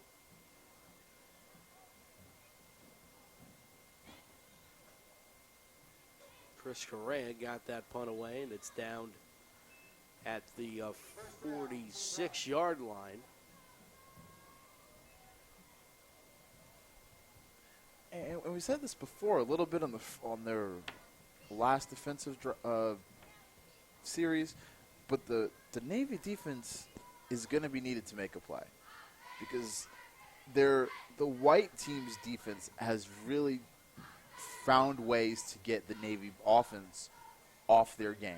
And so if they're going to remain in this game, they really need to find a way to either force a turnover or force enough negative plays so that we actually get to see Carter Davis punt the football.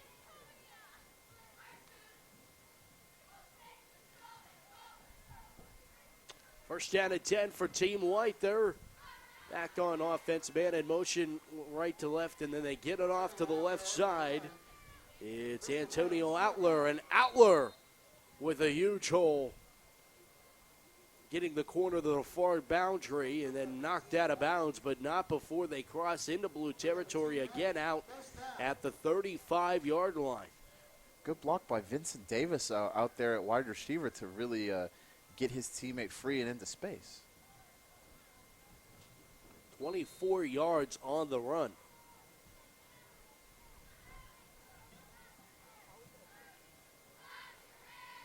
First and 10 from the 35.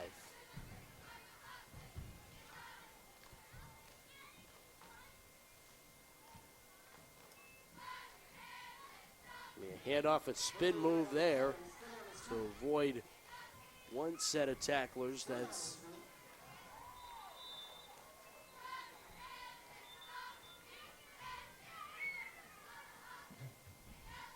to Javon White, to Javon White. That was nice running. Wow. We'll check the flag here. Ran like a fleet-footed fullback.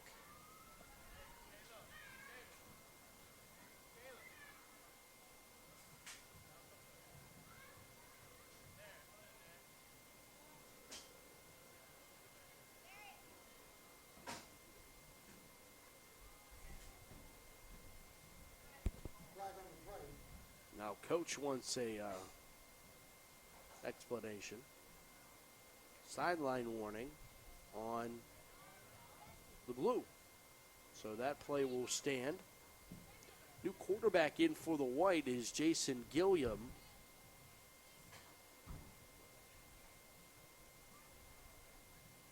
Gilliam from Alpharetta, Georgia. Thank you. Just outside of Atlanta. Second down and 2. Gilliam lost the ball ball. on the Ball's ground. still loose out there, and I think Blue finally recovered it. As it pinballed out there on the turf, finally Blue, it was recovered by Davion Britt. Well, that was the Blue got the stop they needed, so they forced the turnover. Let's see what the offense can do. They might have a new kid at quarterback. Might get to see Bryce Norton for the Blue team. So trailing 14-0, this might be an opportunity for the Blue team with 4:24 left in the first half to get things cracking on offense.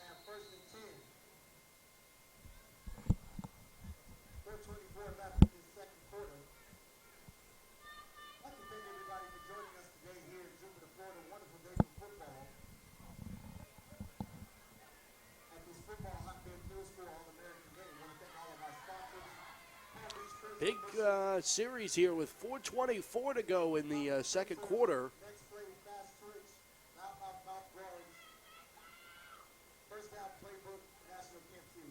Shotgun formation. Low snap handled. Pressure immediately. And thrown back for a loss. 45, Davion White. Throws back to Travis Jeter. The Blue team is going to have to find a way to block White and Evans, because if not, those two have just been dominant all afternoon. 28, Bryce Norton is in now. You mentioned him. He was a 6th grade MVP last year. He was. And last year he was a quarterback, but he ran the ball a lot. He didn't really throw the ball that much. Second down and 14 after the sack. And now there's a problem on the snap. And White's going to have the football.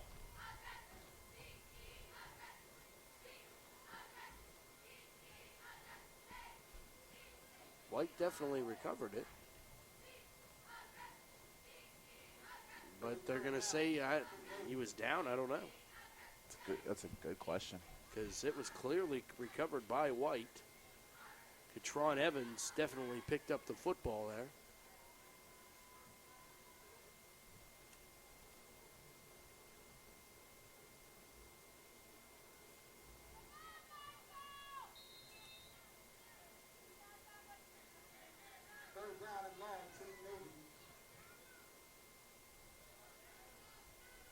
Third down and 16.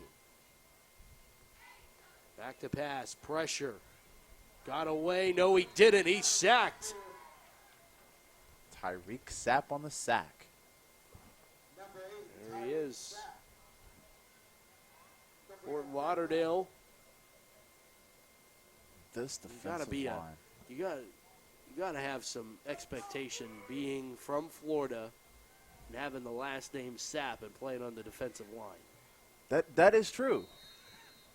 That is true. And luckily for him, he's only from here, like from Fort Lauderdale instead of Central Florida. Then the noise would really be something, because Warren Sapp is from the Apopka area.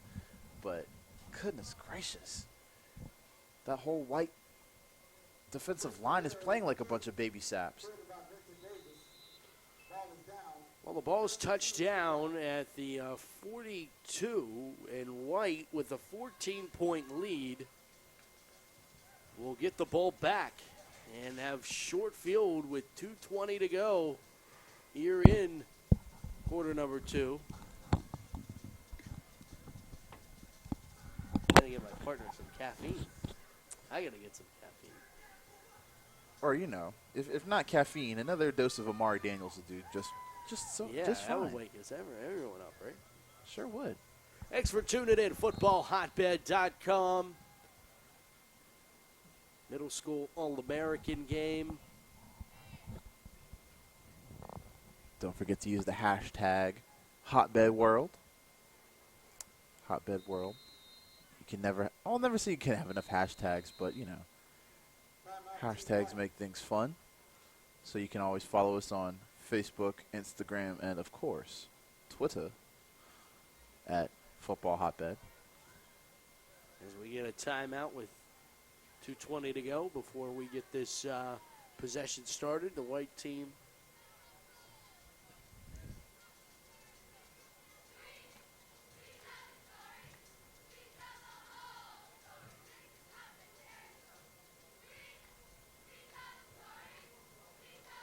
So the cheerleaders are I guess they're talking about they have the whole story. So far, the whole story's been Amari Daniels. right. They should just be talking about Amari Daniels because he is the whole story right now. 14-0 White. He has both touchdowns, one from 85 yards, and the other from 8, 9, right about there. Yeah, eight. I think. You know, long. He has a kind of medium, a short touchdown and a long touchdown. He just needs a medium touchdown to complete the trifecta. And you know what? If he breaks one here, he'd have it.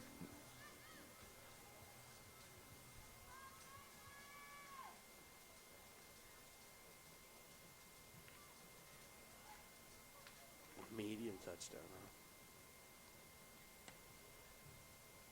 He is out there with Vadiato, and is that a Vincent?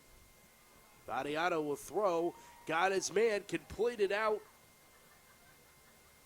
to Vincent Davis, and Davis weaves his way for a first down to the 30-yard line. It picks up 12 on the pass and catch from Vadiato and moves the sticks.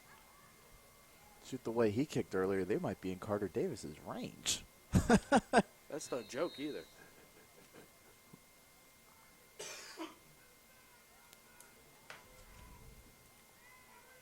First down and 10 for Team White. They lead at 14-0. Minute 40 to play.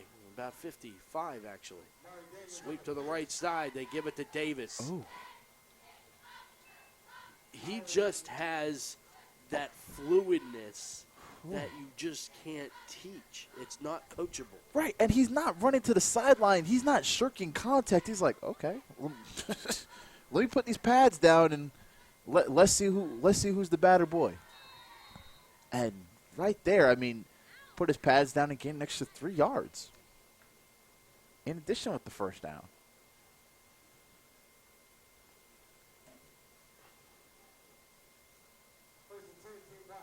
Another first down for Team White. Vadiato will go back to pass, swing it out to Davis, and he's tripped up in the backfield. Nice pursuit to the football by Travis Jeter,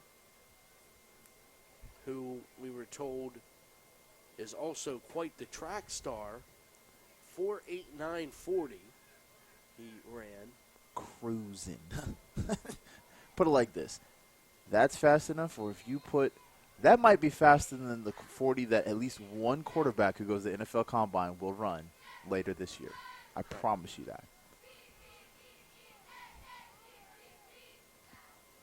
And that's up from a 5.25 just last year. He's only getting faster.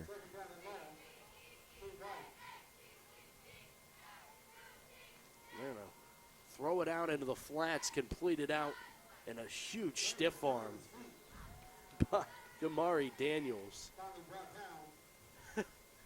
Daniels fights his way forward inside the 20, down to the 27.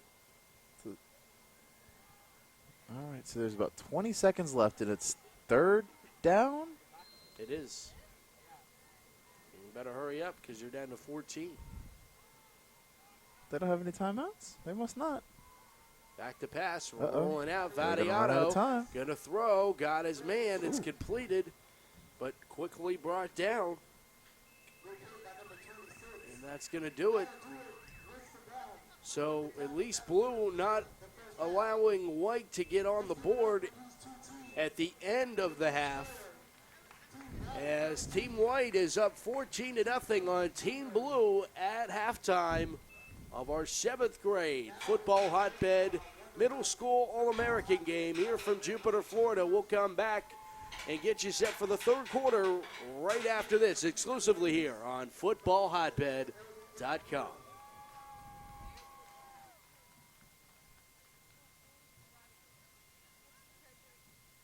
Introduce yourself. Coach Karen and all the wonderful ladies.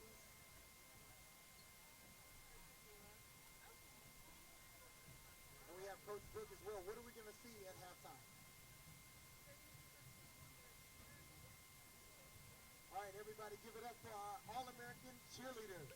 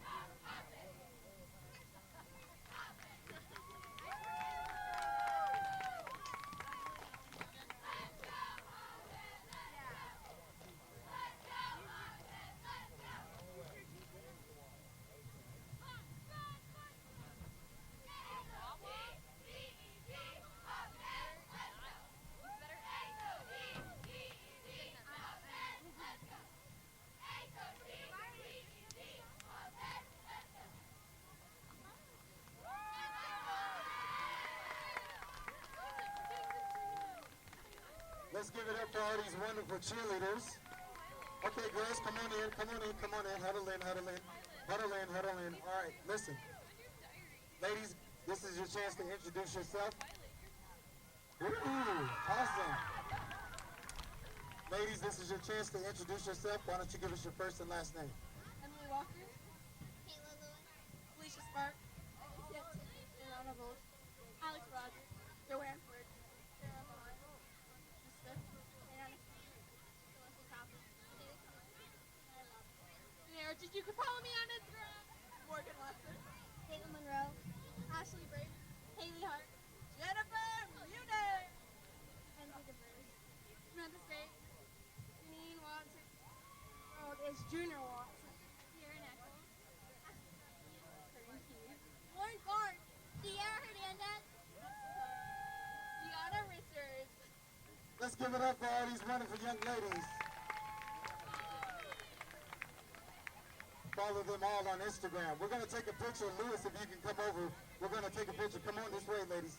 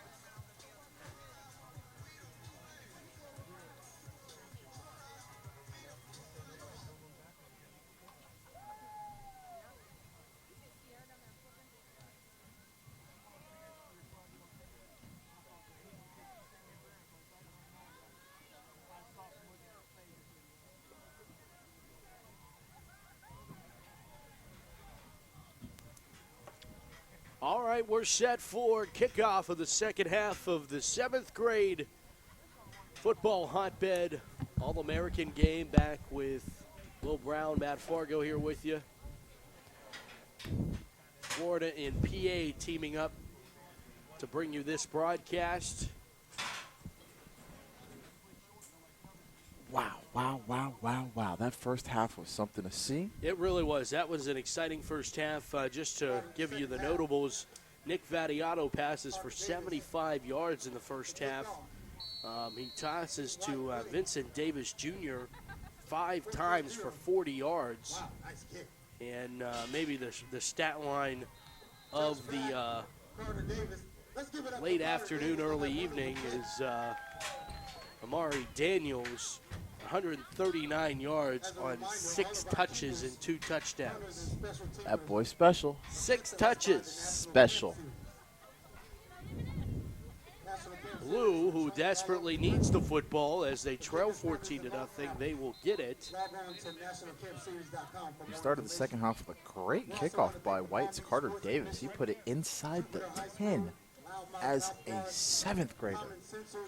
If you're trying to get in on this game, check out the Combine Cities for 2016 for Football Hotbed. Southern California, Oregon, Seattle, Scottsdale, Arizona, Minneapolis, Minnesota, Dallas, Atlanta, and South Florida, all 2016 National Combine, nationalcombineseries.com for more information, footballhotbed.com as well. 10 one of those regional combines, or email us your highlight video to allamerican@footballhotbed.com. That's how to do it, my friend. That is exactly how to do it. I mean, and those are some literally hotbeds for high school and youth football. Southern California, obviously. Dallas, the Metroplex is just a smorgasbord for any and all type of talent. Atlanta has some good football. South Florida is really second to none. And then, even like the places like Oregon and Seattle, they are really starting to be on the come up. So all of them, great places. And if you want to be here with us next year, be there, and then be here, and we'll see you then. That's right. Sounds good. Now let's see if this blue offensive line sounds good after a pep talk at halftime. I know the white team with their 2 defensive tackles, Katron Evans and Day White, were just too much to handle in the first half. They were. They'll throw it out to the far side, and it's incomplete. A second down and 10 coming up for Team Blue. Looks like to be a hold on the blue team. So Blue will have second down and distance. Bryce Norton is in at quarterback. He was our MVP of the 6th grade game last year. He's from Vieira, Florida. So they play some pretty good football down in Vieira. The high school that he would probably go to is Vieira High School. Penalty, by the way. But Norton, this quarterback, the high school he'd probably go to is Vieira High School, and they had their best season in school history, made it all the way to the Class 7A state championship game here in Florida before they lost to St. Thomas Aquinas, which is a statewide powerhouse where, guys National like powerhouse. True.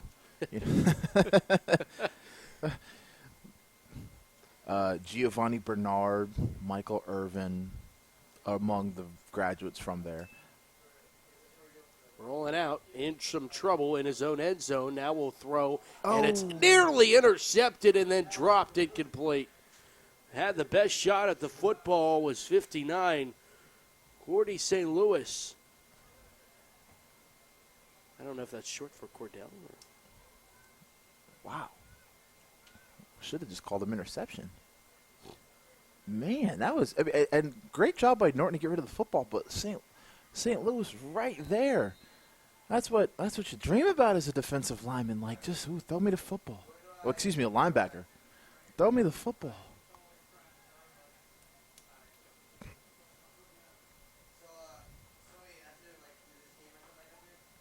$14-0. Team White leads Team Blue. And the crazy thing is, if you really think about it, the linebackers and DBs for the white team haven't had to do much today. Because the defensive line has been the white team defensive line has just been that dominant, where the back seven has not been nearly that busy. They'll sweep it to the left side. Ooh. And a big collision there. Who was right? They hand off to 34, Miles Newble. Anthony Diggs with the tackle, or collision, if you want to call it that, for the white team. 3rd and long for the blue team. This is I hesitate to say big play, 45 seconds into the 3rd quarter, but this could be a pivotal moment in the contest. 3rd down and long. 3rd in the turnpike.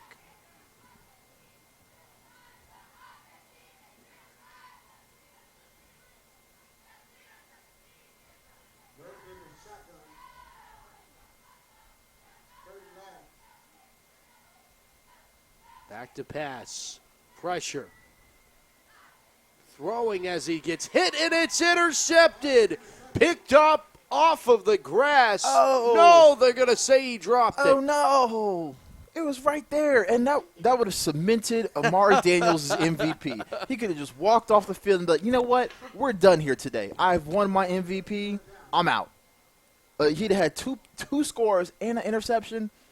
It'd been highly unlikely that someone would have taken the crown from him. I would totally agree. But instead, we get Chris Correa from Duval to punt the football away for the blue team.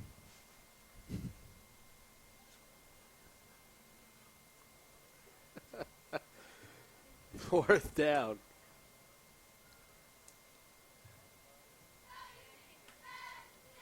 You know, I wish there were more kids from Jacksonville here, just so we could just hit with the Duval.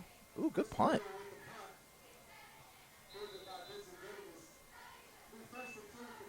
It's almost a 35-yard punt into the wind with a bit of a spiral on it. Again, he keeps this up, he could get some looks for the Jags because they need help on special teams. They need help in a lot of areas, to be honest. You know, they're not as nice as your Steelers, Matt. That's right. We're hoping just to get in the playoffs, though. That's looking tough. You know, I just need Rex to come through for me. Beating the Browns is the foregone conclusion. So was supposedly beating the Ravens this year. I didn't think so. The Jags beat the Ravens this year. Yeah, we lost to the Bucks last year. That doesn't mean much. Yeah, the Bucks. Yeah, but they'll be a team to watch. They have some young talent. they do. They're They got Famous something coming Jameis up. and 2 good wide receivers, and they have a flag on the play because the offense is kind of resembling the Bucks. So a lot of great talent. Hold on, a lot of great talent, But you know, sometimes they make mistakes. Great young talent, they make mistakes. That's all we were saying there.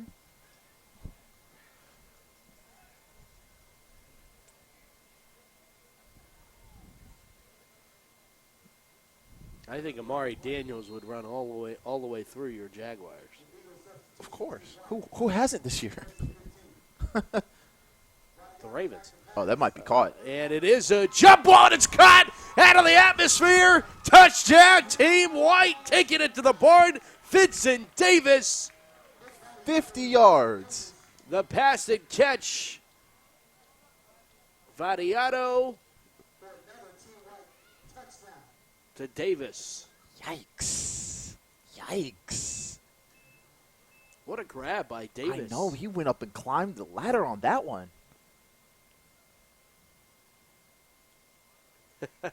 That might be caught. Well, might be turned into was, and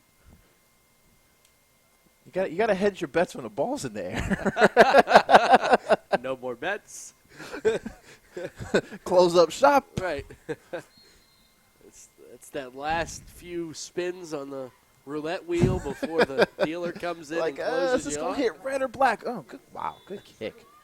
Well, it hit white for the touchdown.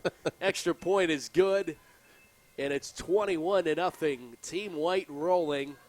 Amari Daniels has 2 touchdowns, and now getting in on the action, Vincent Davis, who's had himself a day. That's his 6th catch.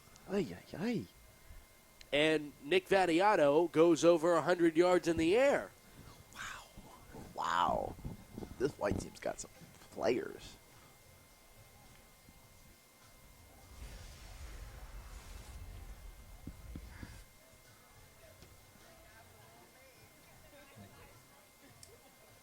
Look at it again on the replay. Davis goes in for the touchdown. Did he put the ball in his ear all Dion style? He put the ball. Wow, he put first of all, was he even born when Right. Dion was still playing? No, I don't think so. I mean, ball in the ear, high stepping and everything. I don't know where he learned that one from, but I like it. Are we dealing with – what are we dealing with now? These are –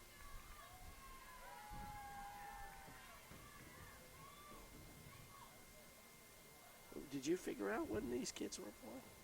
Let's see. If they're born in 2021, let's see. So conservatively take 18 years away from 20.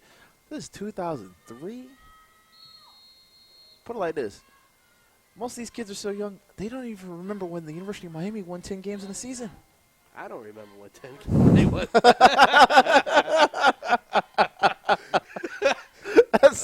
Oh, man. How you like that? Sad, Couldn't tell you off the top of my head. Which is sad.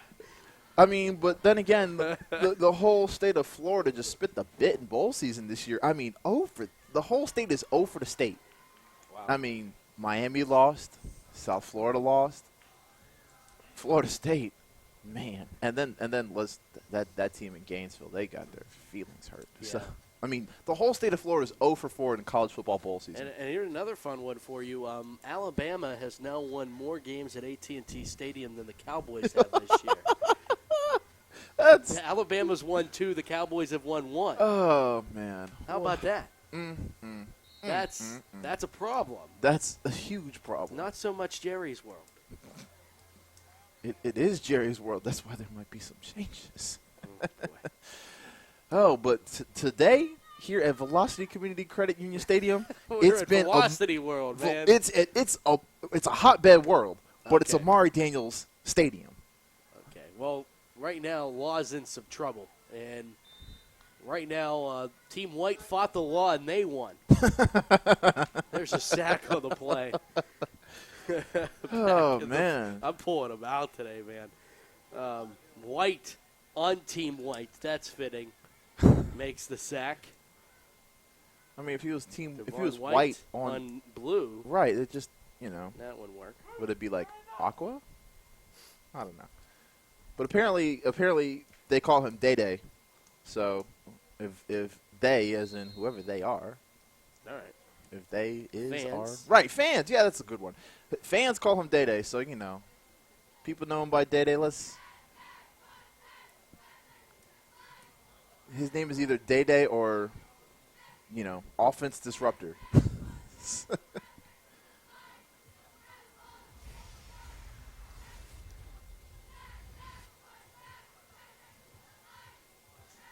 Looks like Mike Lucas is now at defensive tackle, and Katron Evans has moved out to defensive end, the right defensive end for the white team, and then Tyreek Sapp is the left defensive end for the white team.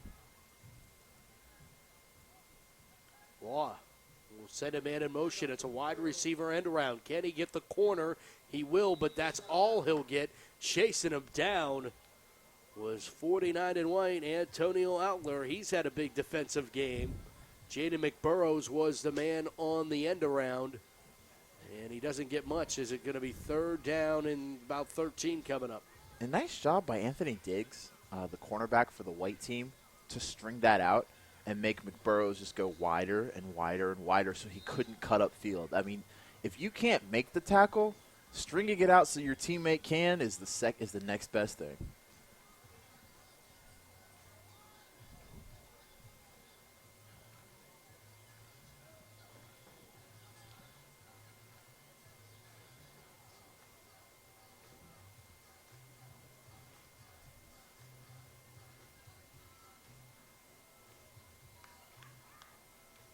Flew back to third down. They've been operating behind the chains a lot today. It's that defensive line. I mean, Tyreek Sapp, the defensive lines of it looking like Baylor's Sean Oakman. Sean Oakman, who finished his career for the Bears, but he's 6'9". I don't know if Sapp's ever going to be that big, but Oakman's 6'9", 280. And still wears the tearaway jersey. Wears the jersey at the midriff, but that's incomplete from the blue team, and it's going to be fourth down. So, once again, we will see Chris Correa from Duval. Law just not having any time to throw the football. He's just simply not having any time, and it's unfortunate for him. He looks like he could sling the ball. He's just not getting any time. Well, as you said, the law doesn't always win. I did say that. This is a really good punt, and it's going to take a fair bounce, but thought maybe it would start to get on a roll there, and they'd be playing chase of football. But, yeah, that was almost a 40-yard punt from Chris Correa.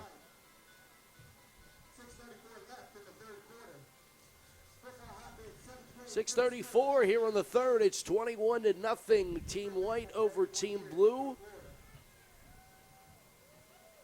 Alongside my football hotbed expert, Will Brown. Air quotes, an expert. Matt Fargo here with you. We're becoming the staple voices of football hotbed All-American game. You know, it's a hotbed world. We're just broadcasting in it. That's right. It's a Brandon O'Doy world. Yes. Hat tip to first of all, golf clap to Brandon O'Doy. All right, bro. For all the work that he's done to. He wears all the hats. He does. Social media, he's doing all that. He's doing so much. Exactly. And now he's doing PA. I mean, guy does everything. I don't understand how he has a voice at the end of this. Or any time to rest. Right. There's no rest for the weary. Wasn't that a Kanye song? Have to look it up. Well, that might have been a pre-Kardashian Kanye song. PK. Not Preacher's Kid. Hey, Pre-Kardashian. Oh, wow. Look, our names are on the screen. How about that? We are somebody.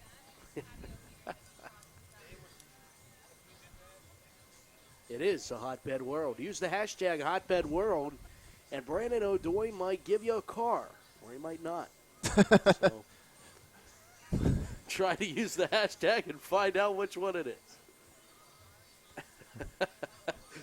It could be a toy car. Yeah, right. Matchbox. Those little Hot Wheels. Yeah, exactly. Hot Wheels for Hotbed. Right. Yeah. How about that?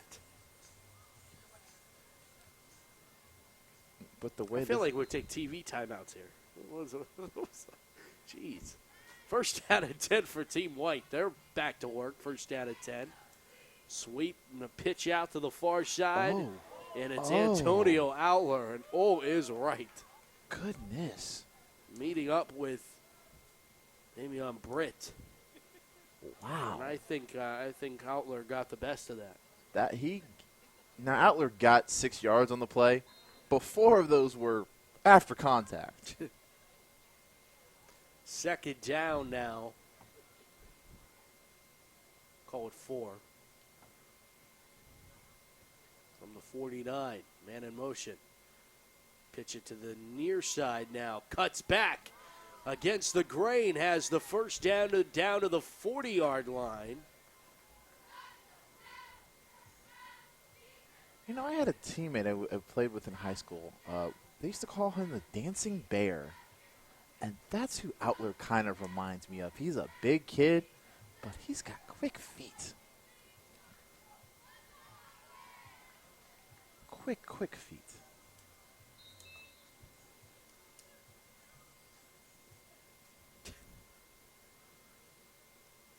It's like he could have it's like he has feet quick enough to be like a tap dancer. Just tap dancing around the tackles on the edge and getting upfield. Coming up on 5 minutes to play here in the third. Little play action. Ooh. And then a quarterback keeper for Jason Gillum. Well, he had to keep it because otherwise Lawrence Seymour was going to have him for dinner. From left Offensive line of Team White's done a fairly good job other than that big play at the early part of the game. Seymour picked up that fumble, but really done a pretty good job keeping him in check today. They really have. Now give 58 and White a lot of credit. That's Keegan Davis from Port St. Lucie, who's playing on the right side of the line, and another one over there is 99 Marquez Bargman from another one from Port St. Lucie who's on the offensive line for the White team. Gillum's pass goes incomplete, and it will be a 3rd down and 9 coming up.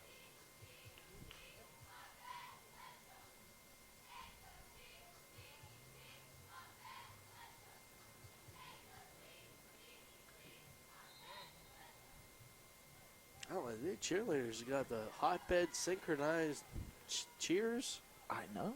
I mean, Impressive. they're all Americans too now. Right. Sweep to the left side, and then cutting about. It's Outler trying to bounce it here to the near side, and he does to the 25-20, inside the 20, down to the 17-yard line. The young man from Riviera Beach, Antonio Outler. That's right down the road from here. Home of one Devin Hester. Went to Riviera Beach Suncoast. He is a player. But yeah, I mean, if you name a community here in South Florida, there's probably a very, very good NFL athlete who was from there once upon a time. It's just the kind of talent that there is down here in South Florida. I'm not going to sit here and pretend that this kind of talent's across the whole state. It's just concentrated in 3 counties down here. They hand it off to the right side. Well, Namath, Marino, Isn't Kelly from Western PA? Kelly, Montana, There's got. Ditka, I'm missing, Gronkowski, Oh, I forgot about him. Revis. Yeah, Revis is a monster. We do all right up. Yeah, in y'all Western do. PA. Y'all do. Let me not act like Western PA is some scrubs. That is definitely not the case. Definitely. We do okay up there. But all the great quarterback, all the. Yeah, we don't really have great quarterbacks down here. No. But I will say this. Speaking of Western PA, Mike Ditka is a Hall of Fame tight end, and Rob Gronkowski's making his records look like child's play. Yeah. Yeah. Well, we'll hand it off here to the right side of 5. And, he just lost his trying footing. It's Davion White trying to get in for Team White. He lost his footing just as he was about to make a dive at the pylon. Oh, and I think part of that, though, is the tight end position has become different and more hybrid than when Mike Ditka played, as far as it definitely can lead itself more to a receiver-type role. That's true, but Gronkowski, he's a good blocker too, though. Oh, yeah, no question. That's the crazy. I mean, he is a grown man. What, 6'6", 260? I mean, First down and goal, Team White trying to put this one away. Gave it off to White. Trying to bounce it now. He will he lost slide his in footing. and again lost the footing there. Oh, he to the was scored. 2. Did the hard part of avoiding the tackle and lost his footing. But, that's part of youth football because they don't have these super, they don't have like the interchangeable studs at the cleats and all this other stuff. They have, and I would assume their cleats are not that long. and the small part for safety. So those things will happen, especially on a turf field, where I tend to think if he might have been playing on grass, he'd have been able to make that cut and get those 6 points that his play has richly deserved tonight.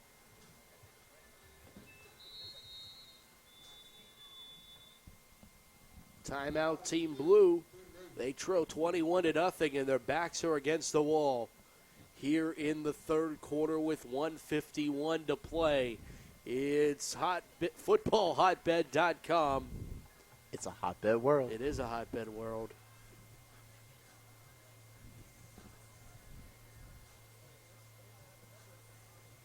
Oh no, we're finally hitting the quan with the PA announcer. He said between the 6th and 7th grade games that he likes to keep a mix of hip hop and country and popular things, just to give everybody a little bit of something. I like the country there. A little Luke Bryan there early. I like it. Yeah. Isn't Luke Bryan the one who hit him with like the whole country girl? Isn't he the one who did? Yeah. Shake it for me. Yeah, I remember. He came to Jacksonville. I think it might have been last year, and well, a lot of people lived up to what he asked them to do in the song. But this is a youth broadcast, so we will keep the adult conversations for another time and another place. All right. But right now, this white team, some of them are playing like they could be playing when they are grown men. That is for sure. Here's a big second down and goal. And it's a quarterback keeper into the end zone for the white touchdown, Jason Gillum. But there's an offsides penalty that blew the play dead. Oh, boy. Gillum went untouched in the end zone, too, by the way. Offsides on the blue team. Yeah.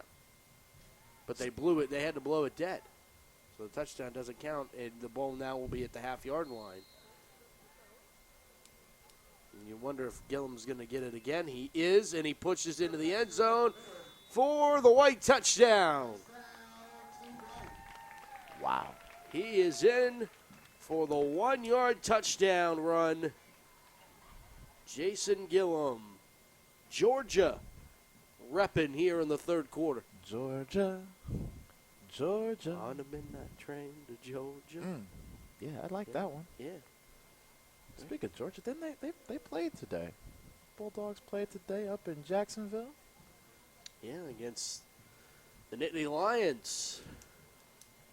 So Georgia's had a nice little history of coming down here to South Florida and raiding some of the top talent and running off with it up to Athens. Speaking of talent, Carter Davis. This kid is going to be something else. Extra points good. 28-0, Team White. If this were Madden.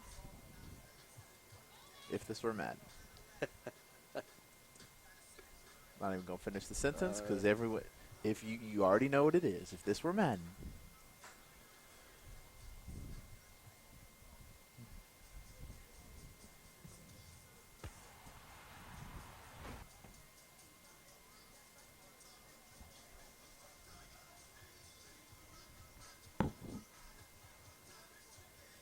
All right, so there's 1:45 left in the third quarter. And the white team leads 28-0. And honestly, this has been a comprehensive performance in all three phases for the white team. From offense, obviously, with 2 touchdowns from Amari Daniels, to defense, the defensive line of, Tyreek Sapp, Katron Evans, Day White, and at times Mike Lucas. Those 4 have just really held the blue team from really doing anything. So Carter Davis is going to, it looks like he's going to attempt another sky kick.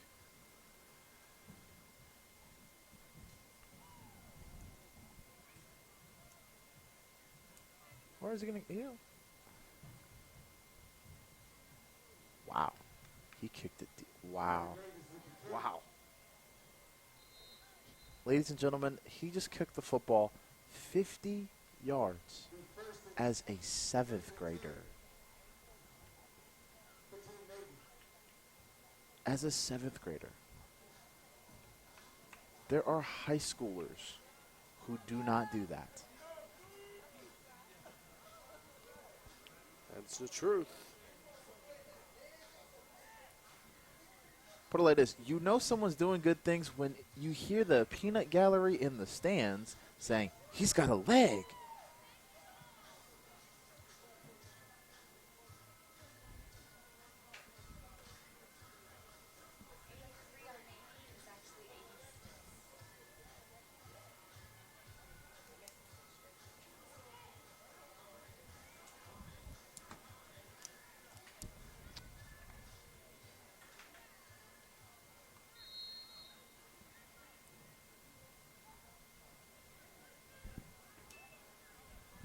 All right, Blue back to work. They'll hand it off up across the 20 to the 21-yard line. Is Sam Miller out of Orlando.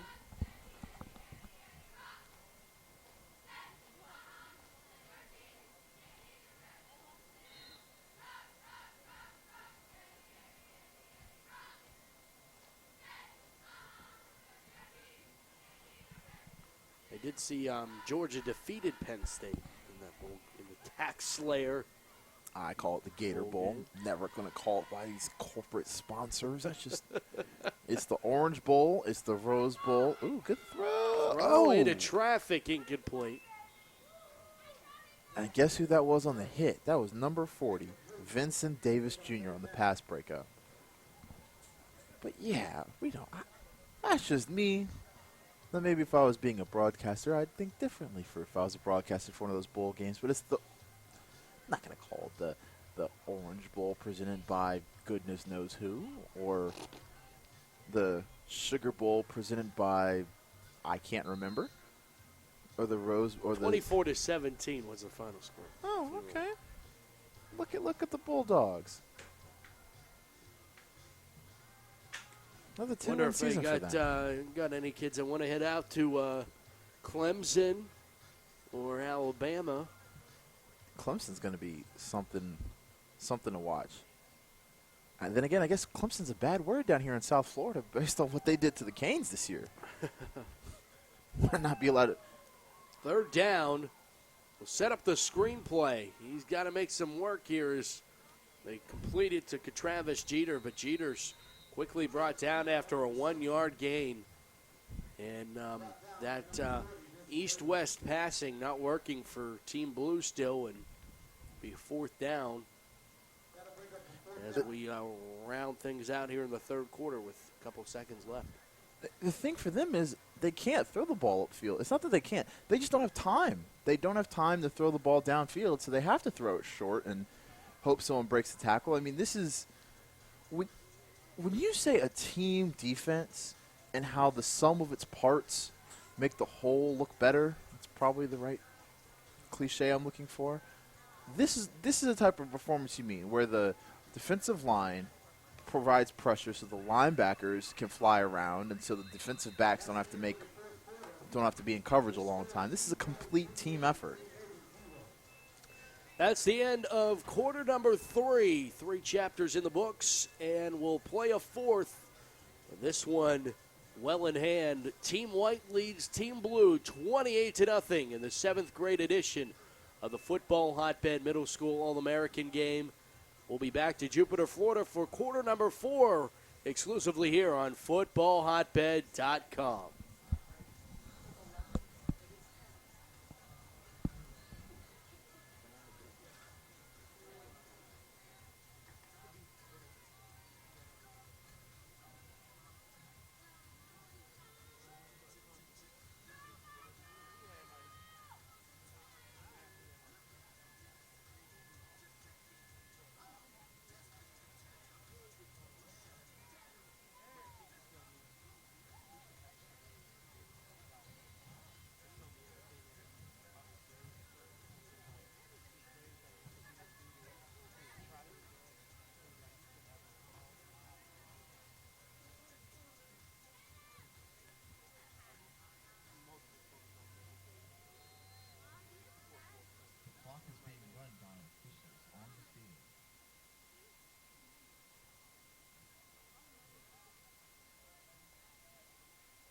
Excellent punt by Chris Carrera from Jacksonville, Florida. Let's give it up for the young man. All right, welcome back for the fourth quarter. Attention, referee crew. The official time is now being kept on the field. Thank you so much.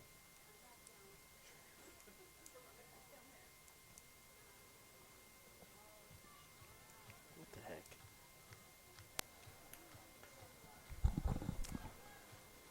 Well, back with Will Brown, Matt Fargo.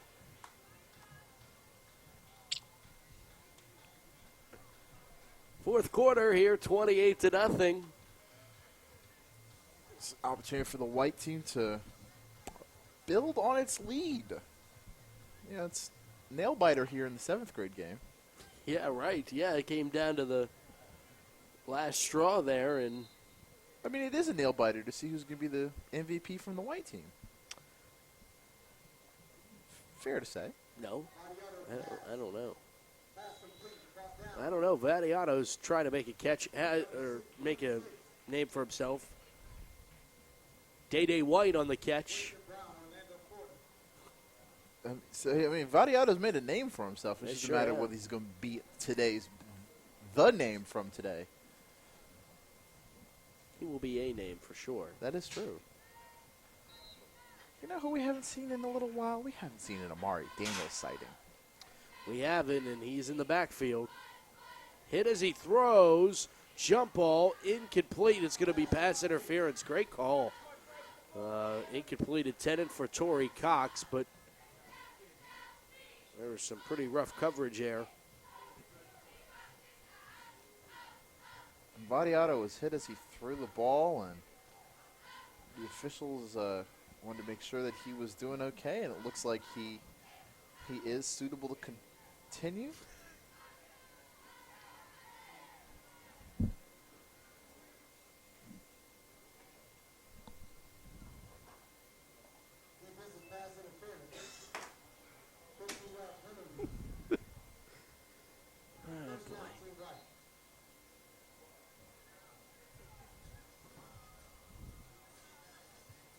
So there appears to be 9 minutes and change left to go.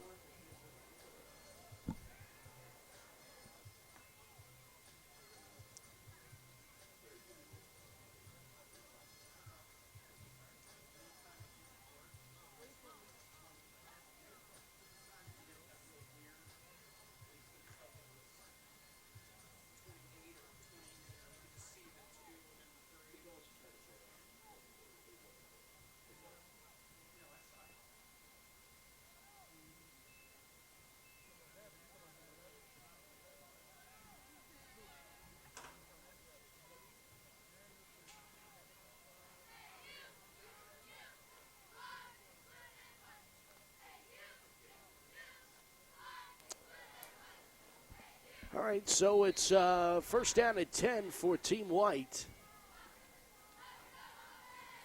Rolling out. Throwing short. Incomplete. Quarterback there was Vincent Davis. Now he's playing quarterback. They were trying to throw the ball to Vadiato on the right. Switching roles there.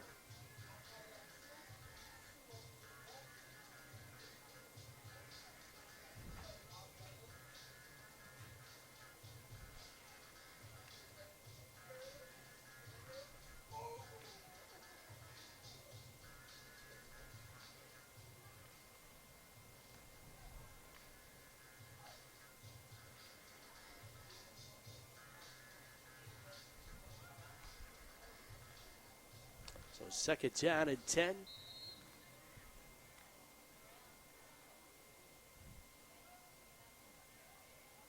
Rolling out as Davis. Going to take off and run with it, and the flag comes in as Davis has a first down and one more inside the 20, down to the 17-yard line, but it looks like this one will come back.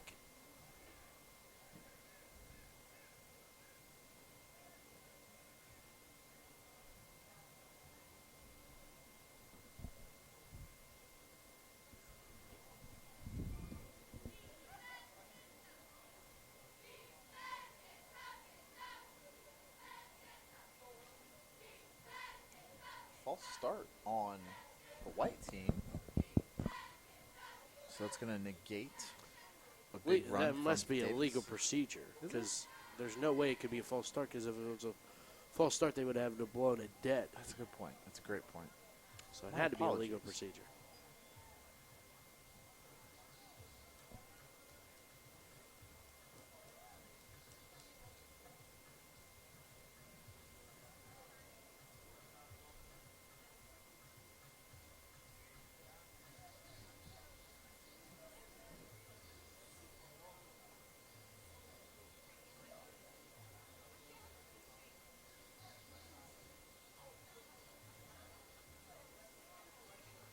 Well, getting our 5th hour on the air today, Will. You can never get too experienced. Especially in my case. Especially in my case. So Vadiato's back in at quarterback. And Amari Daniels is back in at tailback. All right, there's Vadiato going to let it fly, and he got hit as he threw, and they're going to call it incomplete. It's the tuck rule. Oh, gosh. Yeah. Oh, We want to talk about that? No. But speaking of the tuck rule, Randy, Yeah. Which they got rid of. we got to give credit to Charles Woodson, who's playing his final pro football absolutely. game tomorrow. I mean, this man was. I mean, think about it. He had been in the NFL 3 or 4 years when that tuck rule play happened. He's played 18 years in the NFL. I mean, Super Bowl champion, Heisman Trophy winner. Just got to give him another, just a wonderful career. So hats off to him on a spectacular football life. I mean, we have really lived through such a great football era. I know the 70s really brag about all the players that came through there, but I feel like ours is just as spoiled and who we got to see back in from anywhere from Barry Sanders at the beginning of really that era to now. I think it's really getting to see. You have Charles Woodson. You have J.J. Watt. He's going to be by the time he's done, he's probably going to be one of the 10 best defensive players in the history of the NFL. Yeah. And then obviously some of the offensive players that we have. Randy Moss. I mean, just made things look so. I would say Randy Moss is one of the most impactful receivers in the history of the game this side of Bob Hayes. I mean, Bob Hayes is someone who really made teams start playing zone defense, and Randy Moss changed the game as much as Hayes did at that wide receiver position. West Virginia product, Randy Moss, by the way. That's true. Rand University. No credit to Marshall there. Poor Thundering Herd.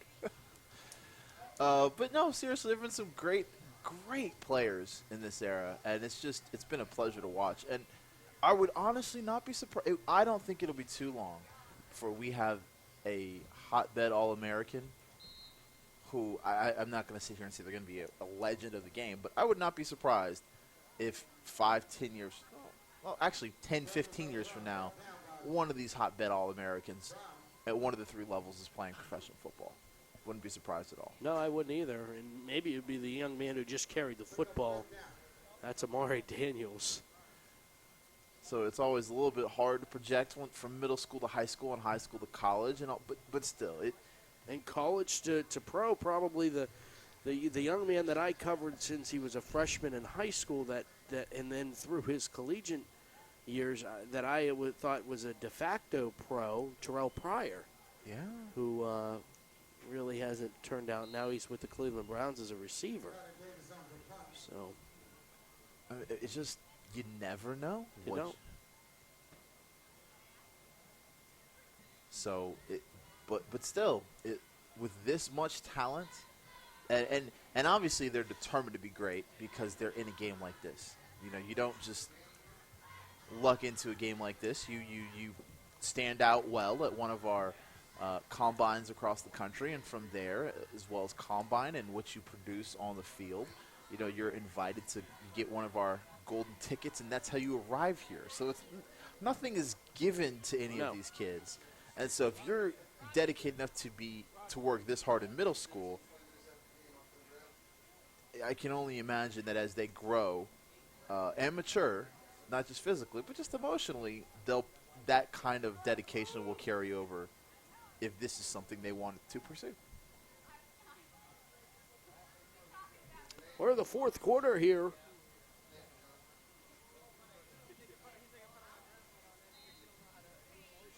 We'll go to, I think it goes to 12-minute quarters for the next game, if I'm not mistaken. It does.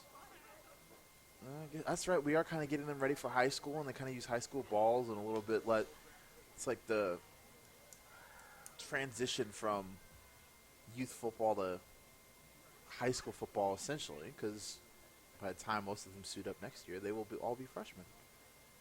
Ooh, goodness, what a hit. And guess who that is again? Amari Daniels. Playing great on both sides of the football. I mean, he laid a legal lick. I mean, there have been all sorts of discussions at all levels of football about injuries and head injuries, but he lowered his shoulder first and ran through the player. That is textbook tackling. He's waving to his mom on the sidelines. She's got a lot to smile about.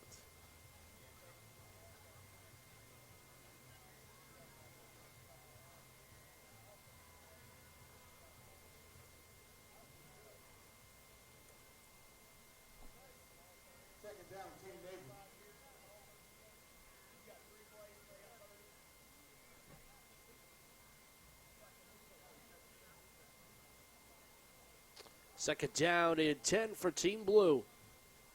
Lost it in the backfield. Pressure comes, and he's sacked. And a big sack. Mike Lucas.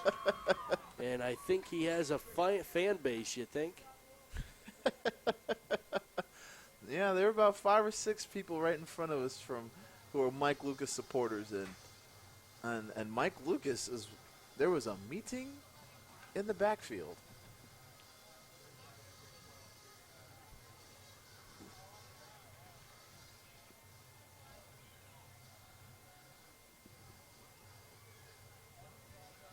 I'm glad Brandon said something because I don't have another 8 on my roster, and I don't have Mike Lucas on there.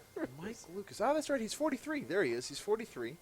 And so Mike Lucas the fourth. Mike Lucas the fourth. So there have been a handful of other Mike Lucases that have made a name for themselves.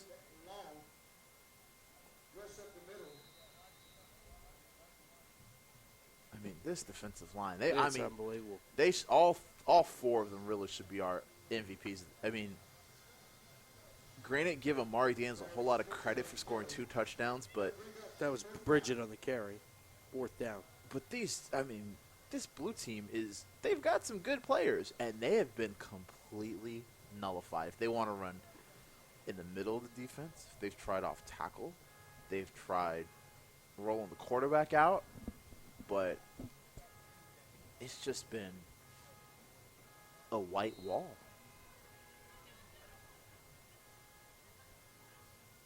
I mean, we haven't seen this much white noise since the Beatles' White Album. 4th and long for the Blue team. Looks like they'll go for it. Law will be the quarterback now from the gun. And we get a flag here.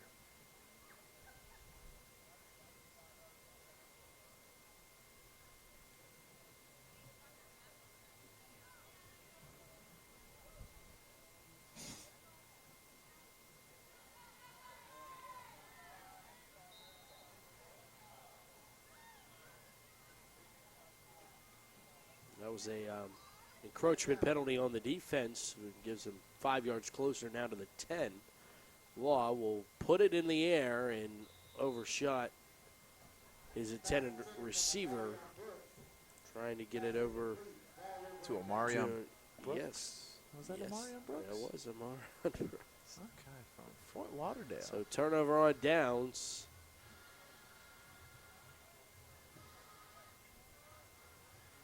Team White's going to have the ball in great field position here. in the fourth quarter, leading 28-0. Can they add to it? Or are they going to be like the sixth grade game where we saw a couple of them take a knee and keep it moving?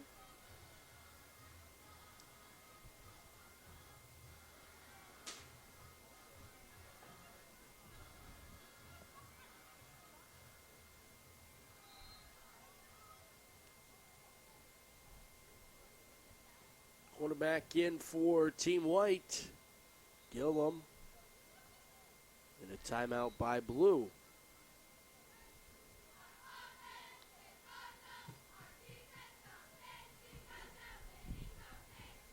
Getting a little windy out there. Yeah, it's getting. Again, still a beautiful day. I mean, picture perfect day. Right at about 75 degrees. A little bit of breeze. Can't complain at all.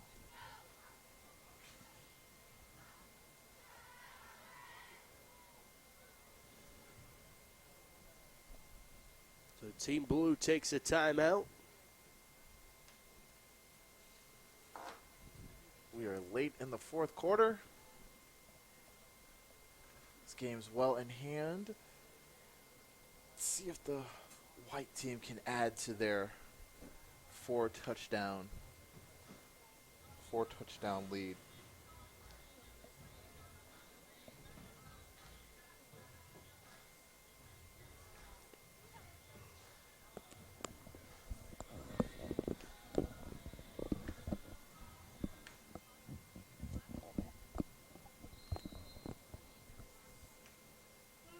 Gillum from the pistol.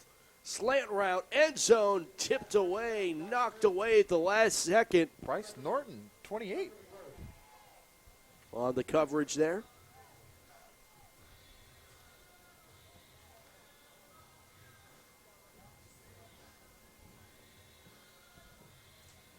And that Nick Variato called over Jason Gillum to give him instruction. That is leadership right there, ladies and gents. Variato is not in the game, but he saw something, and he's helping his team find ways to put more points on the board. Gillum rolling out to the right. Pressure's coming. Throws into the end zone. Jump ball incomplete.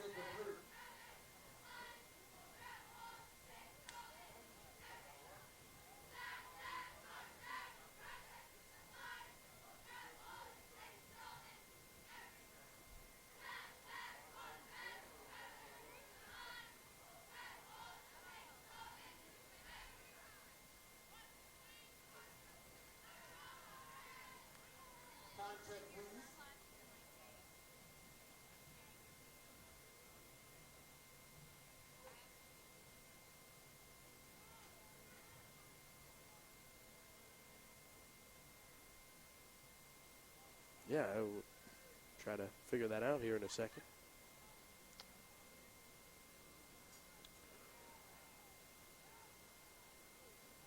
So the white team is third down. So Sapp is now in the back. Tyreek Sapp is in the backfield.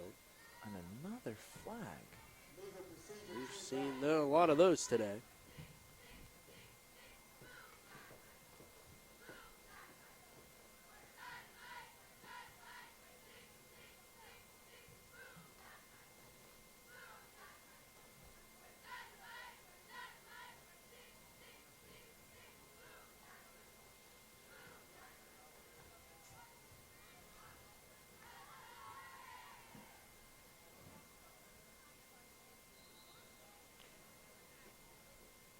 Gillum from the shotgun, back to pass, will throw, have a receiver here to the near side. It is completed inside the 10-yard line. And hauling that one in is Brendan DeMarzo from Miramar, Florida. It will be fourth down and goal from inside the 10. Winston Brown from Orlando, Florida, on the coverage and the tackle for the Navy team. Ooh, we get to see Carter Davis kick a little bit of a longer kick this time. About a 23-yard field goal attempt for the white team kicker.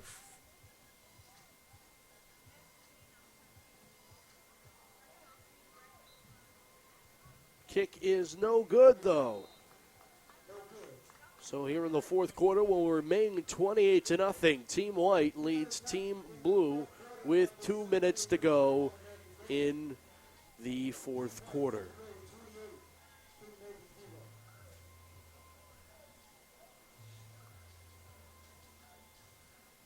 Thanks to all the sponsors. FootballHotbed.com, our All-American game. 7th grade class of 2021 going at it here.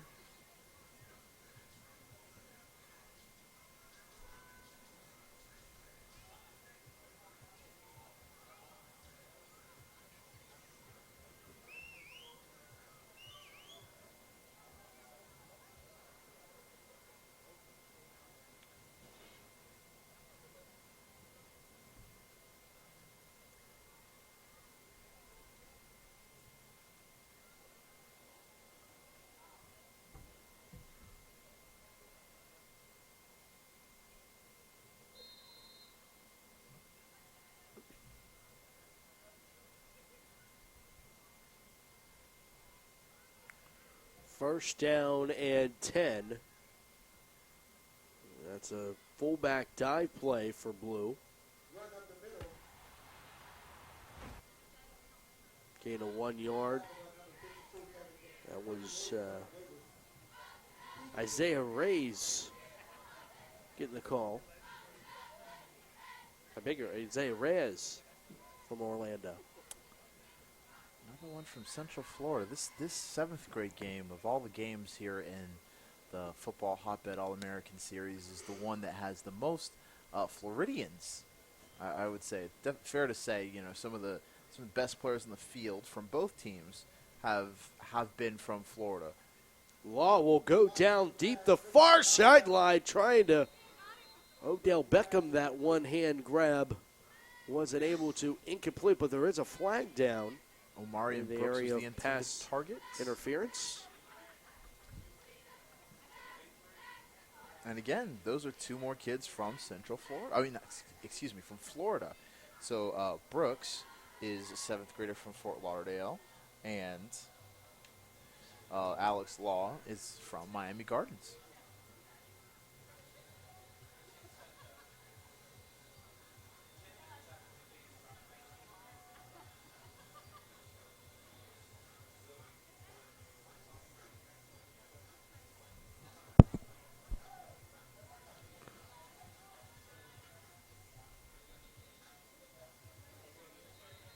All right, so blue team has the football at their own 37. We are late in the fourth quarter. White is comfortably leading 28-0, but the blue team has a chance to show its All-American worth and put some points on the board. Trying to swing it out to the far side into the flats. It's completed, and look at this young man fight, as that was hauled in by Davion Britt. He'll fight to get a few yards down the near sideline, the far sideline.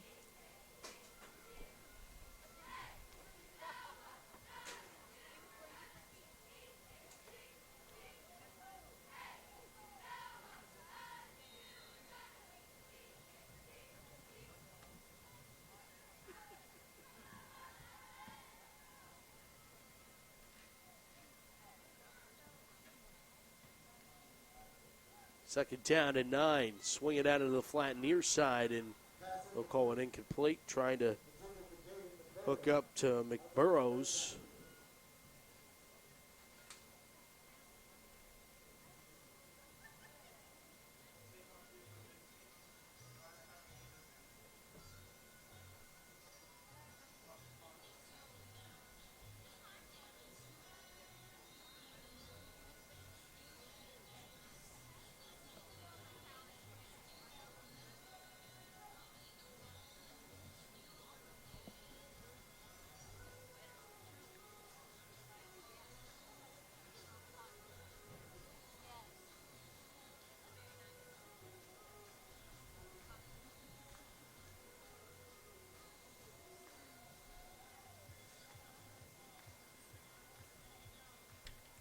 Third down coming up here for Team Blue. Shotgun, Law will hand it off. Pressure. And still chasing him down. Trying to get him. Tariq Sapp. Richardson finally gets him as well. And it will be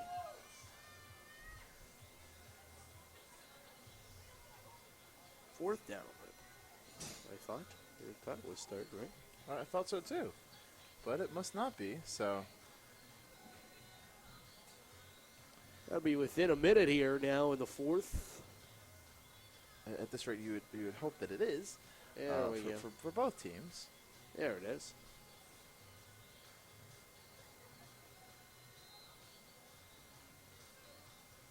So the blue team has one last chance to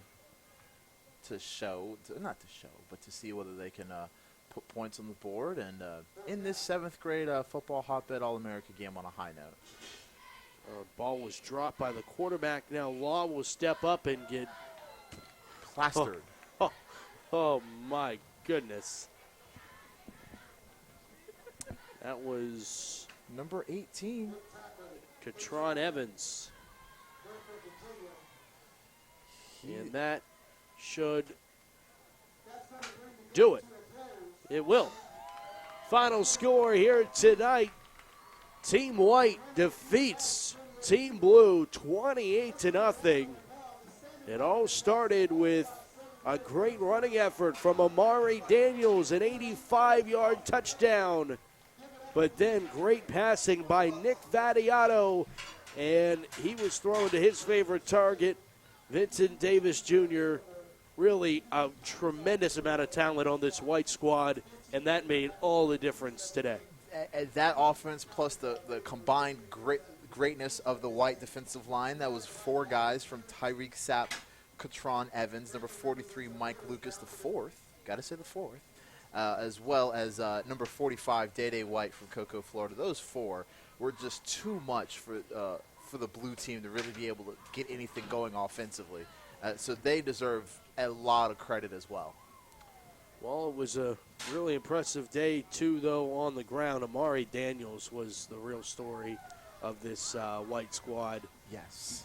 With what he did in the first half, and it's going to be fun watching him grow up. Yes, it is, and I hope that he is able to continue to do his thing. But, before the game, a handful of folks said he's special, and he certainly showed that this afternoon.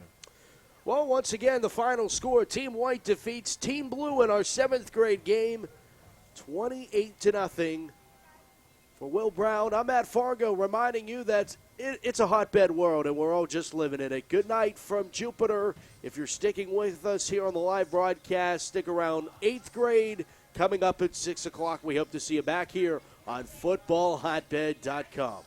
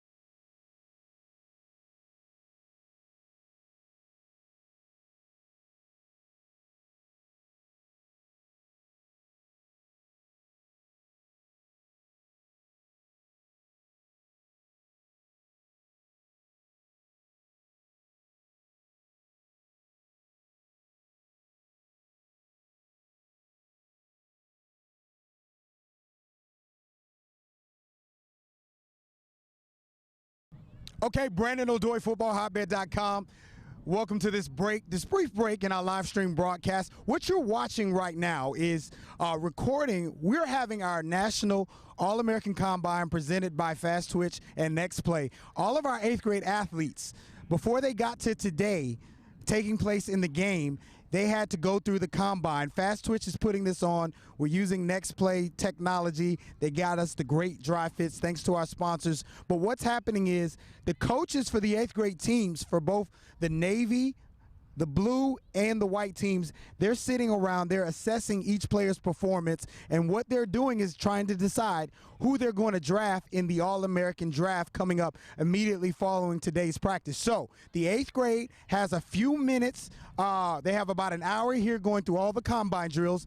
They already did their defensive skill drills, and they'll go to offensive skill right after that. So after that's over, the 8th grade coaches, the head coaches, Mario Perez of American Heritage Plantation, and also Roger Boone of PPO, they're going to draft these kids and put together an amazing performance, which you're currently about to take part of and witness. So it's a hotbed world out here, Jupiter, Florida. Brandon O'Doy, yours truly. It's a hotbed world. Okay, Brandon O'Doy here at Jupiter High School. I'm here with Future 4 head coach and co-founder Drew Phillips of the National Middle School Quarterback Invitational. We're out here taking in practices. Drew, you're serving as our coaching coordinator. Just assess how everything's been going at these first combine practices and what we can expect. Well, it's been pretty smooth so far. A lot of things going, a lot of things moving, but the coaches are doing a good job keeping things together and keeping things flowing. As far as quarterbacks go, the 7th grade class is really stacked. Very impressed with that group. Very smart group, very quick group. 8th grade class is very, very nice. You got the Future 4 champion from the class of 2020 here, Tucker Gleason, and then you had Micah Bowens, who came over from Nevada, who was just on the cusp of making the Future 4 for a class that he wasn't even really in. So there's some pretty impressive ball players out here, very big, very bold guys that are looking to make the next step, make the next move to high school. And haven't got a chance to really watch the 6th grade class yet, but they look like they have a nice group of young kids that can really sling the ball, so I'm excited to get to watch them a little bit. Yeah, absolutely. Excited to watch them in today's game, and also looking forward to the end of April and the National Middle School Quarterback Invitational, the Future 4. You've started to scout for that event. You already are gearing up and making invitations. What are you looking for this year? Because now the word's kind of out. The secret is sort of been uncovered from Football Hotbed and Phillips QB Academy. What is the situation now as far as what you can advise quarterbacks who possibly want to take advantage of this and be a part of this great showcase platform here at Football Hotbed? Well, first and foremost, you definitely need to have your film. We need to see something on tape. We can't just take people's word for it, and that's nothing against that person. We need to see it ourselves. But also, you need to come in with that wow factor. This year, we have a lot of entries already, and there's probably still 5 or 6 months until we're going to have that event. And I've probably already watched 100 kids on film. But I'm looking for that wow factor, that kid that just makes a play that just makes you go, holy smokes, what an awesome play. And a kid like Spencer Rattler last year who came in, who nobody really knew about, but you put his tape on and you just go, holy cow, that kid can sling it. And sure enough, he was our Future 4 overall champion last year, and he already has 2 D1 offers, which is quite impressive. Quite impressive indeed. Only a freshman out in the desert in Arizona at Pinnacle High School. And he's a kid, as we said, didn't have much of a national reputation. He does now, and 2 Division I offers later after his freshman season. Future 4 paid off for him. So, Drew, we'll let you go. We know you got a lot to get back to, but right now, Drew Phillips, Brandon O'Doy, it's a hotbed world. Enjoy this live streaming broadcast. I want to thank John Ross and everybody who's putting this together from a broadcast perspective. And also want to thank all of our sponsors. We truly appreciate you here at Football Hotbed. Hey, I'm here with Sunjan McGarity out of Texas, West Texas. Sunjan, you come out here. You made a pretty big play on our Football Hotbed Facebook page, and everybody pretty much watched it. I think it's up to like 20,000 views right now. Did that surprise you at all? Yes, sir. It did a lot. It just surprising me coming out of Odessa. It's not such a known city, so it's very surprising to me. Well, you know, Football Hotbed, the national platform, the nation's leading multimedia platform for youth football. We give the exposure to athletes. What made you want to come out here and play in this All-American game? I just think it's a great opportunity for me to get out there on the media and follow my dreams, make me get big, you know. And I'm very excited to be here. Okay, hey, excitement all the way from West Texas. Sundra McGarity, running back in the 2020 class. He's someone to watch. Watch him later today on this live stream broadcast. It's definitely a hotbed world. Okay, Brandon O'Doy, FootballHotbed.com. Hey, welcome into our live stream broadcast of the 2016 Football Hotbed Middle School All-American Game. I'm here with Micah Bowens all the way from Las Vegas, Nevada. Now, pretend this is Saturday because that's when everybody's going to see this. But what are you trying to do when you come out here? We know you're going to Bishop Gorman. We know you've got a lot of things in your future. But what are you trying to prove when you come out here, play your last middle school game? I just got to prove that Vegas plays football out there. A lot of people disrespect Vegas and think we don't play football. I just got to show them what we can do. Absolutely. So you talked about that. Everybody knows Florida is a situation where a lot of people talk about Florida, even California, which is closer to you. Surely you've got something to say. You participated in our National Middle School Quarterback Showcase, the Future Four. You did very well there. You reclassified to get back in your right grade, still only 14. Talk about now what statement you could possibly make by having a strong performance here today. Just represent. That's all I got to say is Vegas, we got to show what we can do. Can't just let people think that we're not as good as them. We're just as good or maybe even better. Okay, so you heard it here first, Micah, talking about what he wants to prove about West Coast, Las Vegas, Nevada desert football. So, hey, listen, stay tuned to the broadcast. We got some great football. It's the best of the best. Brandon O'Doy, yours truly, FootballHotbed.com. Enjoy the live stream broadcast brought to you by the good folks at Football Hotbed.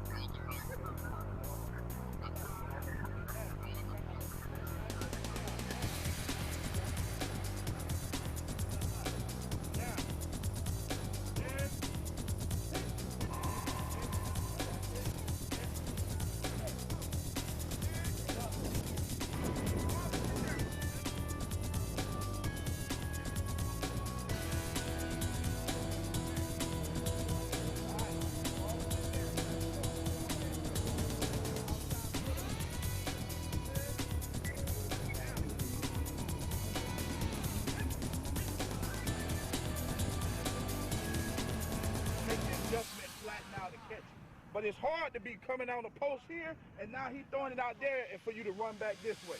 So when I come out of my break on the corner or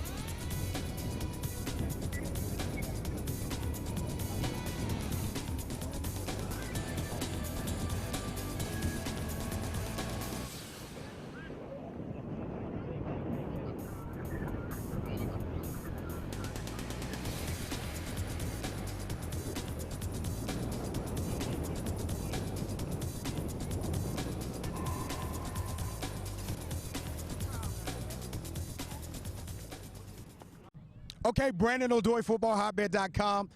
Welcome to this brief break in our live stream broadcast. What you're watching right now is recording. We're having our National All-American Combine presented by Fast Twitch and Next Play. All of our 8th grade athletes, before they got to today, taking place in the game, they had to go through the combine. Fast Twitch is putting this on. We're using Next Play technology. They got us the great dry fits thanks to our sponsors. But what's happening is the coaches for the 8th grade teams for both the Navy the blue and the white teams, they're sitting around, they're assessing each player's performance, and what they're doing is trying to decide who they're going to draft in the All-American draft coming up immediately following today's practice. So the 8th grade has a few minutes. They have about an hour here going through all the combine drills. They already did their defensive skill drills, and they'll go to offensive skill right after that. So after that's over, the 8th grade coaches, the head coaches, Mario Perez of American Heritage Plantation, and also Roger Boone of PPO, they're going to draft these kids and put together an amazing performance, which you're currently about to take part of and witness. So it's a hotbed world out here, Jupiter, Florida. Brandon O'Doy, yours truly. It's a hotbed world.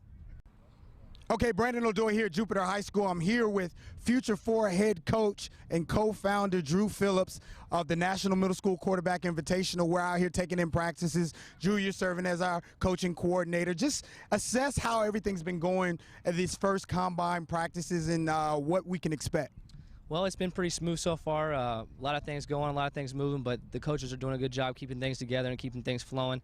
As far as quarterbacks go, the 7th grade class is really stacked. Very impressed with that group. Very smart group, very quick group. 8th grade class is very, very nice. You got the Future 4 champion from the class of 2020 here, Tucker Gleason, and then you had Micah Bowens, who came over from Nevada, who was just on the cusp of making the Future 4 for a class that he wasn't even really in. So there's some pretty impressive ball players out here, very big, very bold guys that are looking to make the next step, make the next move to high school. And haven't got a chance to really watch the 6th grade class yet, but they look like they have a nice group of young kids that can really sling the ball, so I'm excited to get to watch them a little bit. Yeah, absolutely. Excited to watch them in today's game, and also looking forward to the end of April and the National Middle School Quarterback Invitational, the Future 4. You've started to scout for that event. You already are gearing up and making invitations. What are you looking for this year? Because now the word's kind of out. The secret is sort of been uncovered from Football Hotbed and Phillips QB Academy. What is the situation now as far as what you can advise quarterbacks who possibly want to take advantage of this and be a part of this great showcase platform here at Football Hotbed? Well, first and foremost, you definitely need to have your film. We need to see something on tape. We can't just take people's word for it, and that's nothing against that person. We need to see it ourselves. But also, you need to come in with that wow factor. This year, we have a lot of entries already, and there's probably still 5 or 6 months until we're going to have that event. And I've probably already watched 100 kids on film. But I'm looking for that wow factor, that kid that just makes a play that just makes you go, holy smokes, what an awesome play. And a kid like Spencer Rattler last year, who came in, who nobody really knew about, but you put his tape on and you just go, holy cow, that kid can sling it.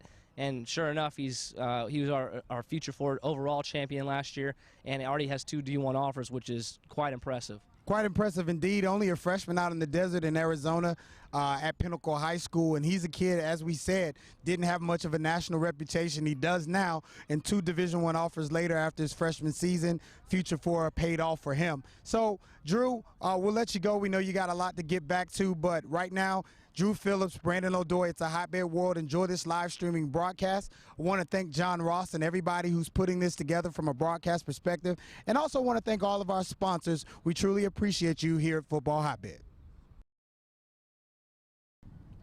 Hey, I'm here with Sunjan McGarity out of Texas, West Texas. Sunjan, you come out here. You made a pretty big play on our Football Hotbed Facebook page, and everybody pretty much watched it. I think it's up to like 20,000 views right now. Did that surprise you at all? Yes, sir. It did a lot. It just surprising me coming out of Odessa. It's not such a known city, so it's very surprising to me.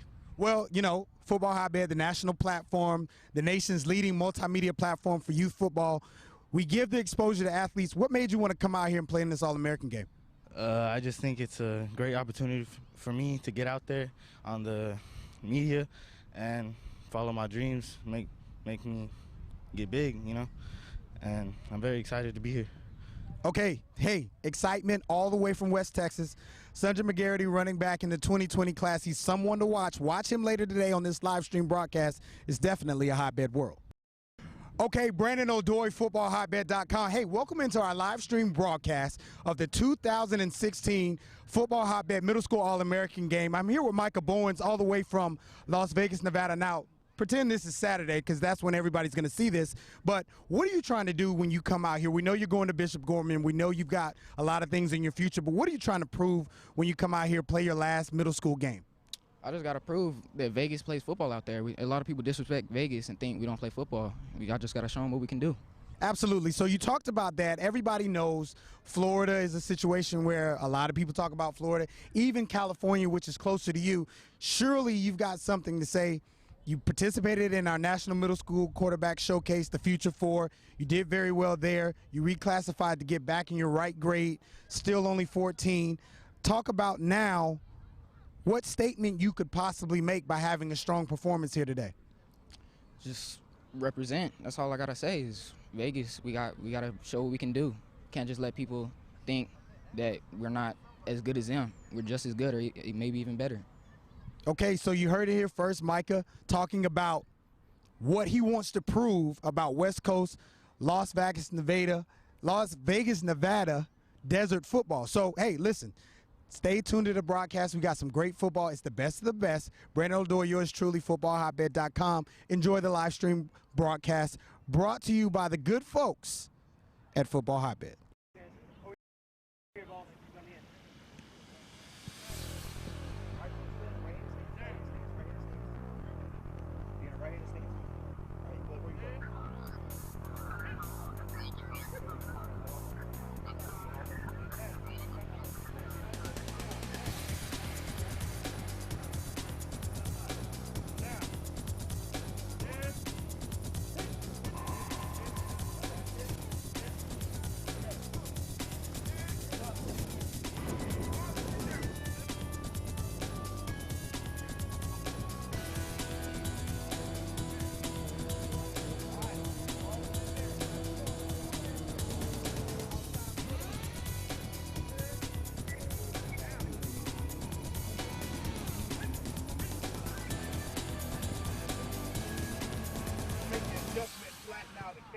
But it's hard to be coming on the post here, and now he's throwing it out there and for you to run back this way.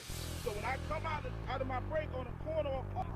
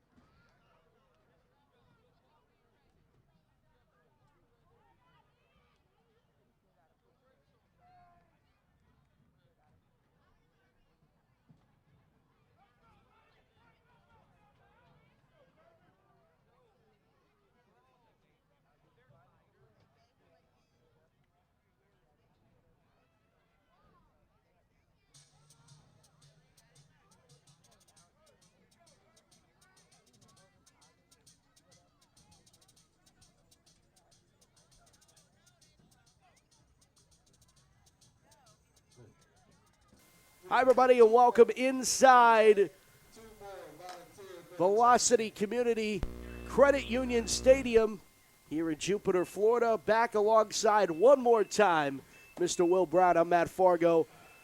It's the 8th grade game as this we get set for the class of 2020 going at it here tonight. Will 8th grade, the soon-to-be high schoolers, wrapped up their 8th grade football seasons, and this is the last game they're going to play as middle schoolers before they head into the senior highs all across this great country of ours. We're going to get a clear vision on some of the elite high school talent in the coming years, especially with some of these 8th graders.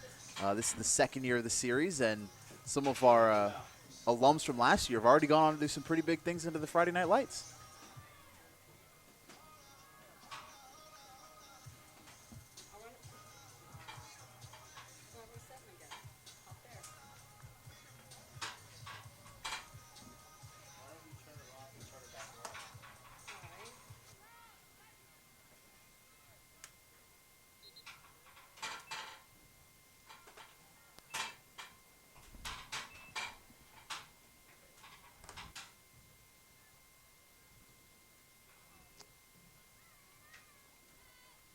Team White will receive.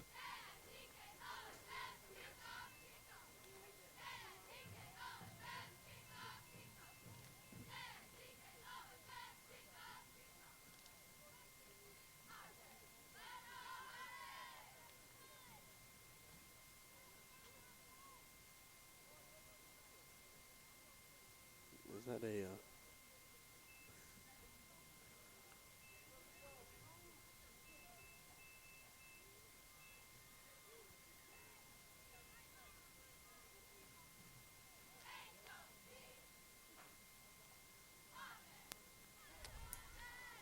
Well, getting set. What are you looking forward to the most in this one? I know you cover high school football in the Florida area, so this is maybe a look at what you'll be covering in the next few years. There's a lot of different little towns that are represented on the Navy and the White teams. What I'm really looking forward to is who can get used to playing with this high school ball the best, because they are playing with a high school football, so it's a little bit different in terms of passing and catching. And so who can really do their thing against, essentially, this is an elite freshman game next year. So if you can really do your thing here, that's what I'm looking for. People who can really, really stand out. And if you can stand out here, then maybe you have a chance to play early at the varsity level. So we got this one teed up, and now it was kicked off and received by the White team, and they're going to take the football first down and 10 at the 20-yard line.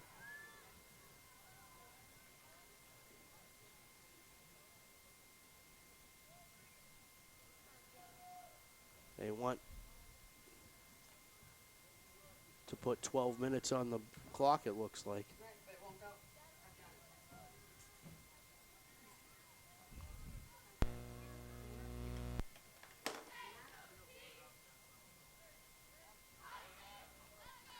So it looks like we're having a bit of a delay as we're having a few technical difficulties on the field.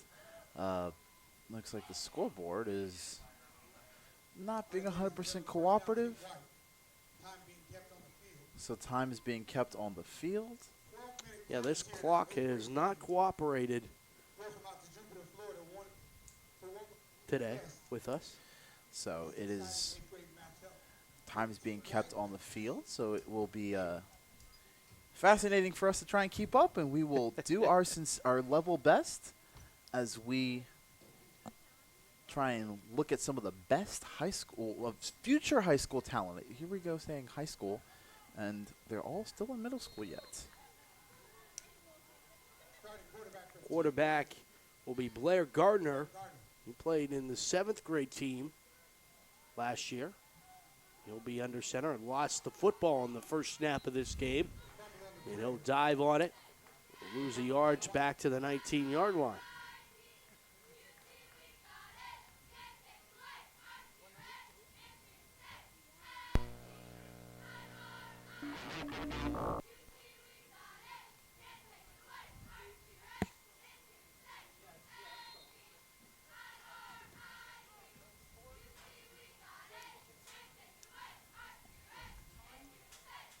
Second down and call it 11. Now from the 19-yard line.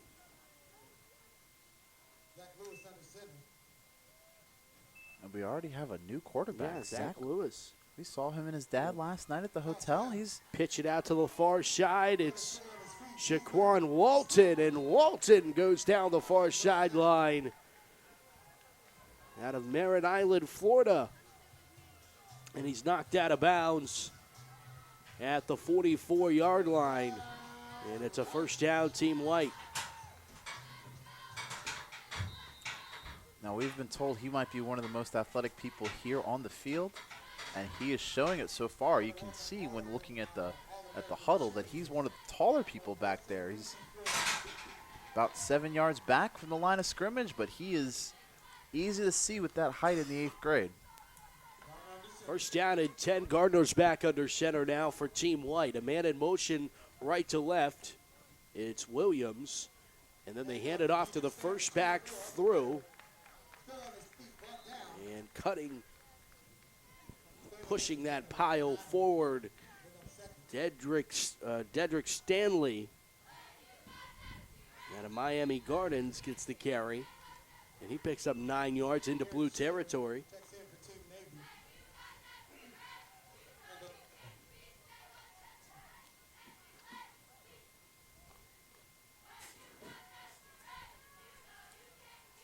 Second down and 1. A man in motion again is Williams from the offset eye.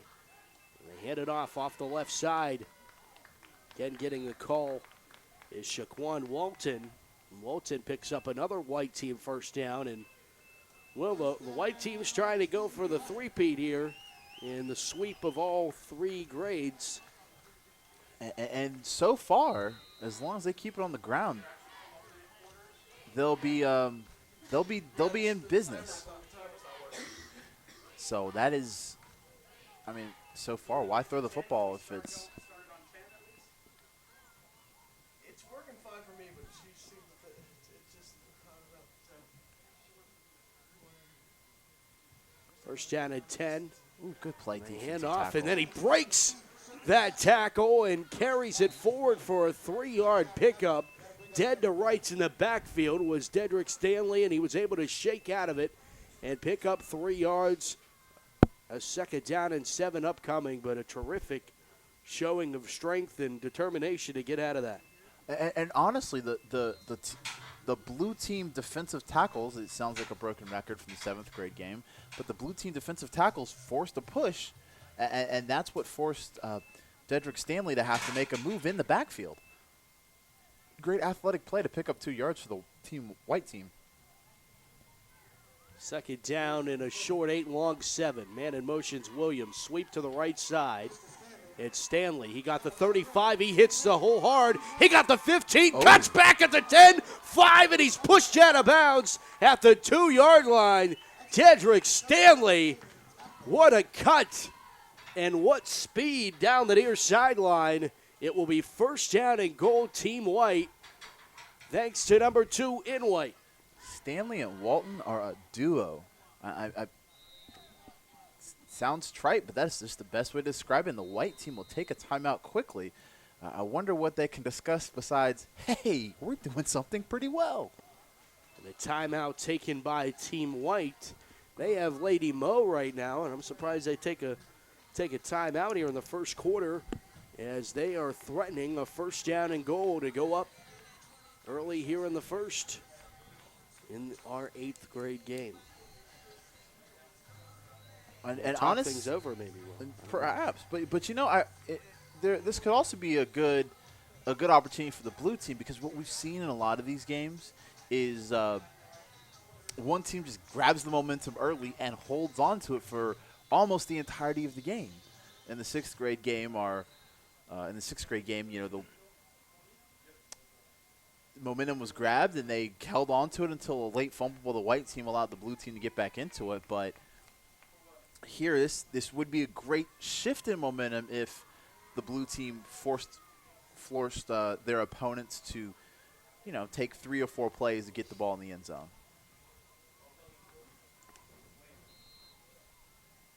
Quarterback is Gardner.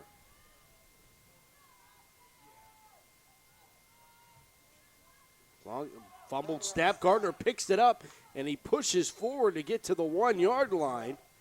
Almost an accidental fumble-rooski play. And that's the second time he's struggled with the snaps so far in the game. I wonder what's going on. I don't know if it's nerves or just working with the center that's a little new to him. But Garner has struggled twice, and the center, it looks, from our wonderful vantage point, is number 51, who's Cade Bryant from Orlando, Florida. So obviously he's another fumbled snap. This time it was Zach Lewis who was taking the snap. So none of these quarterbacks and centers have worked together before this. They got together for this this All-America game, excuse me. So that might be why we're having some difficulties early on. Now we're back to the 2. It'll be 3rd down and goal from the 2 on this opening drive of Team White's offensive drive here, opening drive of this game.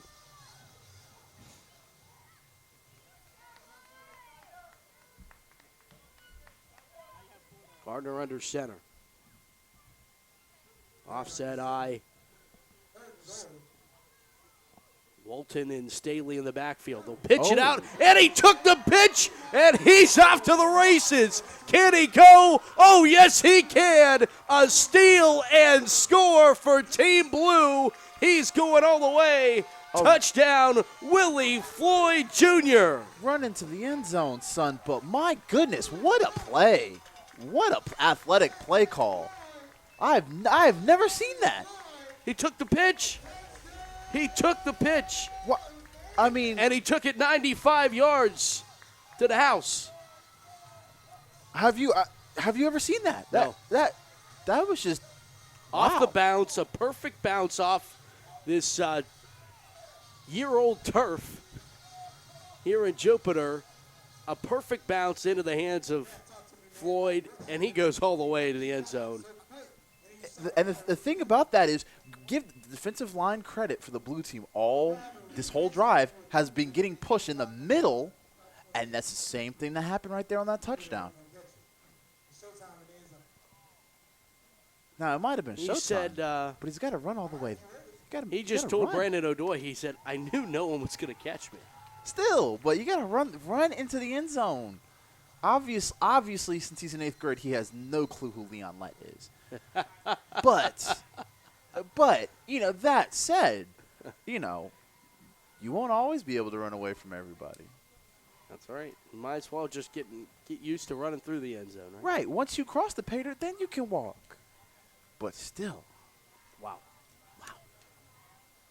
Well, that's exactly what Blue wanted to see. That's called a bend but don't break defense right there. What a momentum shift. Extra point. It is good. Line drive finds its way through the poles. And that was...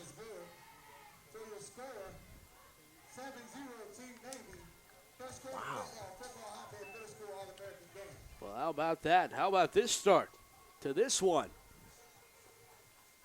8th grade game starts with some defense being offensive. 7-0. Team Blue leads Team White and the football hotbed middle school All-American game. Stick around. We'll continue. And are we going to get to see a replay here? Oh, yes, we are. Wow, look at this. How about that? And I'm thinking right here that Saquon Walton's going to catch him, but as he went on, he was getting clearance. He throttled it down. Come on. Oh, jeez. I mean. Maybe he was tired. Nah. He from Miami Gardens. They don't get tired. They don't get tired. But again, I mean watch how he knifed through the plate. He diagnosed, and I mean, wow. That is a perfect bounce, though. It needed the perfect bounce. Even still, the fact that he knifed through there and beat his man on the offensive line and sprayed on him. Well, I thought that 85-yard touchdown run in the last game was going to be the play of the day. I think this one tops it. I definitely think so, too. Just the instinct to get there. Although that downshift by our young friend in the 7th grade game was just as impressive. But I digress. I mean, he downshifted, too, though. Yes, he way down there. Downshifted to neutral. Yeah, he sure did. He coasted into the end zone for sure. All right, so Team White, after a really spectacular offensive drive, Team Blue wasn't able to do anything defensively to slow them down until that play. I mean, 78 yards of penetration, and they needed 80, and then – but I will say this. They moved the ball all the way down the field, but remember, we were talking right before then that scoop and score where we said, you know what? If the blue team can hold them a couple plays on this goal line, it could be a momentum shift. And, you know, sometimes it's better to be lucky than good when predicting things in a football game. That's for sure.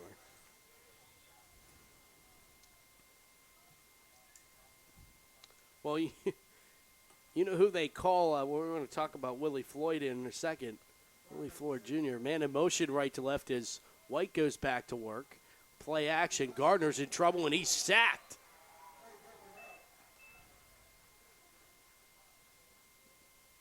He was sacked by 51 in blue. That's Christian Gonzalez out of Palm Bay, Florida. Talking about Willie Floyd Jr., you know what his friends call him. Oh, do tell. Palamalu, because of his hair that hangs out of the back of his helmet. Of course, as anyone should reference a Pittsburgh Steeler defense, and I always appreciate the Steeler references. Better Palamalu than, like, you know, Lambert. You know, Palamalu still can smile, has all his good teeth. That's right. But no, seriously, that was quite a play. And you know what? That is a Palamalu-like play that he made. It was a very Palamalu-like play. I mean, just knifing through the middle of the line and the ball mysteriously finding its way to him. Gardner's in trouble, and he'll go down. Actually, that was Zach Lewis who was back at a quarterback. They're really tricking us with the back and forth between Gardner and Lewis. There's really no method to the madness there. This is something. It sounds like something Steve Spurrier used to pull back in the day with, was it Noah Brindise and Doug Johnson? Yeah, quarterback by committee. Every other play. No, I think it might have been Brindise and Jesse Palmer. That sounds about right. You know, Jesse Palmer might be on ESPN, but he was a half-decent quarterback at Florida back in the day. All right, now back in is Gardner. He'll go back to pass. There's pressure in his own end zone, scrambling out of trouble. He'll throw it downfield. Oh. He got his man at the 30, 35, 40, 45, and knocked out of bounds just short of midfield, hauling in the pass 85, I beg your pardon. Brandon Fields made the catch. No, that was 84. That was 84. That was Kevin McBride. Kevin McBride out of Fort Lauderdale. Wow. I mean, the evasiveness from the quarterback, Blair Garner. I mean, he was getting – they were bearing down on him and made a couple moves, and instead of just taking a safety or throwing it away, what a play. And you know what? Give credit to Kevin McBride for staying alive instead of just kind of jogging or just like, oh, the ball's not coming to me. So give him credit for being alert enough to make himself available for his quarterback. Play action, a little option play. Ball came out there momentarily. Well, at least I thought it did. And it was Zach Lewis on the keeper getting knocked back on his wallet by Winston Gassant, I beg your pardon, out of Lawrenceville, Georgia. Georgia's been repping well. Bulldogs won today. They have Georgia on their mind. I mean, goodness. I'm on the midnight train to Georgia. Oh, man. Oh, man. Third game Yeah, we're not responsible for anything we say by now. You know, I was going to start quoting the President of the United States and hold millions of peaches. Back to pass. The screenplay set up to the far side. It's completed out to Stanley. Ooh. And he's going down the sideline. And look at that track-like speed. And the finish line's the end zone. Touchdown, Team White. But there's a flag on the play. And is it coming back? Dedrick Stanley. And there is a flag down. And they're waving it back. So let's go ahead and take those points off the board.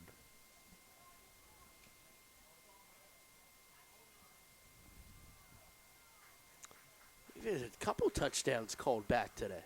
We had one in the 7th grade game called back, and we didn't have any in the 6th grade game, but we didn't have many touchdowns, period, in the 6th grade game. We had a lot of penalties, period, in the 6th grade. Yeah, they'll still learning. They're in 6th grade. But, man. And the sad part about that flag was it wasn't anywhere close to the play. It was here on the near sideline, and the screen was off to the far hash, and, you know, Dedrick Stanley was going up the far sideline. It was not close to the play.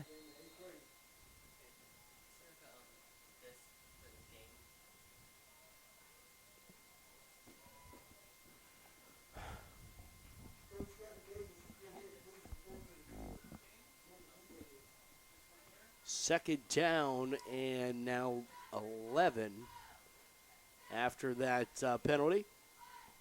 Gardner back to quarterbacking this White team who trails 7-0 still after the touchdown gets wiped off the board.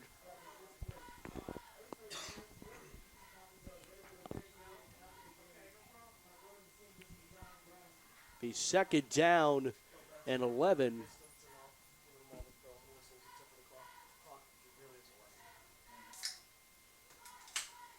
Gardner back to pass, slant route, goes in and out of the hands, incomplete, trying to find Kevin McBride, who Gardner did find on that big third down play way back in his own end zone. That time it goes incomplete, and it will be third down and 11 coming up here. Middle first quarter action. That catch allowed the White team to flip the field. So that is something that's valuable now. It's third down, it appears. For some reason, I instinctively thought it was fourth down, but, you know, when it's the third game, sometimes you can't count. Or then again, you know, more famous people have forgot downs than myself. The Gator quarterback did that yesterday. Third down at 11. They're going to loft it out, going underneath it and making the catch. 30. Josh Ankrum, the Miami, Florida product, calls in the pass, and it's a first down and 10 for Team White. Ankrum playing center fielder on that one, waiting for that one to come down. He's able to get it and move the sticks for Team White. Good job by Garner to put enough air under the ball so his receiver could run under it and get to the spot before the defensive players did.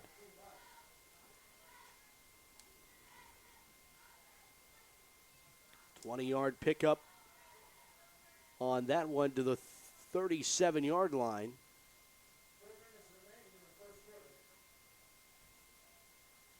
From the time being kept on the field, there's 3 minutes remaining in the first quarter, and the blue team leads White 7-0.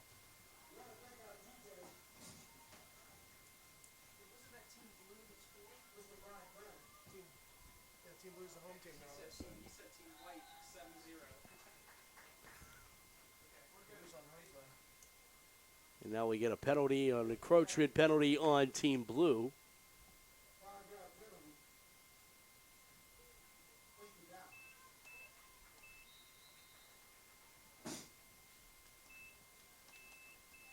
So it'll be first down and 5 now at the 32-yard line at Team Blue.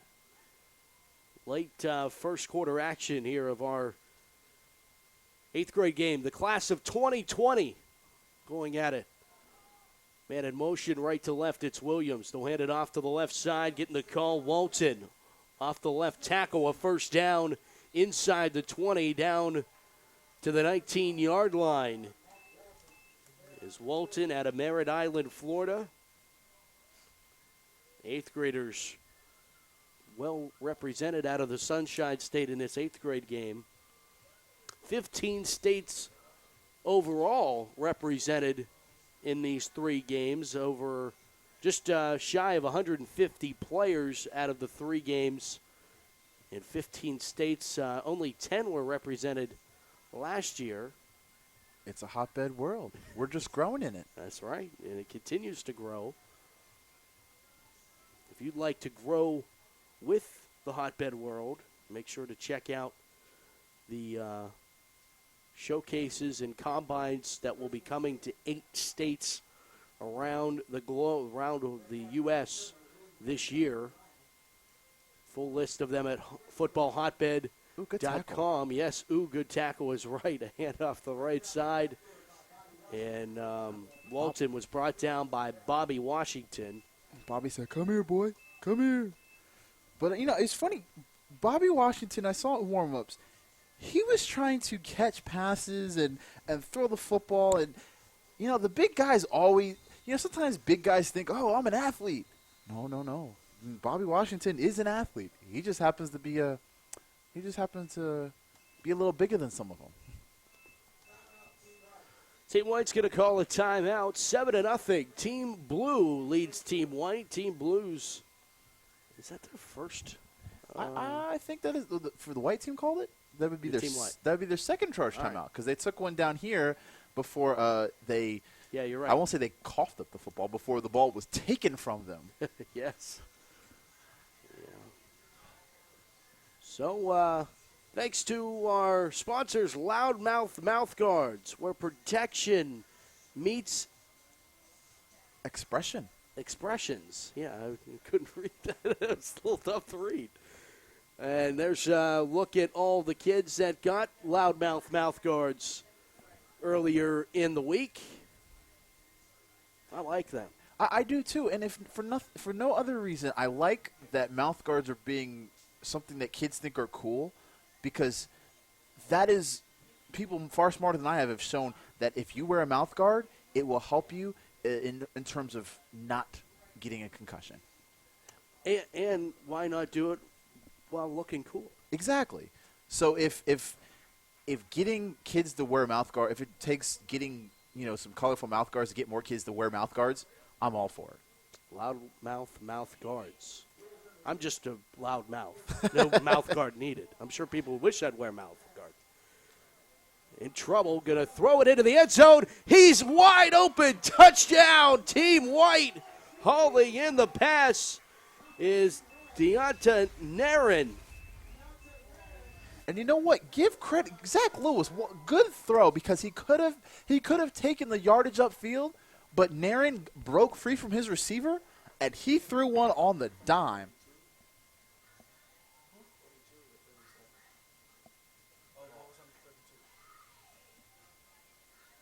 That was a 32-yard pass and catch. Lewis to Narin. And Lewis really could have taken the ball and gone upfield, but he chose not to and distribute the ball. But you know what?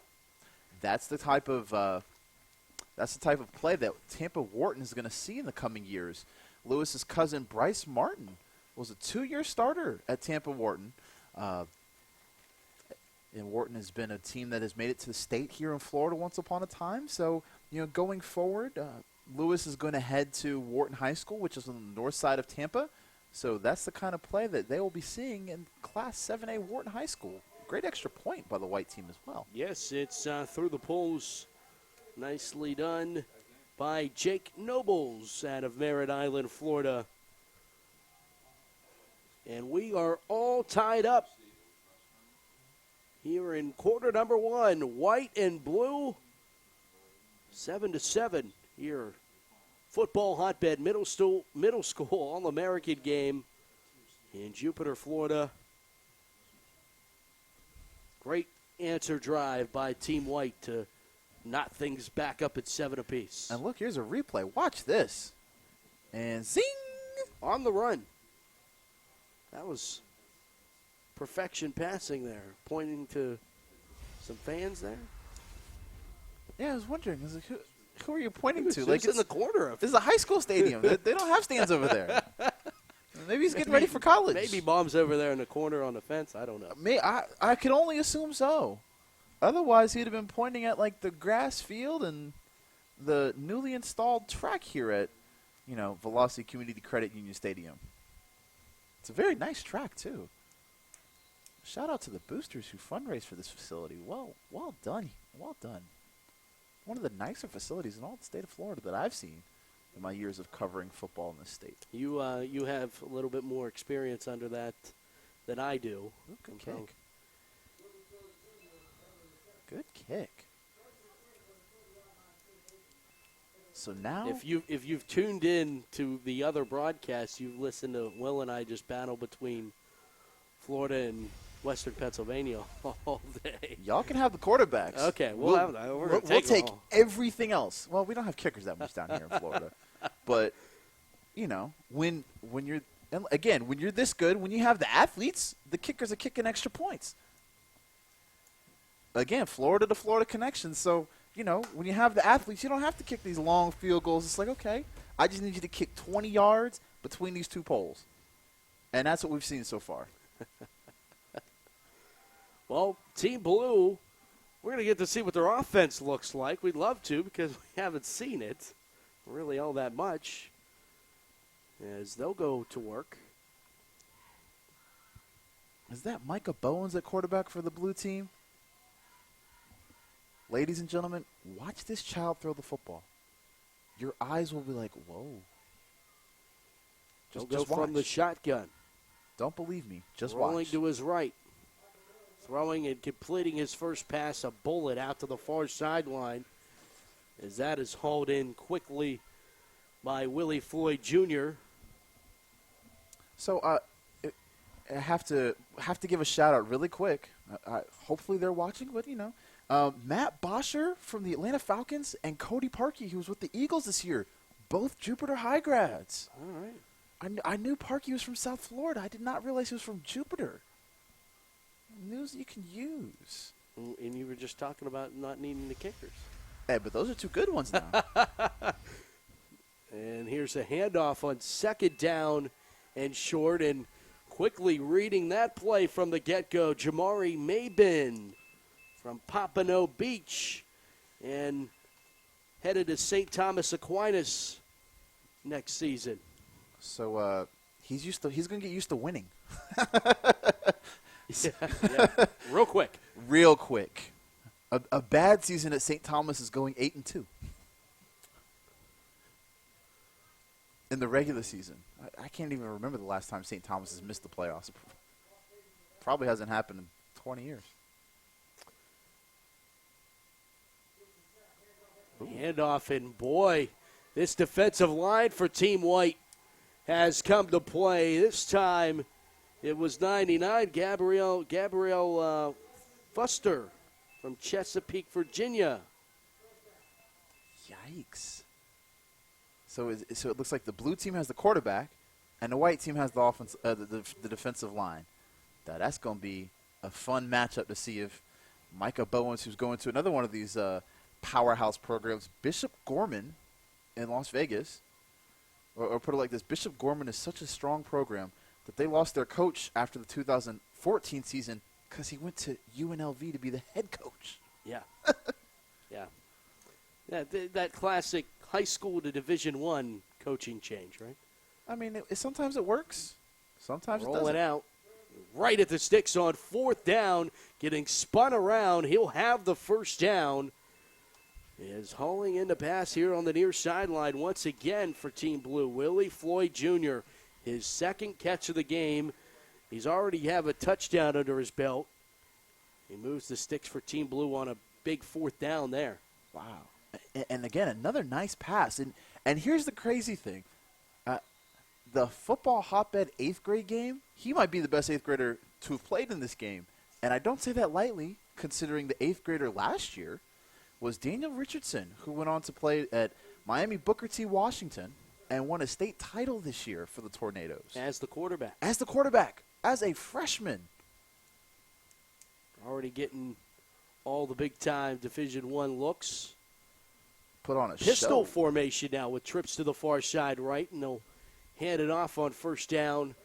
And this defensive line for Team White is just blowing everything up in the backfield. This time it was Taryn Thompson from Bowling Green, Kentucky, making the big-time stop, and that's going to do it for the end of quarter number 1. We are tied 7-7 between white and blue in our finale of the 2016 Football Hotbed Middle School All-American game from Jupiter, Florida. We'll come back for quarter number 2. You're watching live on FootballHotbed.com.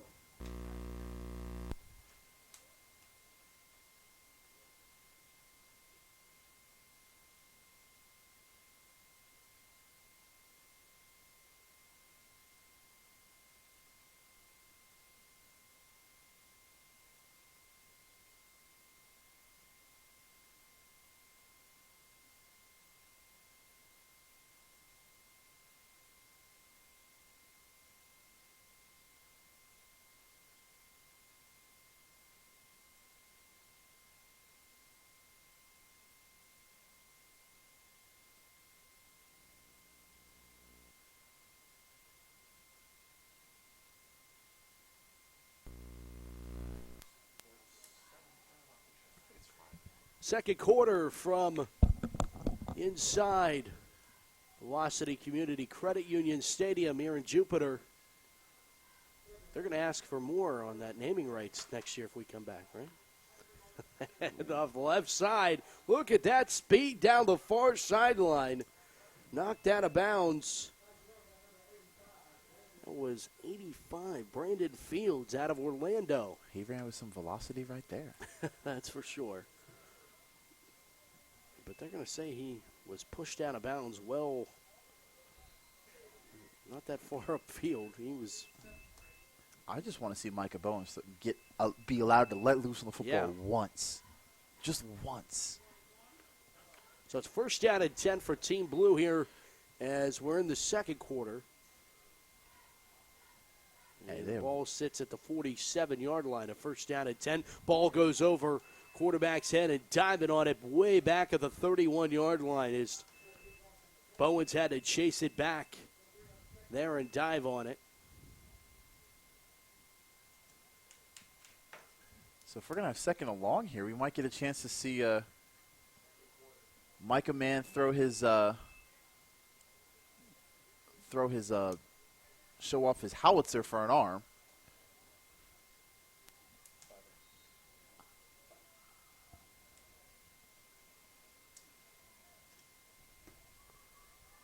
So second down and long back at the 32. So, as I like to say, second down and Indian Head Road. Back. They're going to throw down the near sideline. Nobody home. A little miscommunication, I think, maybe trying to find Tyler Mackey.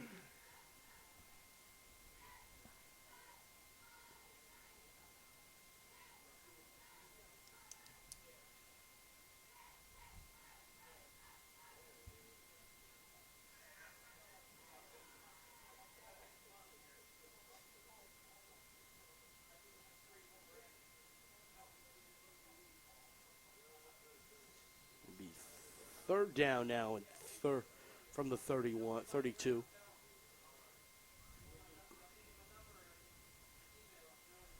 Need the 43 for a first down. The opposing 43. White 43. And Bowens is in trouble, and he's going to get brought down hard on the play. Jamari Mabin on the stop. Carl Murhoff slowed him up enough so Mabin could clean up and finish that play on third down and long. And right now, this blue team offensive line is going to have to shake it off when it comes to some of the pressure that the white team offensive linemen are putting them under. Wow, you're trying hard to beat that. I'm never gonna top the Patty Pie reference. Not even close. I should just retire.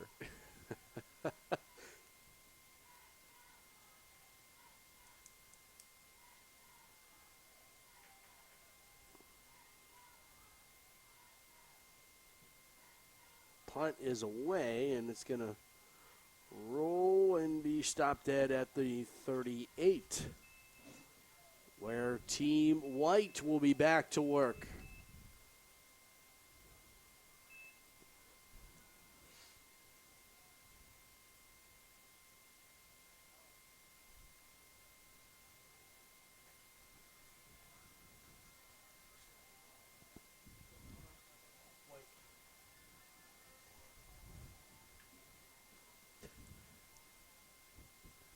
All right, so White team's going to take over. White has the ball.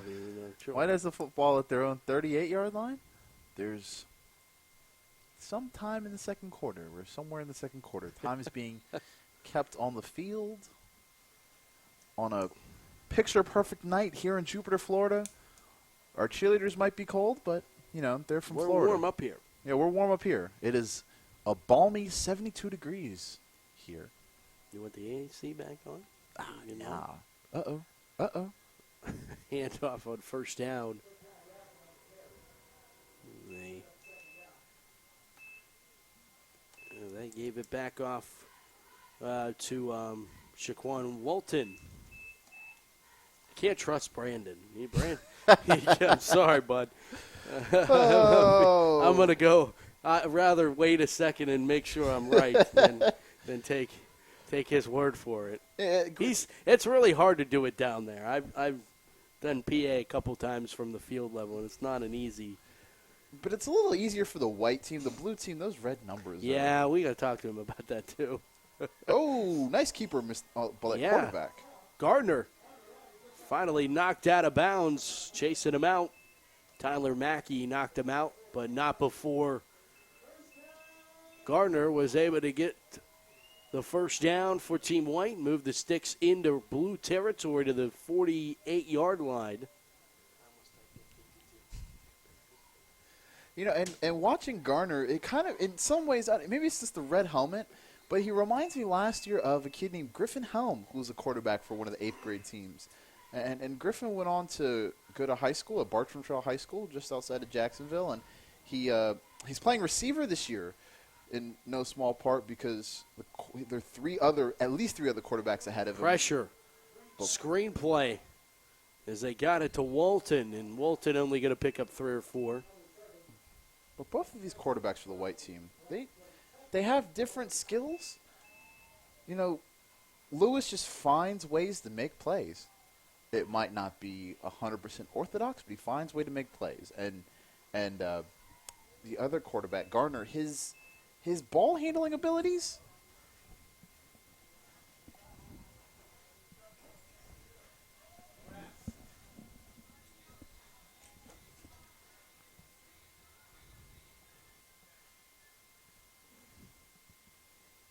Second down.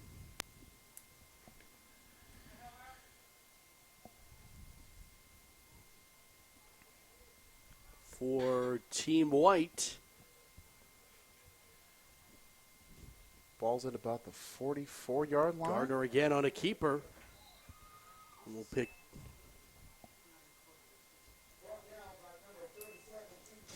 And again, his ball handling is deceptive. And what I mean by that is, just the fakes and even if he's not running the football, he's at least making the defense honor his ability to tuck it and run, which will open up a little bit of space for Walton and number 24, Dedrick Stanley. So third down and 5, and we get a flag. It's probably going to be false start on White. Good assumption. Sometimes assumptions do wind up being correct. I'd say I'm batting about a 432 today. Not quite 500. So third and what? Third about 9 for White. Ball's at the blue 47-yard line.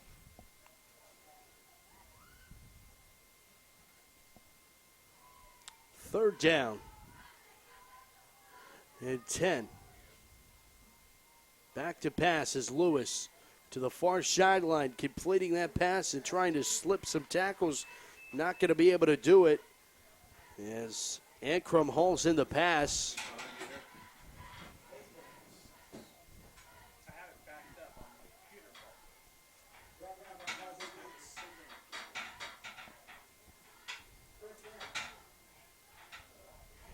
It'll be fourth down.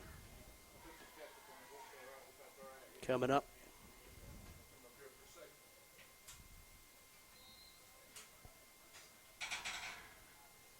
Punt unit out. It's seen a little bit of everything in this one. Some big plays, good defense, battle in the trenches between the two lines. Big plays on offense. I can completely understand why special teams aren't live, but you know it might be it'd be nice to see a good field flipping punt right here, to be honest.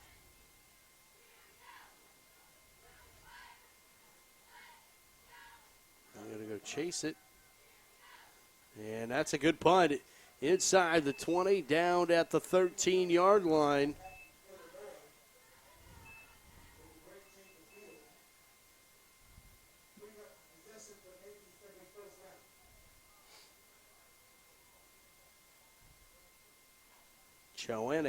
Damian Chowanek from Manhattan, Illinois. He's another one who was here last year, and he has improved from last year. This was definitely not a legacy golden ticket on his part.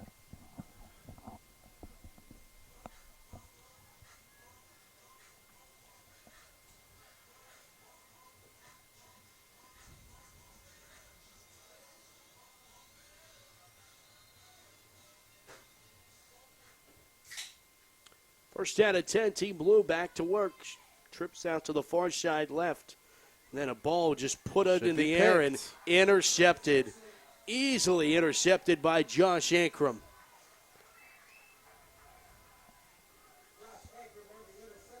Well done, young man. Just chasing that one down out of the atmosphere. And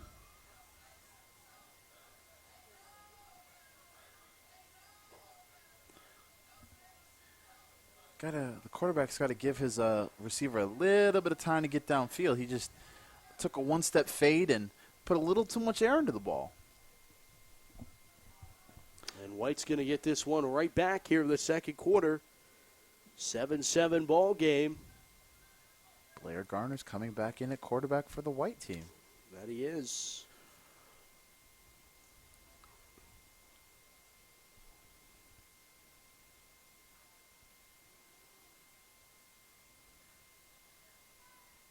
First down and 10 from the blue 43.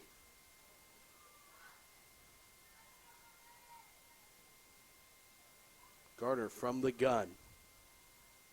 Back to pass. Throws it out, and it's tipped off the hands, incomplete.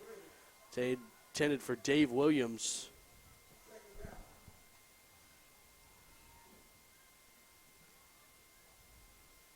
Second down coming up here for the White.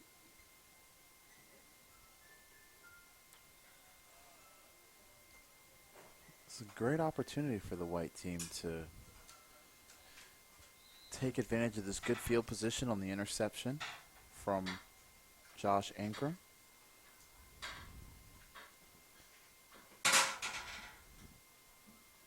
But they have second and long here. Yeah, second down and 10 after the incomplete pass. Ball still rests at the 43. Near side hash. Back to pass is Lewis. Steps up, avoids pressure. Will let it fly. It's a jump ball, and it's incomplete. Trying to again find Williams. Good coverage on the play. That was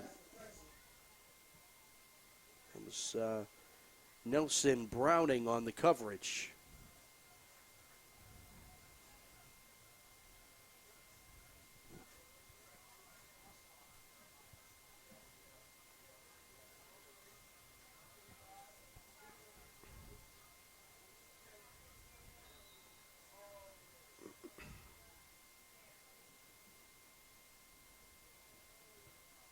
So third down. Let's see if they've had, what, 2 incompletions on this possession so far. So maybe they really have to get to 10 yards now, but let's see what they'll be able to conjure up. Back to pass. Garner throws on the slant route. Ooh. And, oh, my goodness. Is that number 95 again? That is. That's sure Bobby is. Washington. Oh, Bobby. Big Bobby. Goodness gracious. Might want to avoid him. Flag came flying in, by the way, 2 of them.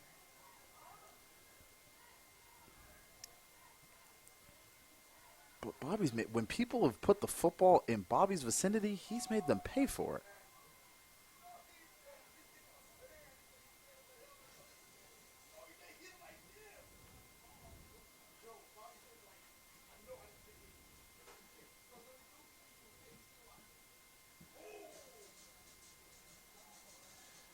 All right.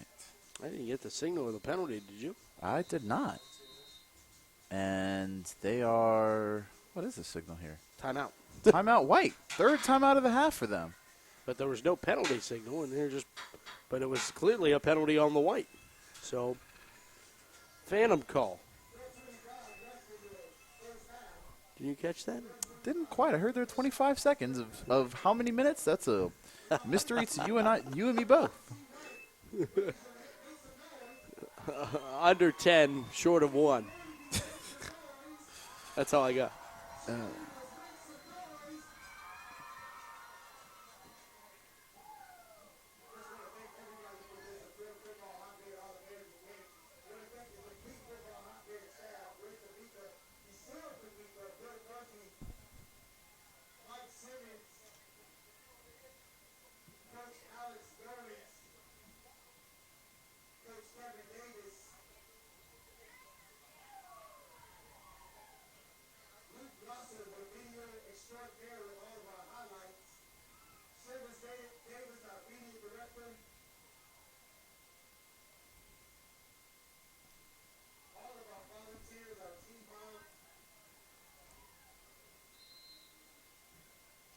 You didn't get thanked.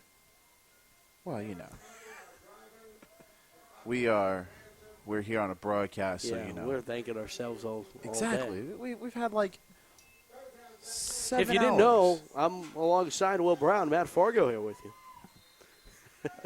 That third down pass was – so wait. That's number 99 in white. So that is Gabriel Fuster. Yeah, I haven't seen anybody who was born after 1978 who's ever had the do-rag / bandana coming out of the helmet. I kind of thought that retired with Deion Sanders, but it was a good look for him right there.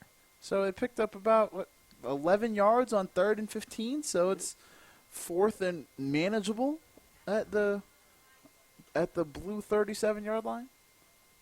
That it is.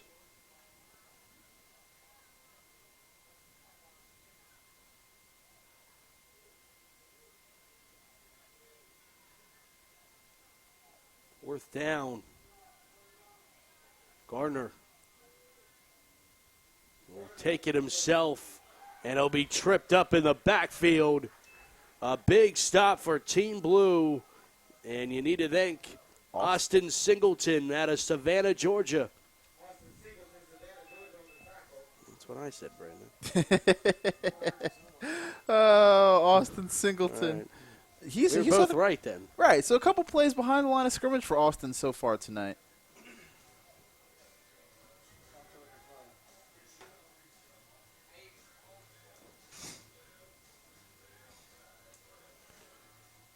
So the blue team takes over at their own 42-yard line. There's not too much time left in the second quarter, so let's see what they'll be able to produce here. Unofficially, 3:21. Unofficially. Handoff off the right side. Nice spin move for a first down for Team Blue. And then finally thrown back. But a nice run by Brandon Fields for a Team Blue first down.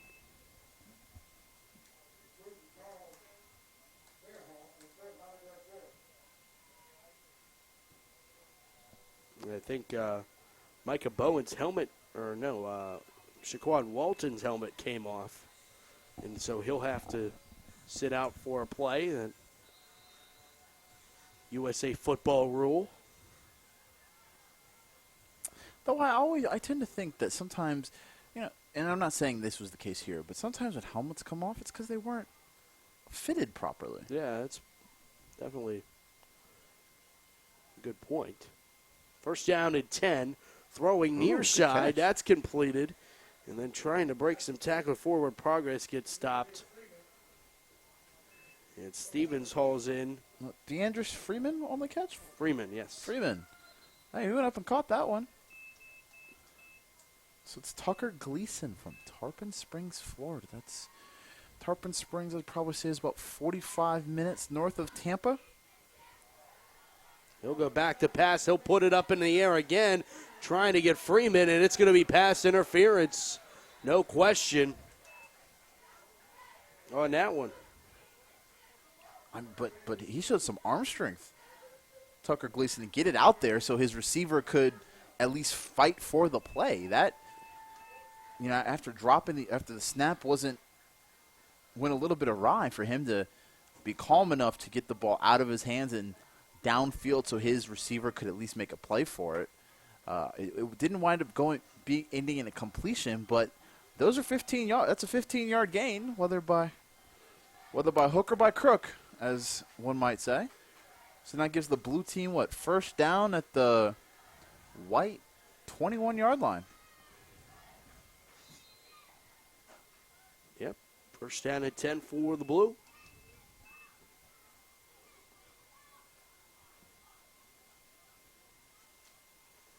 Gleason will hand it off the right side.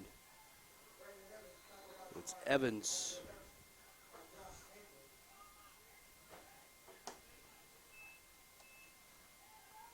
Down to the 16-yard line.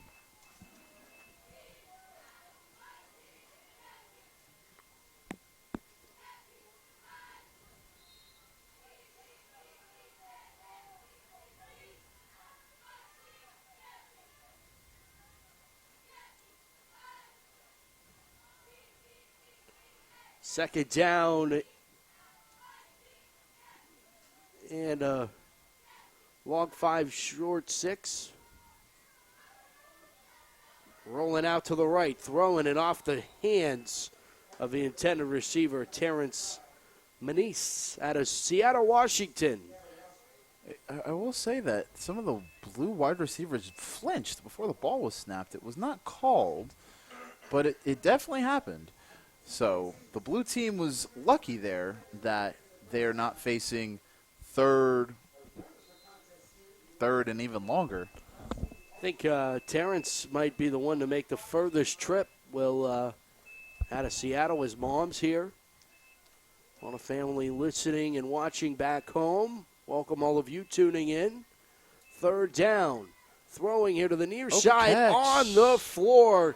Still was able to put the paws up and make the catch for DeAndre Freeman. And that will move the sticks for Team Blue. So it's about 2 minutes to go and counting unofficially here in the second quarter of the eighth grade All-American game. And give this quarterback Tucker Gleason credit. He is getting rid of the football quickly.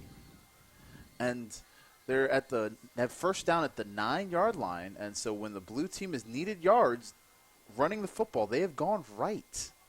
Well, Bowens is now back in at quarterback for the blue, and he'll take off with the football off the left side and get tripped up. What an open field tackle for Philip Bangura out of Kissimmee.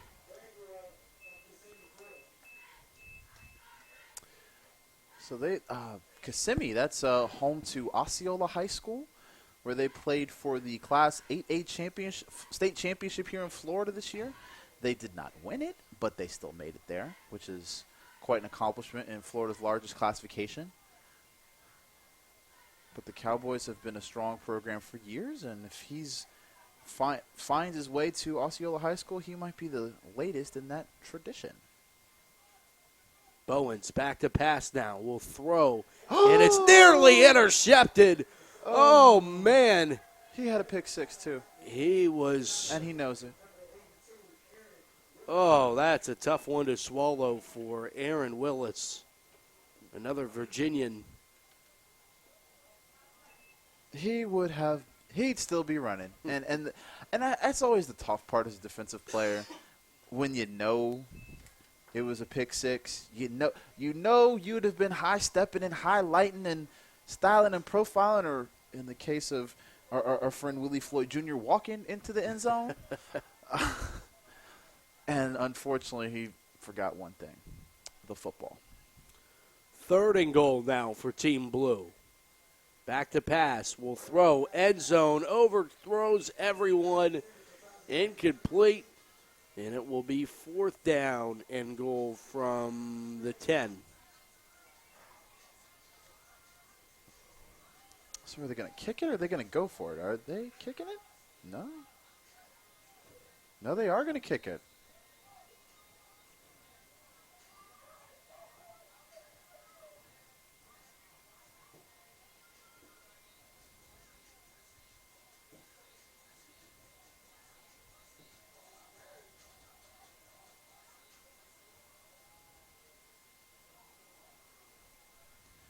All right, this looks like Caleb Siebold from Fleming Island, Florida, which is actually not an island. It's a peninsula, which is strange. I know that because I live there, but, neither here nor there. 25-yard field goal is good. It is through the poles and good. So here in the second, Team Blue back on the board with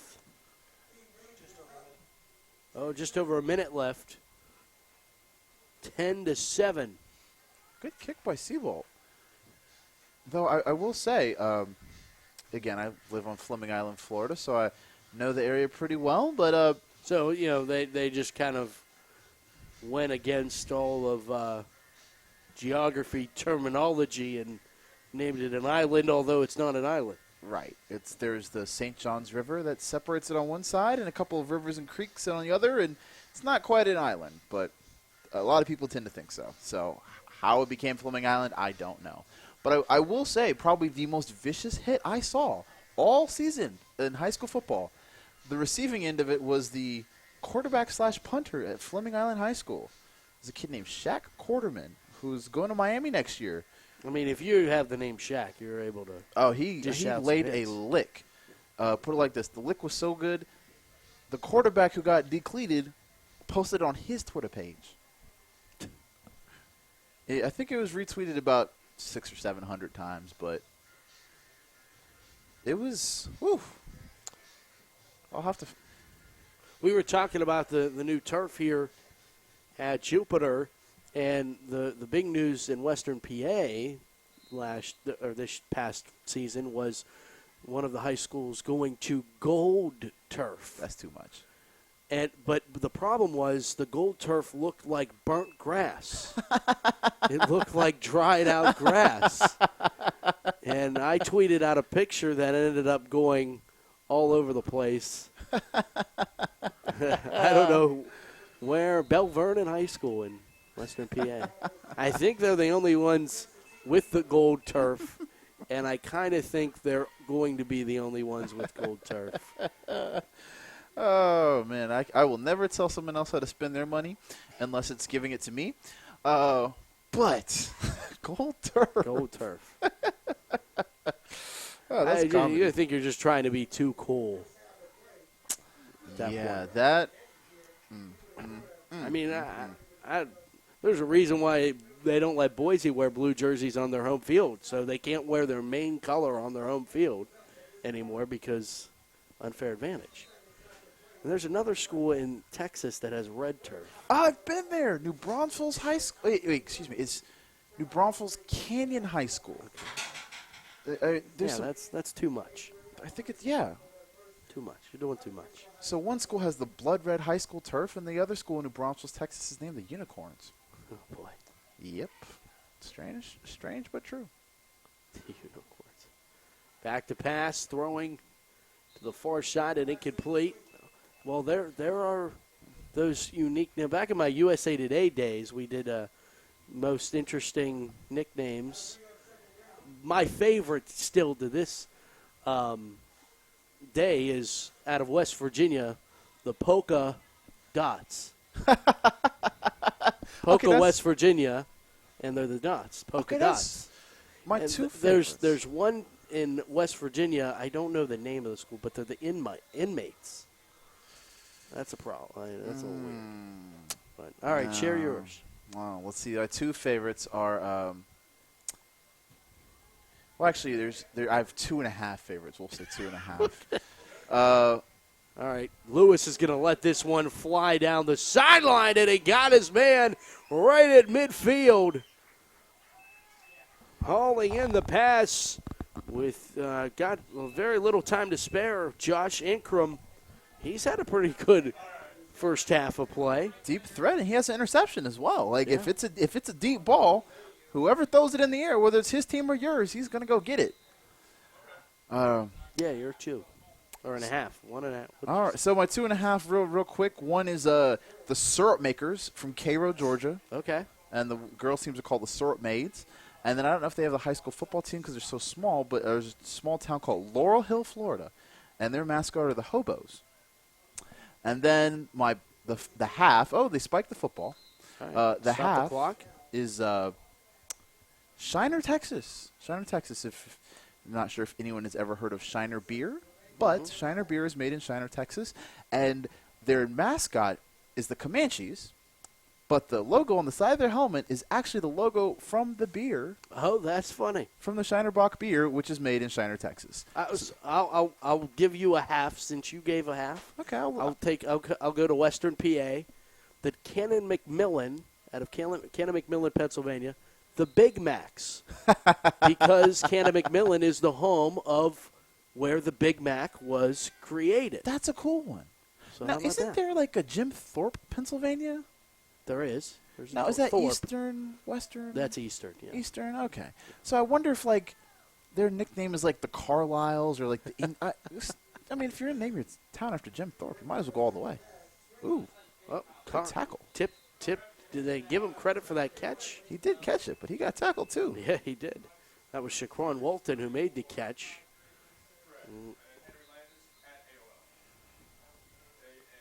That got to be the end of the first half. It is. So, one half is in the books.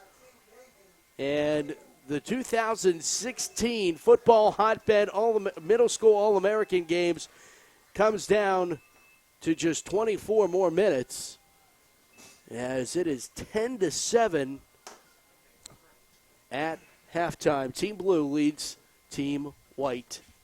We will come back and get you set for quarter number 3. You're watching live or on your DVD, FootballHotbed.com.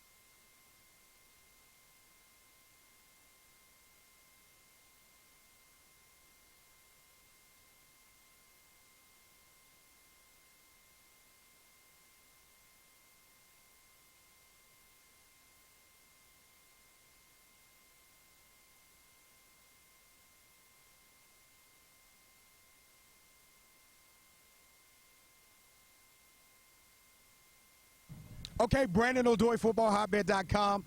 Welcome to this brief break in our live stream broadcast. What you're watching right now is recording. We're having our national All-American Combine presented by Fast Twitch and Next Play. All of our 8th grade athletes, before they got to today, taking place in the game, they had to go through the combine. Fast Twitch is putting this on. We're using Next Play technology. They got us the great dry fits thanks to our sponsors. But what's happening is the coaches for the 8th grade teams for both the Navy, the blue, and the white teams, they're sitting around, they're assessing each player's performance, and what they're doing is trying to decide who they're going to draft in the All-American draft coming up immediately following today's practice. So the 8th grade has a few minutes. They have about an hour here going through all the combine drills.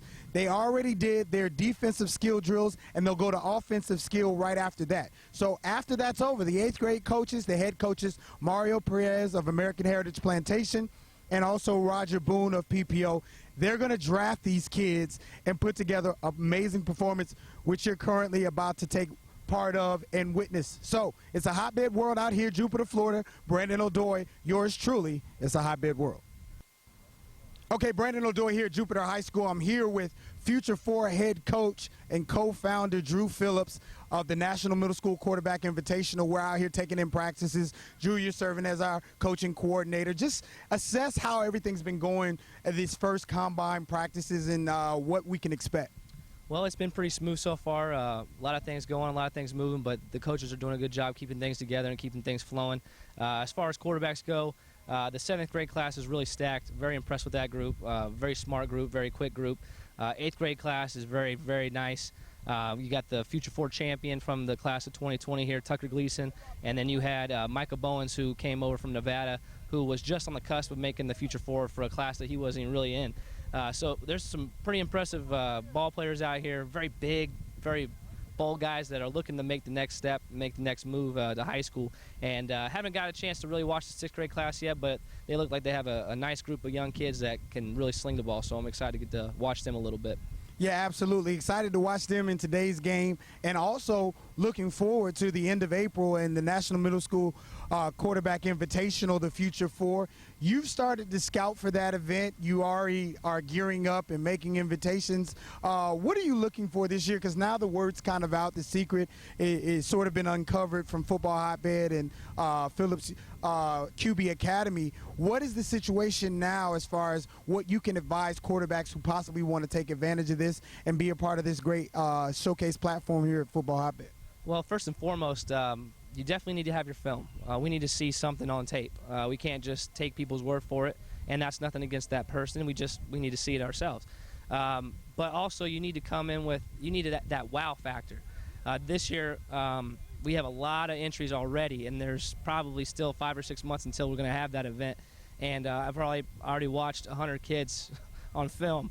But I'm looking for that wow factor, that kid that just makes a play that just makes you go, holy smokes, what an awesome play. And a kid like Spencer Rattler last year who came in, who nobody really knew about, but you put his tape on and you just go, holy cow, that kid can sling it.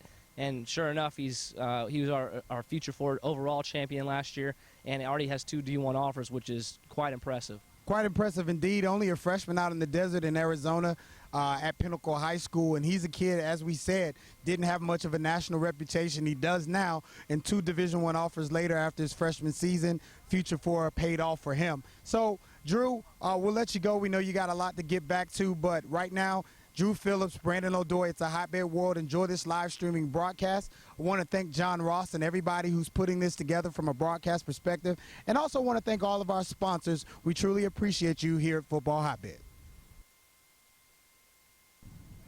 Hey, I'm here with Sunjan McGarity out of Texas, West Texas. Sunjan, you come out here. You made a pretty big play on our Football Hotbed Facebook page, and everybody pretty much watched it. I think it's up to like 20,000 views right now. Did that surprise you at all? Yes, sir. It did a lot. It just surprised me coming out of Odessa. It's not such a known city, so it's very surprising to me.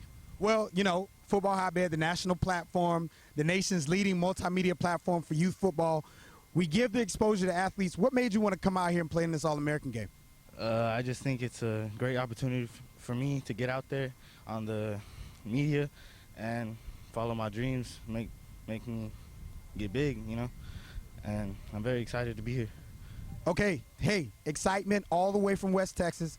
Sundra McGarity, running back in the 2020 class. He's someone to watch. Watch him later today on this live stream broadcast. It's definitely a hotbed world. Okay, Brandon O'Doy, FootballHotbed.com. Hey, welcome into our live stream broadcast of the 2016 Football Hotbed Middle School All-American Game. I'm here with Micah Bowens all the way from Las Vegas, Nevada. Now, pretend this is Saturday because that's when everybody's going to see this. But what are you trying to do when you come out here? We know you're going to Bishop Gorman. We know you've got a lot of things in your future. But what are you trying to prove when you come out here, play your last middle school game? I just got to prove that Vegas plays football out there. A lot of people disrespect Vegas and think we don't play football. I just got to show them what we can do.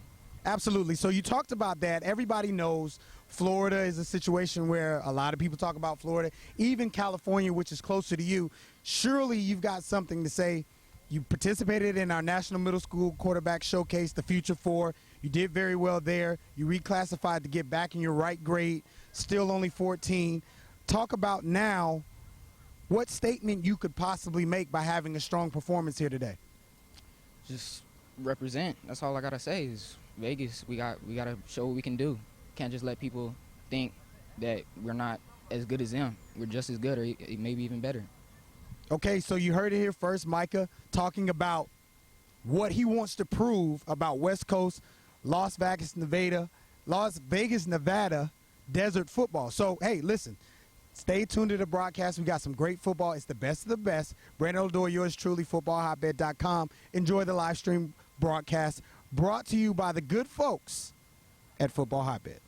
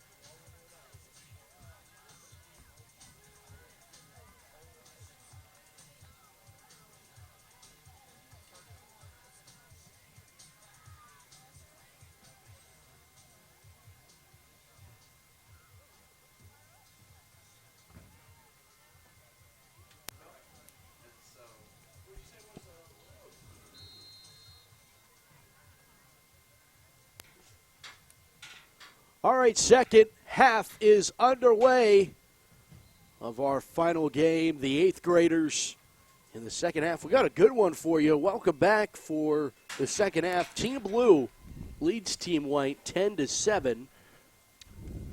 The blue team's 3-point lead is courtesy of Jake Nobles. That's right. He was the one who converted that field goal. Jake Nobles from Merritt Island, Florida. As we always like to say, Countdown County. Countdown County. You haven't broke that out in a couple hours. So. You know, we had to. You know, when you break it out, you got to make it special now. So, well, we appreciate the Noble family for tuning in and letting us know that we had bad information on our rosters, and we want to give credit where it's due. Exactly. That was a pretty good kick on his hand, but ooh, he might be kicking again. Look at this run. Blue gets the carry off the right side as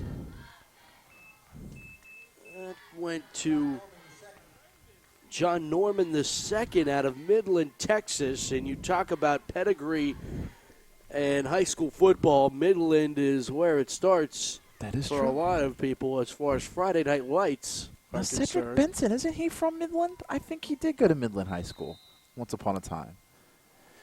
But, then again, John Norman II also has a pretty good pedigree himself. His dad played at the University of Texas and for the Philadelphia Eagles, so it's a cultural and hereditary thing for him. First down and 10 for Blue. And they get tripped up in the backfield. And on the stop for White was Philip Bangura.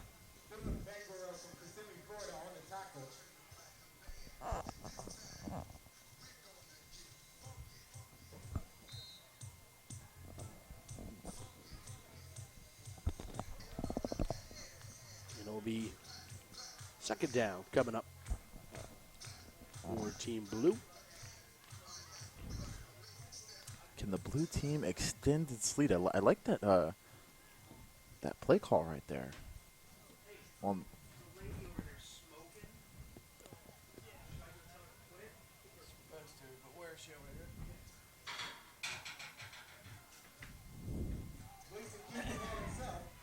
Handoff right up the middle. Oh, that was a big hit he took right there. Hope he's It all right. was as Gleason trying to do it himself on the quarterback keeper. Sometimes it's best to give it to your teammates. They encourage you to avoid hits like that at quarterback. So, again, he's in middle school. He's still learning.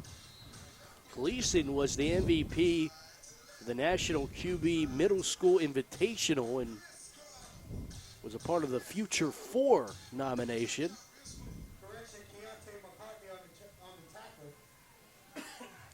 Third down coming up now for Team Blue. They lead by 10, or lead by 3 of the score of 10-7. And we get a timeout, Team Blue. Yeah, we've seen that a lot in this series today, that teams on their first offensive possession of the half are taking taking timeouts on their first offensive possession, whether it's of the game or of the half, which is a bit interesting because they haven't been on the field that long from when their coaches spoke with them. Then again, they're middle school, so their attention span is not nearly as long as that of high school or college or even other areas of the game.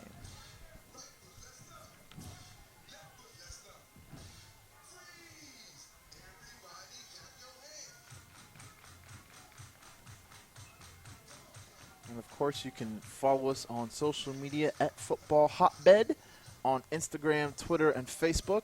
By next year, we might even be on Snapchat. You never know, because guess what it is? A hotbed world. Exactly. Third down for Team Blue. From the pistol. Gleason in some trouble as that fumble back to the 35. Then Gleason has to go get it, and it will be. That's Kalen Weaver who pressured the quarterback and made sure that Gleason picked up the football. Oh, man. The beauty of youth sports is you will usually see something you've never seen before. Isn't that the truth? Oh, boy. So fourth down, the punt unit out, so a big stop by Team White to get this ball back, and they're going to get really good field position. So looks like that is, well, we're not quite sure who's punting. That might be Jake Nobles. So the numbers are bleeding together. Regardless, it was a pretty good punt by the blue team. White team takes over at their own, at the blue 49-yard line.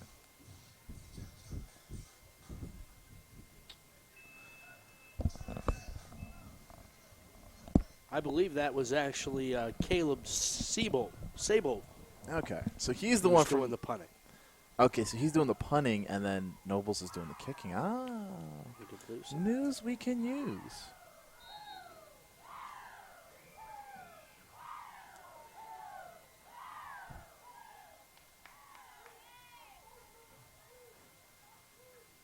First down at 10, Team White back to work. And Blair Gardner sends a man in motion right to left. It's Williams. And they hand it off, a quick hitter. spinning forward. It's Dedrick Staley. Staley moving the pile for the first down. How about yards after contact there? A cool 10. A cool 10. And the thing is, even before 35. Before the first contact, he made a move to get an extra yard or two before the contact was initiated. But yikes. He's one of those kids that's as advertised coming in. They said he was going to be someone to watch, and he has shown that to be the case so far.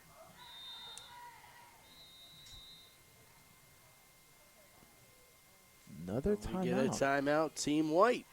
So we'd like to thank our 2016 partners, of course, the Jupiter County Sports Commission. The Palm Beach County Sports Commission. Yeah. That's right. We're here. God, they took it down. I couldn't see. We're in the town of Jupiter, which is in Palm Beach County. I've never heard of a town that has an 8A high school, but those are our other sponsors. Loudmouth Guards. What? Again, my eyes aren't the greatest either. Mouth guards. Okay, that's blame my Where eyes. protection meets expression. All right. Follow us, Football Hotbed, at Football Hotbed. FirstDownPlaybook.com. One place, all the football. Palm Beach County Sports Commission. PalmBeachSports.com. It was a good try. Oh. You thought after 3 games I'd know what I was talking about? No, absolutely. No. We're next play. We're still learning as we go here at the All-American Try again game. Next year. First down at 10 for Team White. Play action as Lewis now rolls. Ooh. And he'll set and throw. And it's a jump ball, and he caught it off the tip. Oh, he's down at the 1. How about the catch? John Ankrum caught the ball off the tip. Ooh. Oh, my goodness. What a grab. Wow. And again, if the ball's in the air and it's deep, John Ankrum's going to come down with the football. We're going to have to see this one again. Someone's the blue team's a bit shaken up, but I hope he's all right. But there's a timeout on the field, so while we have a timeout on the field, hopefully we get to see that one again because that was pretty fun. That was incredible. And there's a penalty on the defense. And there's an injury in the end zone.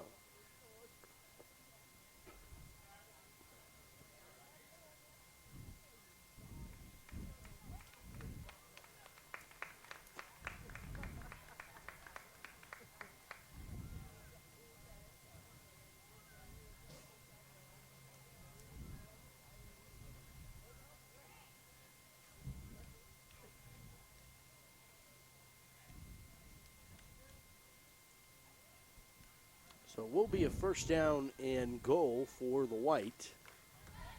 See if we can dial up the replay.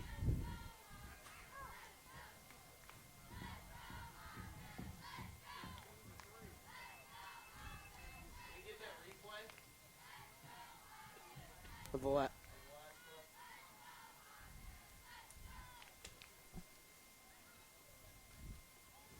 So while we're first and goal, the 1 yard line. Gardner under center. Then again, the white team should be on high alert. The last time someone- ball's on the ground. Is it? There got to be a penalty somewhere. Somewhere. Someone jumped. I was going to say the last time the white team was this close, they put. I won't say they put the ball on the ground. The ball was taken from them.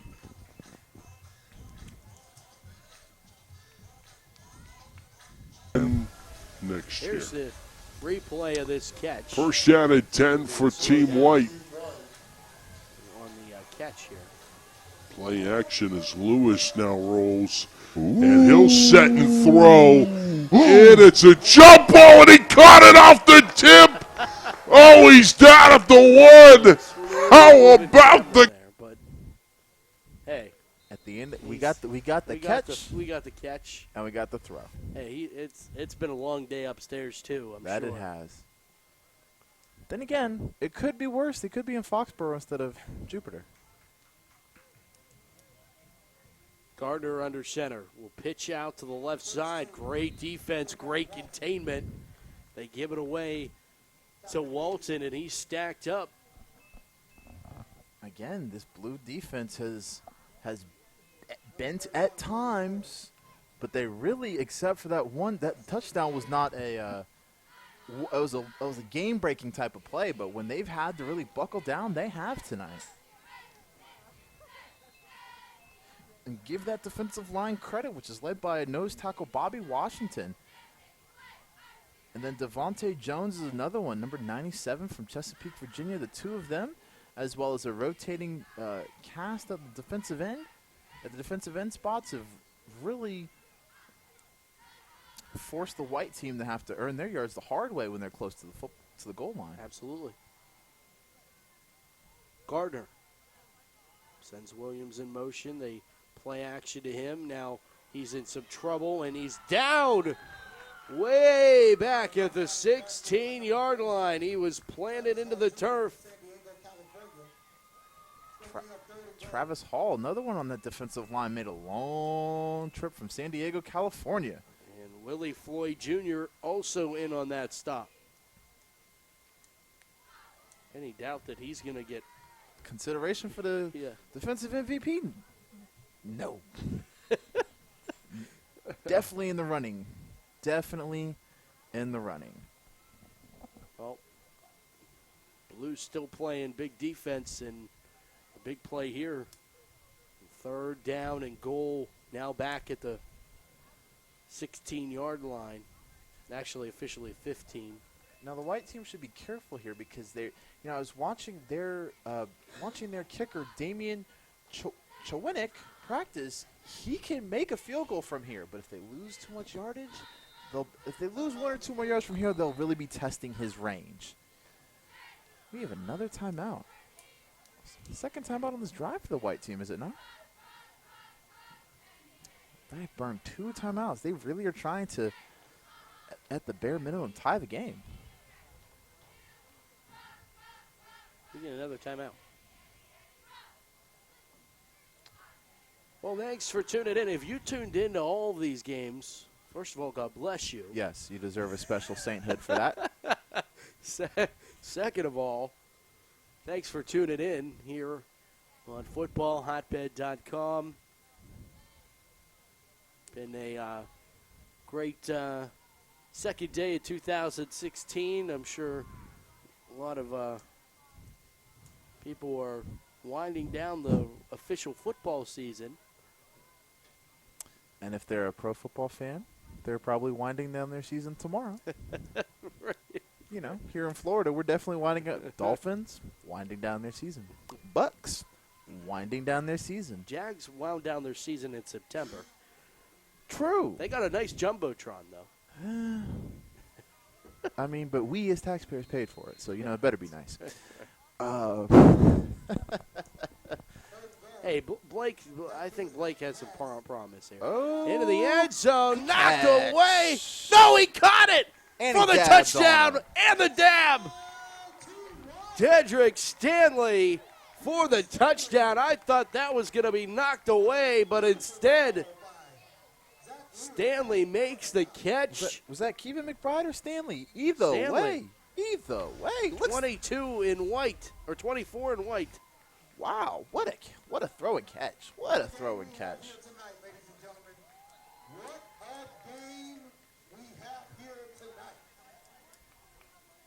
All right, and the extra point is going to make sure that the blue team has to score a touchdown if they want to take the lead.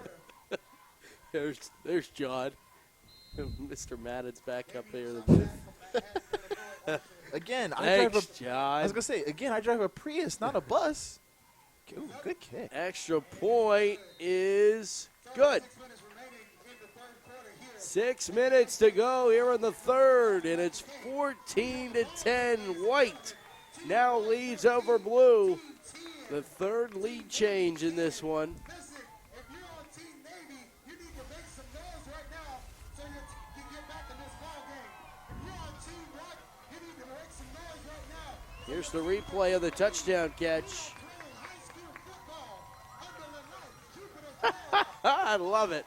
It was 24. And again, There we go again. Let's watch the throw and the dab. Throw, catch, And that was great pass defense too, but that a throw. and a dab. Beautiful. We should, the form of the dab. I'm kidding. Got to get your elbow a little bit higher. Exactly. Got to get the other trailing hand a little higher so you can definitely. Cam Newton, the only thing you're missing is give the ball to a child. But they're all children. So give the ball to one of them. Exactly. Give the ball to a teammate. A younger child. They're all younger children. What are they going to do? Give it to a sixth grader and be like, Yeah, hey, right. next year in 2 years you could be me. Right. Hit the dab. Exactly. All right. Another nice kick.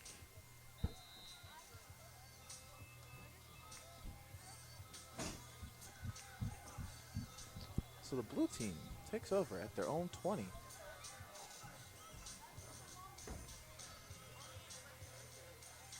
Joannick was the man who booted that one.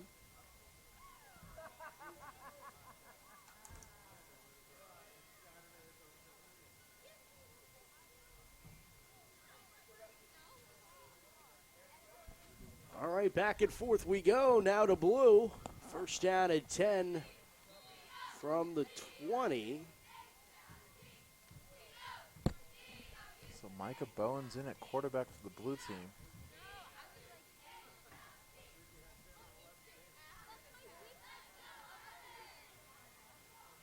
Hand off to the right side and chasing him down from behind in the backfield. Shaquan Walton. Ooh, he ran him down from the other side.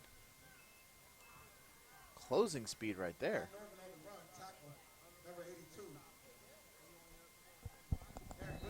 No, definitely not. Definitely not 82, Brandon. Oh, it's a long day for him, too. I know. I'm just giving him a hard time.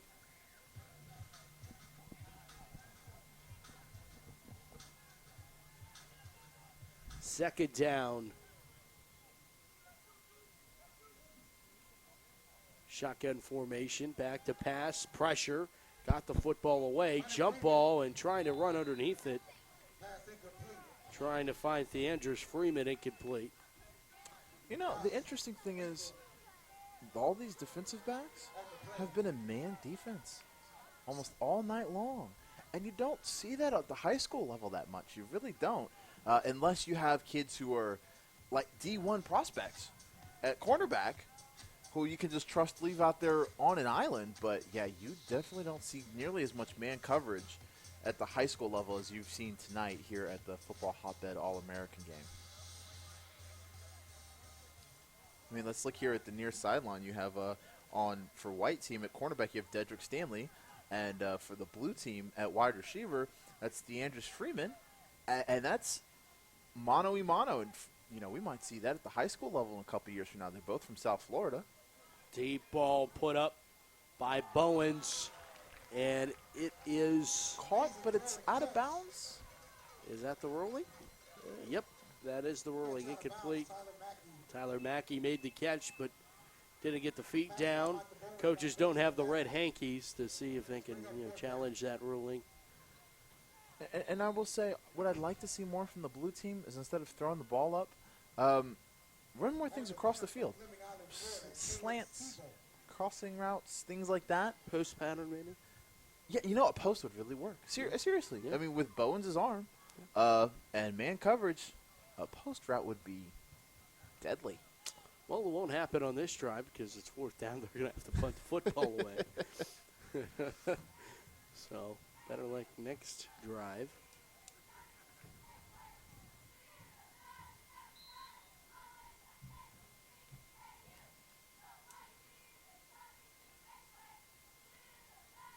Punts away. And not a very good punt.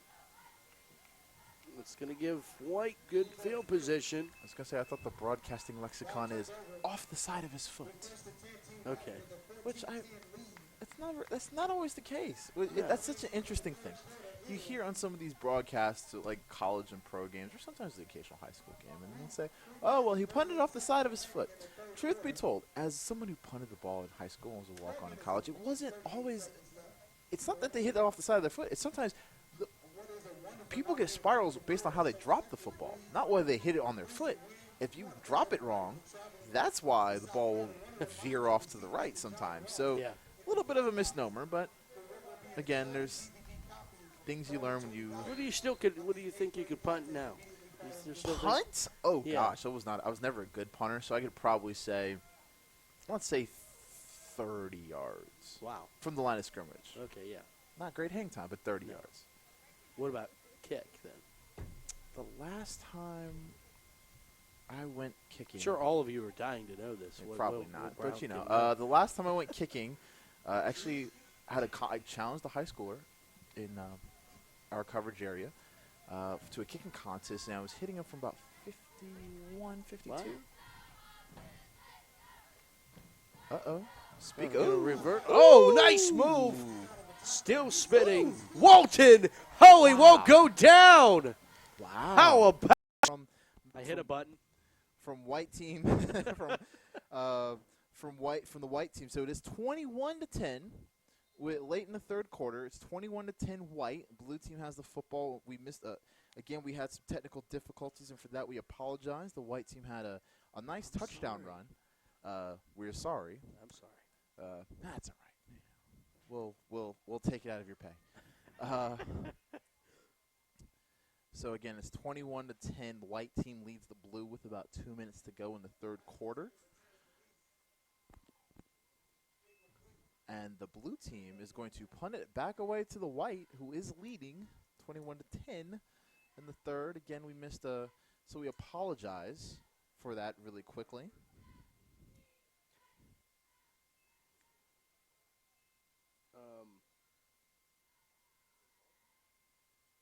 Stanley scored the touchdown for White.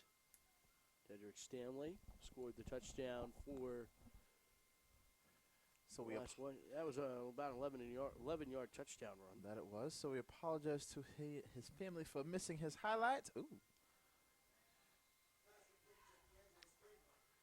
And Freeman hauls this pass in for Team Blue to move the sticks on fourth down.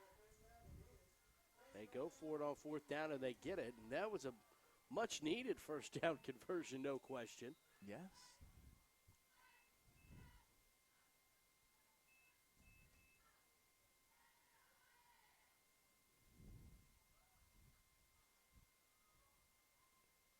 Shotgun formation. Back to pass. And a deep ball down the sideline and hit him. Oh. Incomplete. But you know what? Good coverage. Good coverage by White's Josh Akram to throw off DeAndre Freeman from making the long catch. Both of these quarterbacks for Blue have great arms. But again, I'd really like to see the blue team work the middle of the field more.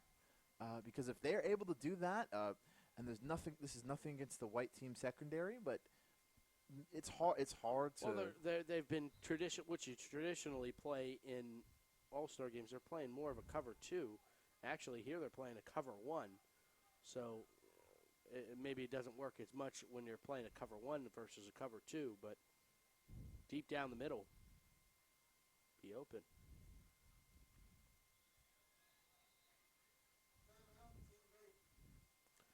Team Blue's going to call a timeout here in the third. 21-10 our score. We're going to talk some things over. They didn't seem too pleased that they had to call a timeout, but here we are.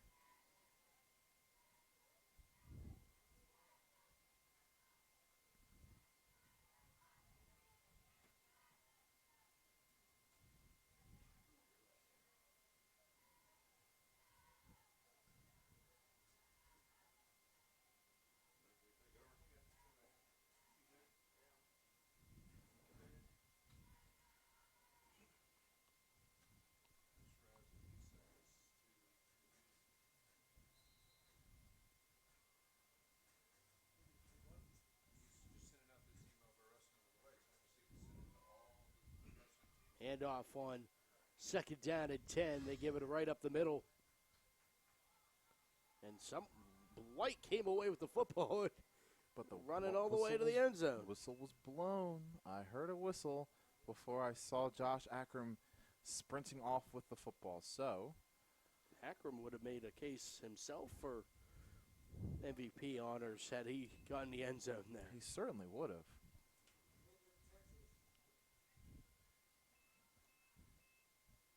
But instead, the blue team has third and about 4 from their own 38-yard line. So it looks like the officials are saying the play was dead before the ball was dislodged.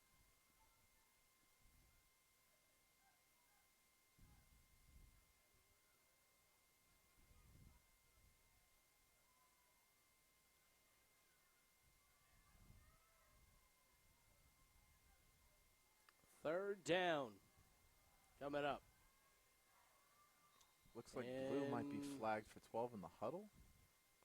Yep, illegal substitution. It looked like one of their players broke the huddle and then ran to the sideline, which elicited the flag from the officials. That was a pretty easy call. When you break the huddle and head straight for the sideline, then probably it's fair to say you broke the huddle with 12. Yeah, it's almost, sometimes when you do that, you almost like want to see, just keep 12 out there and see if the official counts right. Because if you run to the sideline, you make it very easy, as you said, to make that call. Third down and 9 now at the 33. And they're going to do a fake reverse. And finally tripped up. It was Fields on the carry, and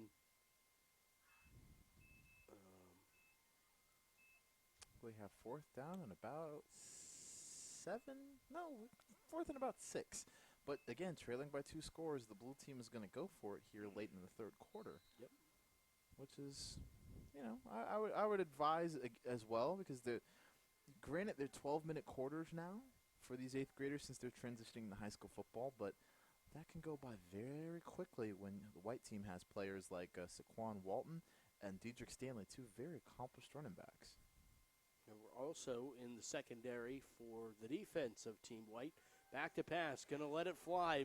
Go get it, and taking it away is Stanley. And Stanley with a burst of speed, trying to take it all the way, and he will! Broke free! 5, end zone, touchdown, Team White! Wow. Dedrick Stanley goes all the way. Wow. Of 60 yards for the touchdown.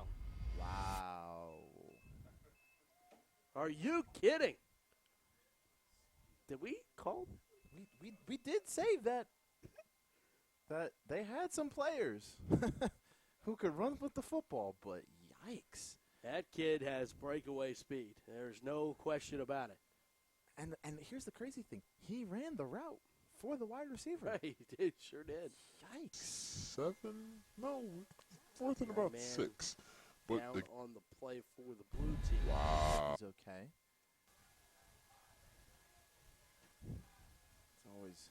It's never cool to speculate who it might be or what the injury might be, because we are frankly 100 feet away and have no clue. So, all you can do is hope that the young man's okay and marvel at That kid has breakaway speed. white 8th grader, Dedrick Stanley. All right, guys. So we're back. And again, what Yes, let's take a look. Dedrick Stanley, play 2 for the very white team. accomplished running. As a still tend to be injured player. And he's going to be able to get up. Also in the secondary for the defense at Team White. Back to pass, going to let it fly.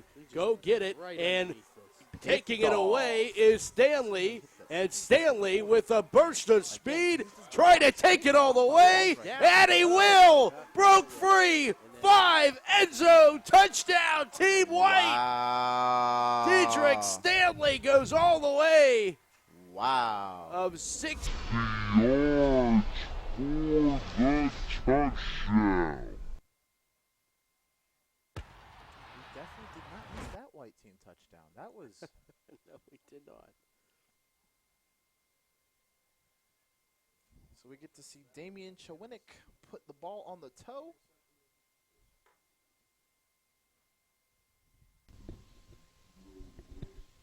All right, Getting guys. the PAT.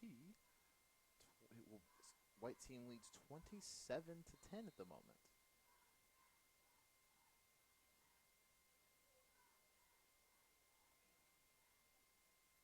Oh, wow. Extra point's good. Seriously, these kickers, the 7th and 8th grade kickers, I mean, those have been some, this has been pretty strong. 28-10. Team White leads Team Blue. White, Watch this white team touchdown again. Again, they only rushed 3. And Back to the pass, quarterback gonna throws it let up. it fly. They're working the deep side of the field, the outside of the field, and right there you see Dietrich Stanley just essentially beat his offensive player to the ball, has a convoy from Walton right there, gets a couple of blocks, runs over, around, and through someone, and then makes another cut and is in the zone. And as you can see, he's flexing on him, as he should when you have a 65-yard pick six.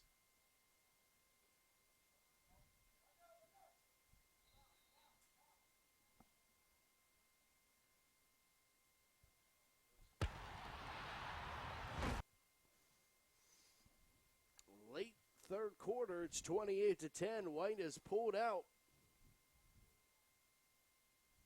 to an 18-point advantage. Suffice to say, this is a big drive ahead for the blue team.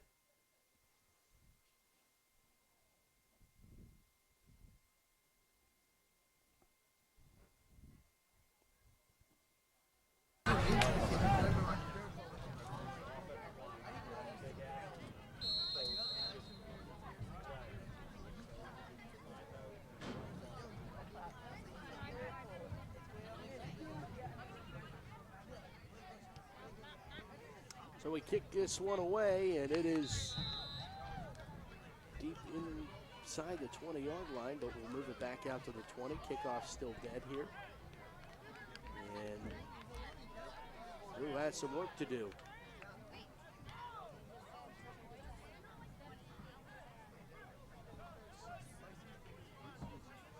First down, Team Navy.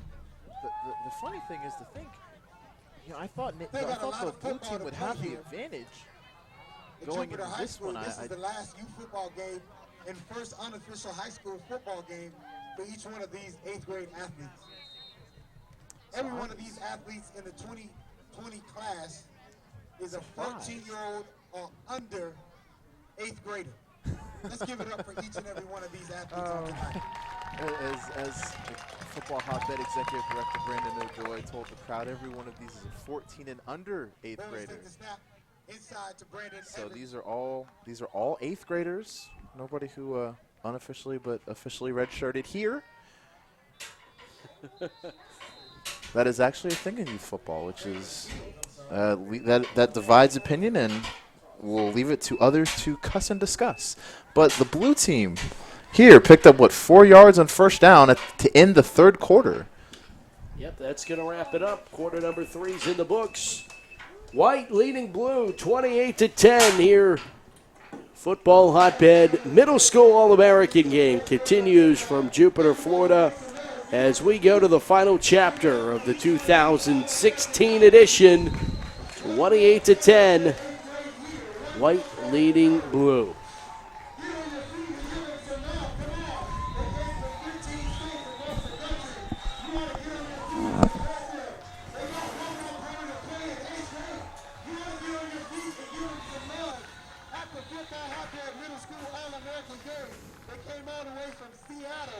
San Diego, from Arizona, from California, from Colorado, from Texas, and every point in between. New Jersey, Virginia, from Georgia, from Florida, from North Carolina, from South Carolina. Everywhere is represented. It's a hotbed world. All right, here we go. Second down as we start the fourth quarter with an incomplete pass on second down. Welcome back, FootballHotbed.com alongside Will Brown. I'm Matt Fargo. Glad to have you along in our broadcast coverage here in the fourth quarter.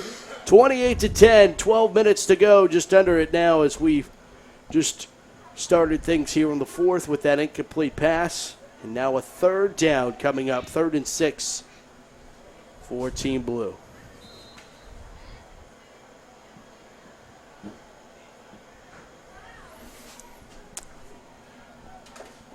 All right. 3rd and 6. Again, last time they had 3rd and long, we know what happened. Pick 6. Back to pass. We'll stop and throw, and this time in trouble, and he can't get away as one after another, Team White comes in. That was 99 who got it started. Yeah, that was Gabriel Fuster. Fuster, the offensive line buster. I like it. Maybe we can get that thing to be a hashtag when it gets to high school. You know, in the Chesapeake area, they've been known for their fair share of great football players and skill players. So he could be next. Could be next. But again, it is 4th and Military Trail for the blue team. But since they're trailing by 18 points and have, let's say, about 10 minutes to go in their youth football careers, they're going to go for it.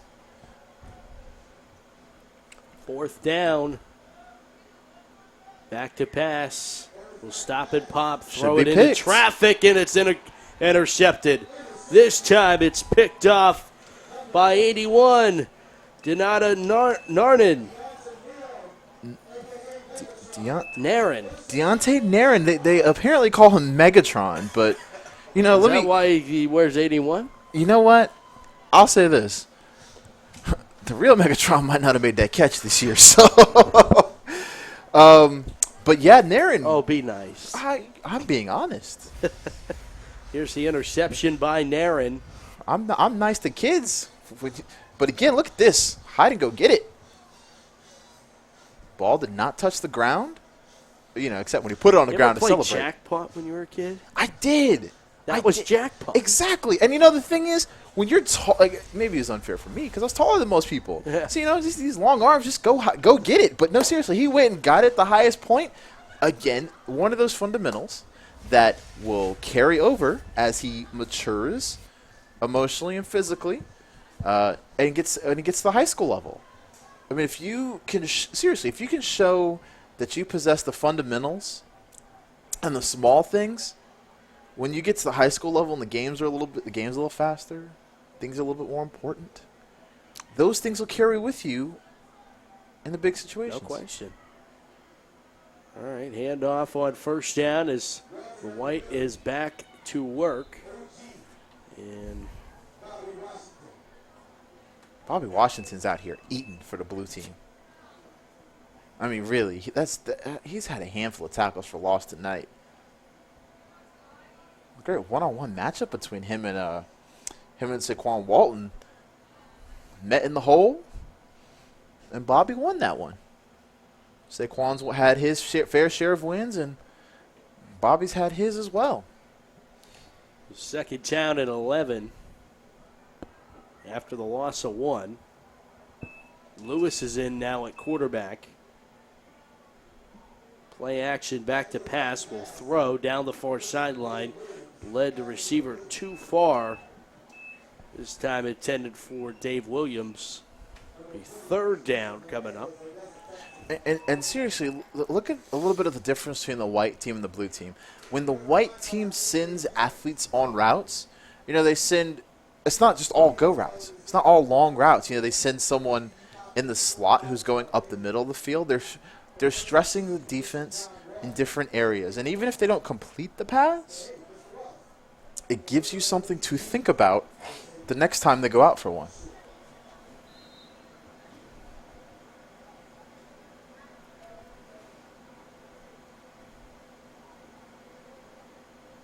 Back to pass.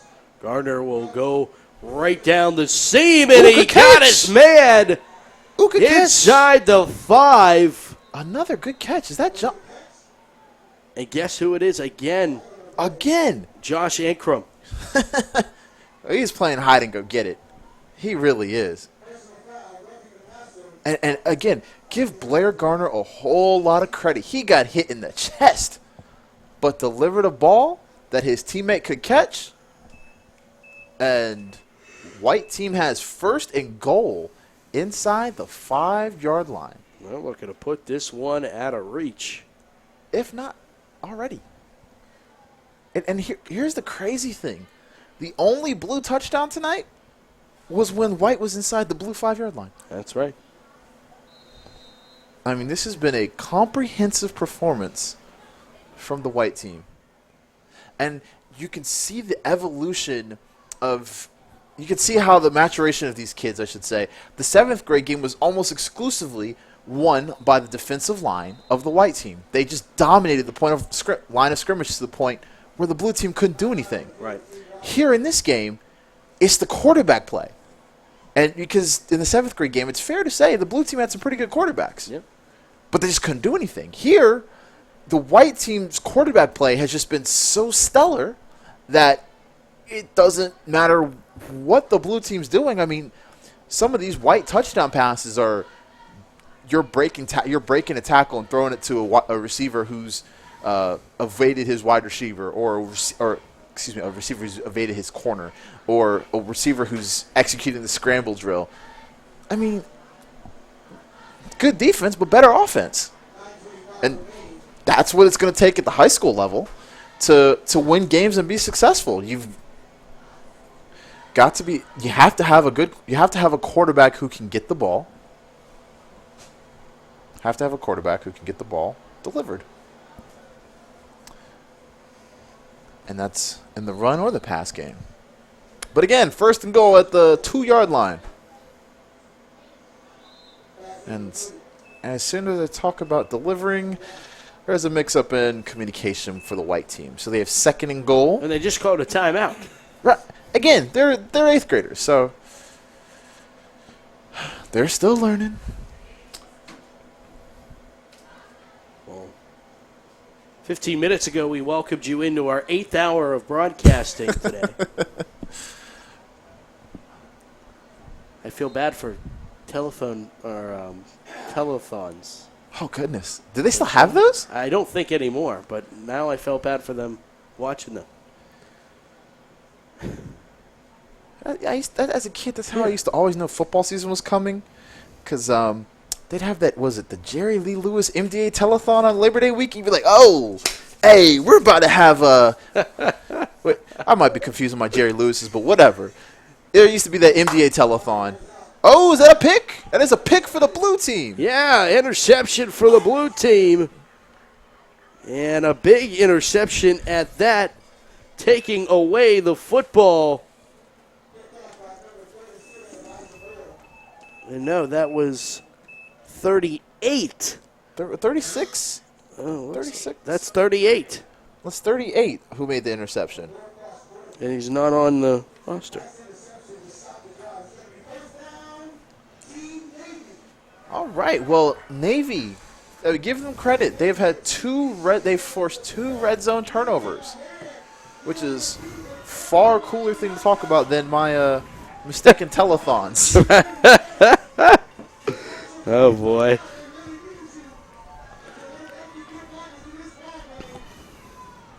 Here's the crazy thing, and again, I say high school football because all these kids will, next time they suit up in a game that means anything, will be at the high school level. In high school football, anything can happen. True. Anything can happen. Anything. So, a quick Back score to pass. Going to let it fly down the sideline. Got his man in and out of the hands. Oh, no. He Odell'd it. He dropped it. Oh, no. He Tyler Mackey couldn't hang on. Oh, dear. He'd still be running. Great throw. Great throw. Great throw. Right on time. That is unfortunate.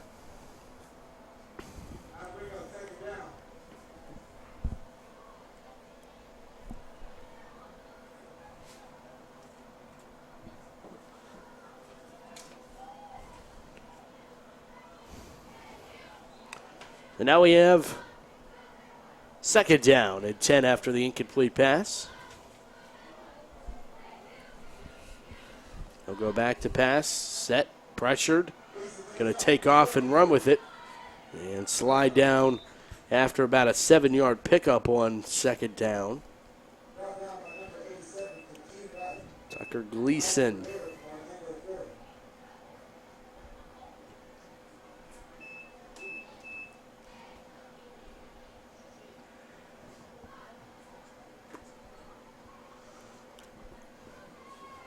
So third and about, what, 2?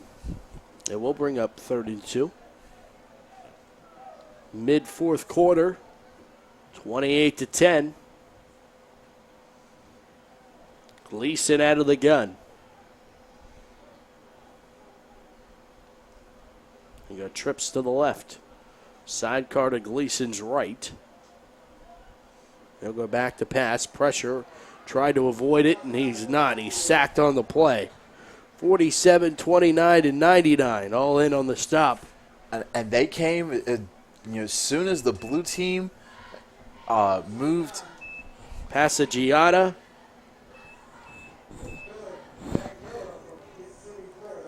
Fuster. And Bangura? Bangura. But as soon as the blue team shifted the wide receiver to the left side to give trips on the left, that told the white team defensive line, hey, let's go have a meeting at the quarterback. That will be 4th down. And they will make the first down on the completed pass as Gleason hooks up with Tajay Davis, his first catch of the day out of Fort Lauderdale, Florida. I'd like to see more of that. Just quick passes. Because, honestly, quick passes over the middle, you can break a tackle. And really, but again, they're 8th grade, so their football knowledge is developing. We can't always think, they just instinctively know to do this, that. Trying to get this pass away. Nice catch. Really nice grab by Terrence Manise out of Seattle, Washington. He'll make the catch for a 1-yard gain, a hard-earned 1 yard there for Terrence. A really nice throw by Gleason, knowing he was going to get popped there if he didn't get rid of the ball. That's been the most impressive thing about some of these quarterbacks today. They've taken a hit, and they have found ways to get the ball in the hands of their playmakers, even with the knowledge that they're going to take a lick.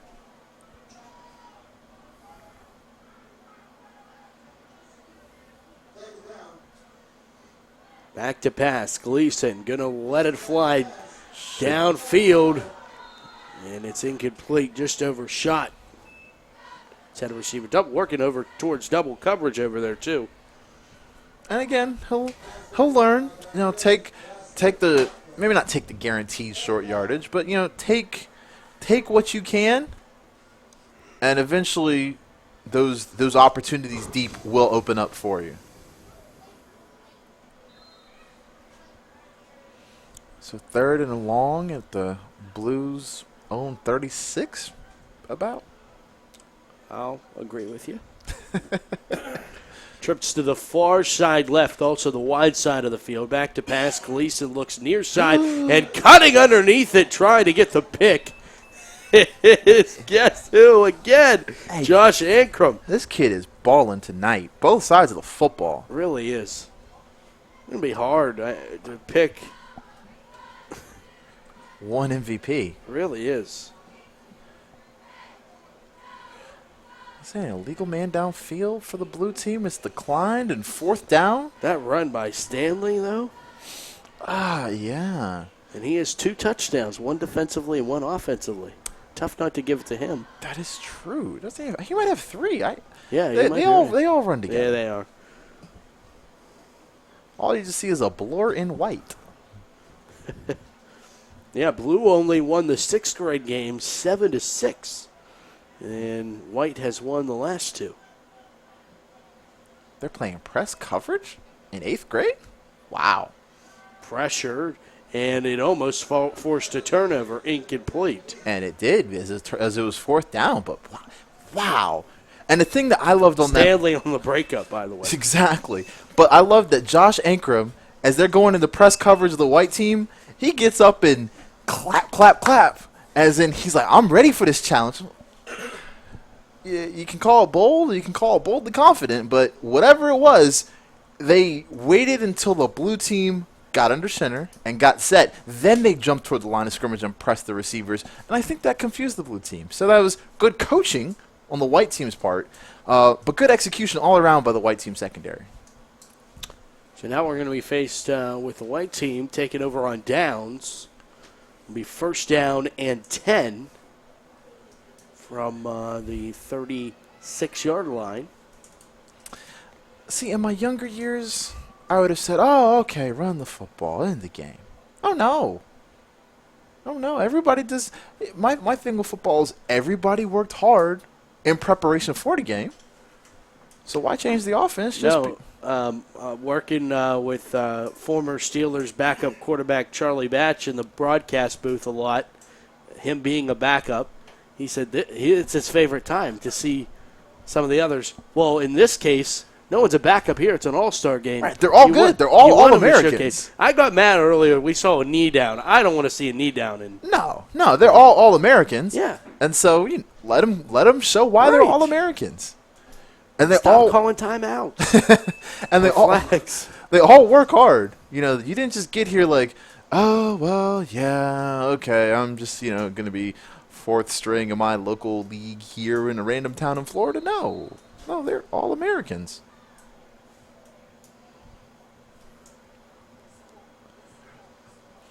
And speaking of small towns in Florida, over here, near side cornerback is Javon Pride from Bristol, Florida. Tiny little town about 50 miles west of Tallahassee that is almost literally surrounded by a forest. But he will likely go to Liberty County High School. Plays away from him to Saquon Walton for the white team. But I just wanted to give a shout out to him because of all the cities here represented in this 8th grade game, he's probably from one of the smallest ones. So, good on him to make it here at this football hotbed All-American game. Robert Ware out of Titusville. Titusville is, again, this will probably be repetitive to you, but it's Countdown County. Right. Port St. Lucie. Port St. Lucie. Home of Mets spring training. Oh, yes. That'll be quite the ticket this year. Yeah. Neil Walker, the Pittsburgh kid. He's from Port St. Lucie? No, he's now a Met. Oh, okay. All right. Yeah, that's right. Okay. I'm with you now. You got to figure out the Pittsburgh connection. There's always a Pittsburgh connection. Oh, yes, that's right. Man in motion right to left. Then again, there's always a Florida connection because Pittsburgh outfielder Andrew McCutcheon is from where? Polk County, Florida. That's right. All right. We can probably do it all night. We probably could, so I should, just call it, I should.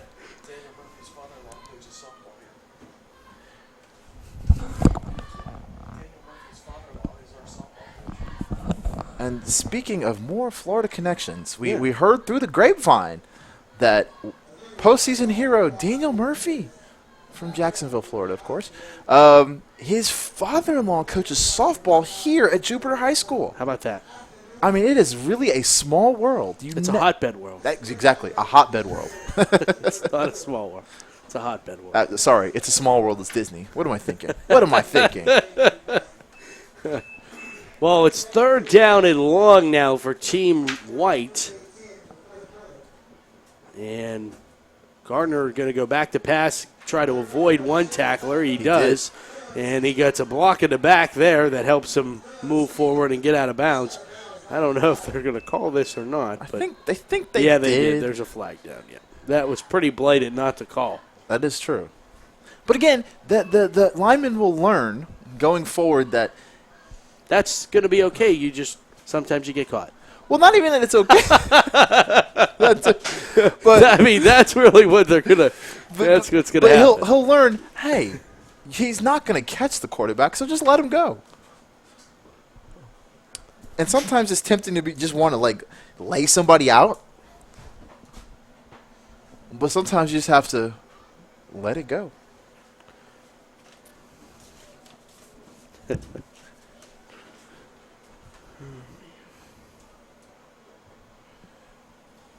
So the penalty is declined? Because I think that would make it 4th down then. Or 43rd down. Or no, the ball's on the 43rd. 43. At this rate, it At might least it's take. not on the 52. That's Canadian football. I did a game once. A public address announcer said 1st and 10 from the 52, and the whole press box just went. I mean, again, Canadian football, but of course, the only place in Canada. That's awesome. The only stadium in Canada that is 72 degrees at this time of year is indoors. Yeah, you're not playing football outdoors right now. No. Although it's been unseasonably warm there too. The whole North America is just enjoying this really unbelievable winter. Well, it has Burlington not Coat snowed Factory. in Pittsburgh yet. Wow. Not once. The only folks who aren't enjoying it are probably It was 67 degrees for Christmas. in Pittsburgh. In Pittsburgh. Oh wow, good punt. It was a good punt. 67 in Pittsburgh. 15, yeah, down at the 15. Wow, that is balmy. Mm-hmm. Very. Ski Resort's not happy. Neither is Burlington Coat Factory. No, they're not. They're just Burlington now, by the way. Really? Yeah. Again, it's a hotbed world. It is a hotbed world. We're just full service here.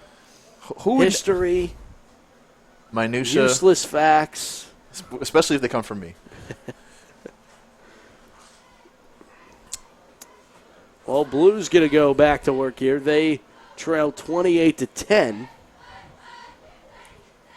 Again, an opportunity for them to end their middle school careers with, if not a win, a strong drive. Because all these kids are used to being the best player on the field, the best player at their position. But when they get to high school, they're going to be playing against some people who are almost men. So nice fake. And then they throw it out in the flats and a terrific open field tackle. It's 29 in white on the tackle. Yeah, it's Philip Bangura again. But yeah, they will have to just get used to at the high school level of being the smallest people on the field, or the youngest people on the field, and finding a way to have to make plays. Not too many freshmen start at the high school level. Then again, some 8th graders in this game last year have gone on to do their thing as freshmen at the high school level. So it can be done. Back to pass, a little pump fake, pressure coming, got to get away, going to take off and run with it, and he gets tripped up right short of the 20-yard line. Great form tackle by Philip Bangura. He hasn't had an interception or anything like that, but he's just been a solid tackler. Consistency. Very, very consistent today. And when you can make tackles in space, they find ways to put you on the football field.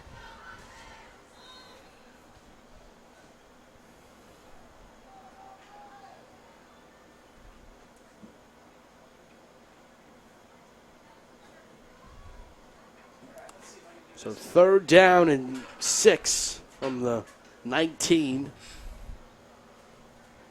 Back to pass. He'll throw, but now he's going to take off and run with it down the near sideline. First down and more. Going to try to cut it against the grain, but a big run there from Micah Bowens.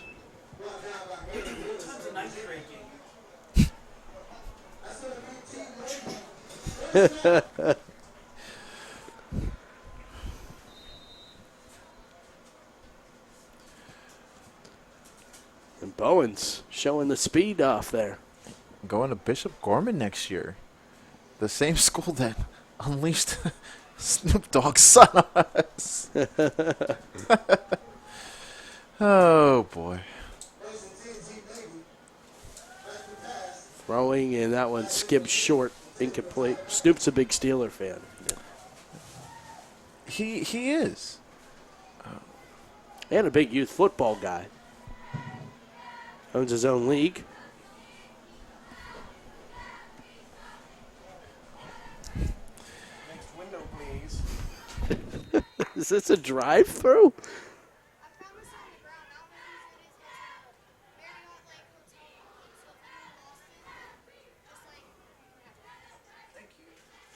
It's probably yours, Will.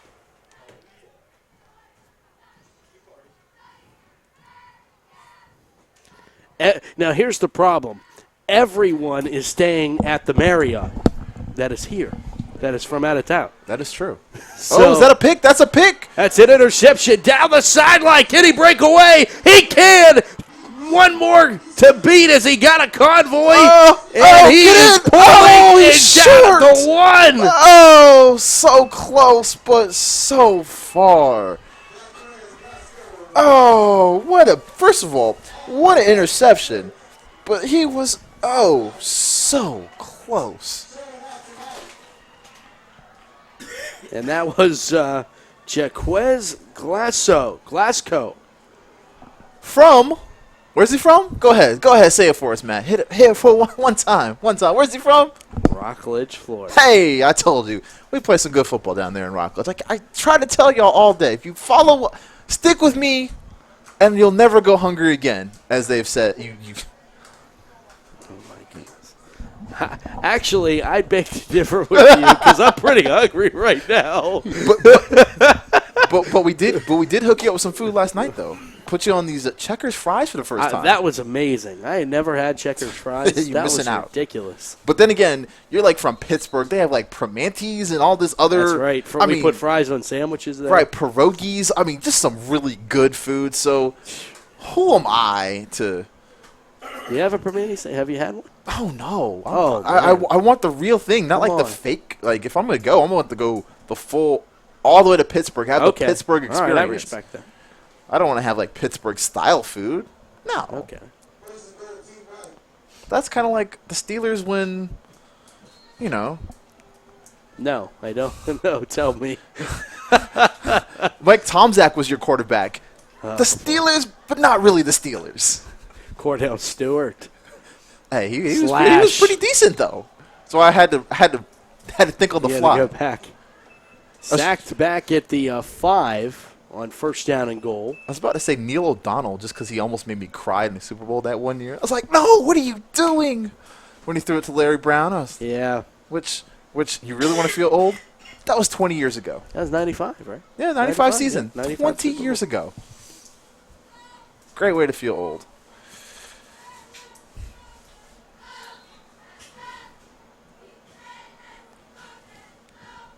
Or better yet, people who were playing college and pro football in 95 are old enough to have children who are playing in this game, which is another way to feel old. But the white team has, second and goal at the 5-6 yard line? They do. I mean, personally, if I were, this makes me a bad coach, I'd give it to Jaquez Glasgow. I'd put him on the field and give him the football because he did so much. He had 58 yards, but he needed 59. For a touchdown. If that kid was from Cocoa, you wouldn't be getting them the ball. Of course not. That's going to do it.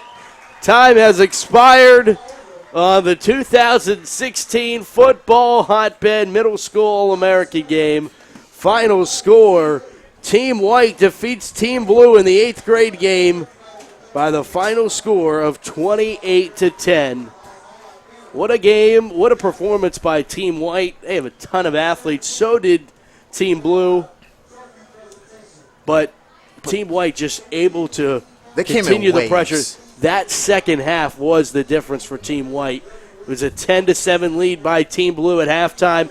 It was all Team White in the second half. Yes, and they just they came in wave after wave after wave, and that secondary was just something where the blue team was having a hard time completing passes, which a lot of kids their age will struggle with when you have just a bunch of ball hawks back there. Well, more Dedrick Stanley, what a performance. Josh Ankrum, what a performance. Yes. And then, I mean, don't forget about Blair Gardner, the quarterback for Team White, also putting on a really impressive show. And Zach Lewis threw a touchdown pass. Zach Lewis also threw a touchdown pass. Saquon Walton did his thing. Really opened up some holes as a running back. And then, at linebacker, Philip Bangura, another one. He was just a great form tackler. There's Gabriel Fuster on White who was pressuring the quarterback from all different angles. So those were all things that really set the White team apart this evening. Really did. On the blue side, some nice performances as well. Tyler Mackey had a nice game. Tucker Gleason, we saw that arm that he had. John Norman II, we called his name a few times today. And, of course, I think player that, he scored the only touchdown. Yeah. You got to go with Willie Floyd Jr., a really impressive day for him as well. And Theandris Freeman, he caught a few passes at wideout. And Jake Nobles, he's the only – Nobles and Floyd are the only two who scored for the blue team tonight. So those are also some pretty good and you mentioned Bobby Washington a few times. Yeah, today Bobby on the defensive line. Bobby was I call him a little pork chop, just hungry. So that was a fun game to watch all around. Next time you will see these kids in a competitive setting, they will all be at the high school level. You sure will, and you're probably going to be seeing some of these kids from Florida for the next 4 years. So, some of them. So it will be again, and you might say, oh, well, what are these kids going to be able to do at the high school level? I can tell you this. One of the quarterbacks in this hotbed game last year won a state championship in Florida this year. So this is as a freshman. And it was not by fluke at all either. So, this is the type of talent that's on display here at the Football Hotbed All-American game that you'll be seeing on a Friday night football game on a Friday night near you soon. That's right. Well, Mr. Brown, we're almost going on hour number 9 of our coverage today. It has been a pleasure, as it was last year, more of a pleasure here in 2016. That it has been. We hope to both be back here. Yes. In 2017. And we want to thank you, the listener, for tuning in. If you listen to all of them, thanks so much. Bless you, first of all. Second of all, thanks so much for tuning in. Congratulations to all 147 of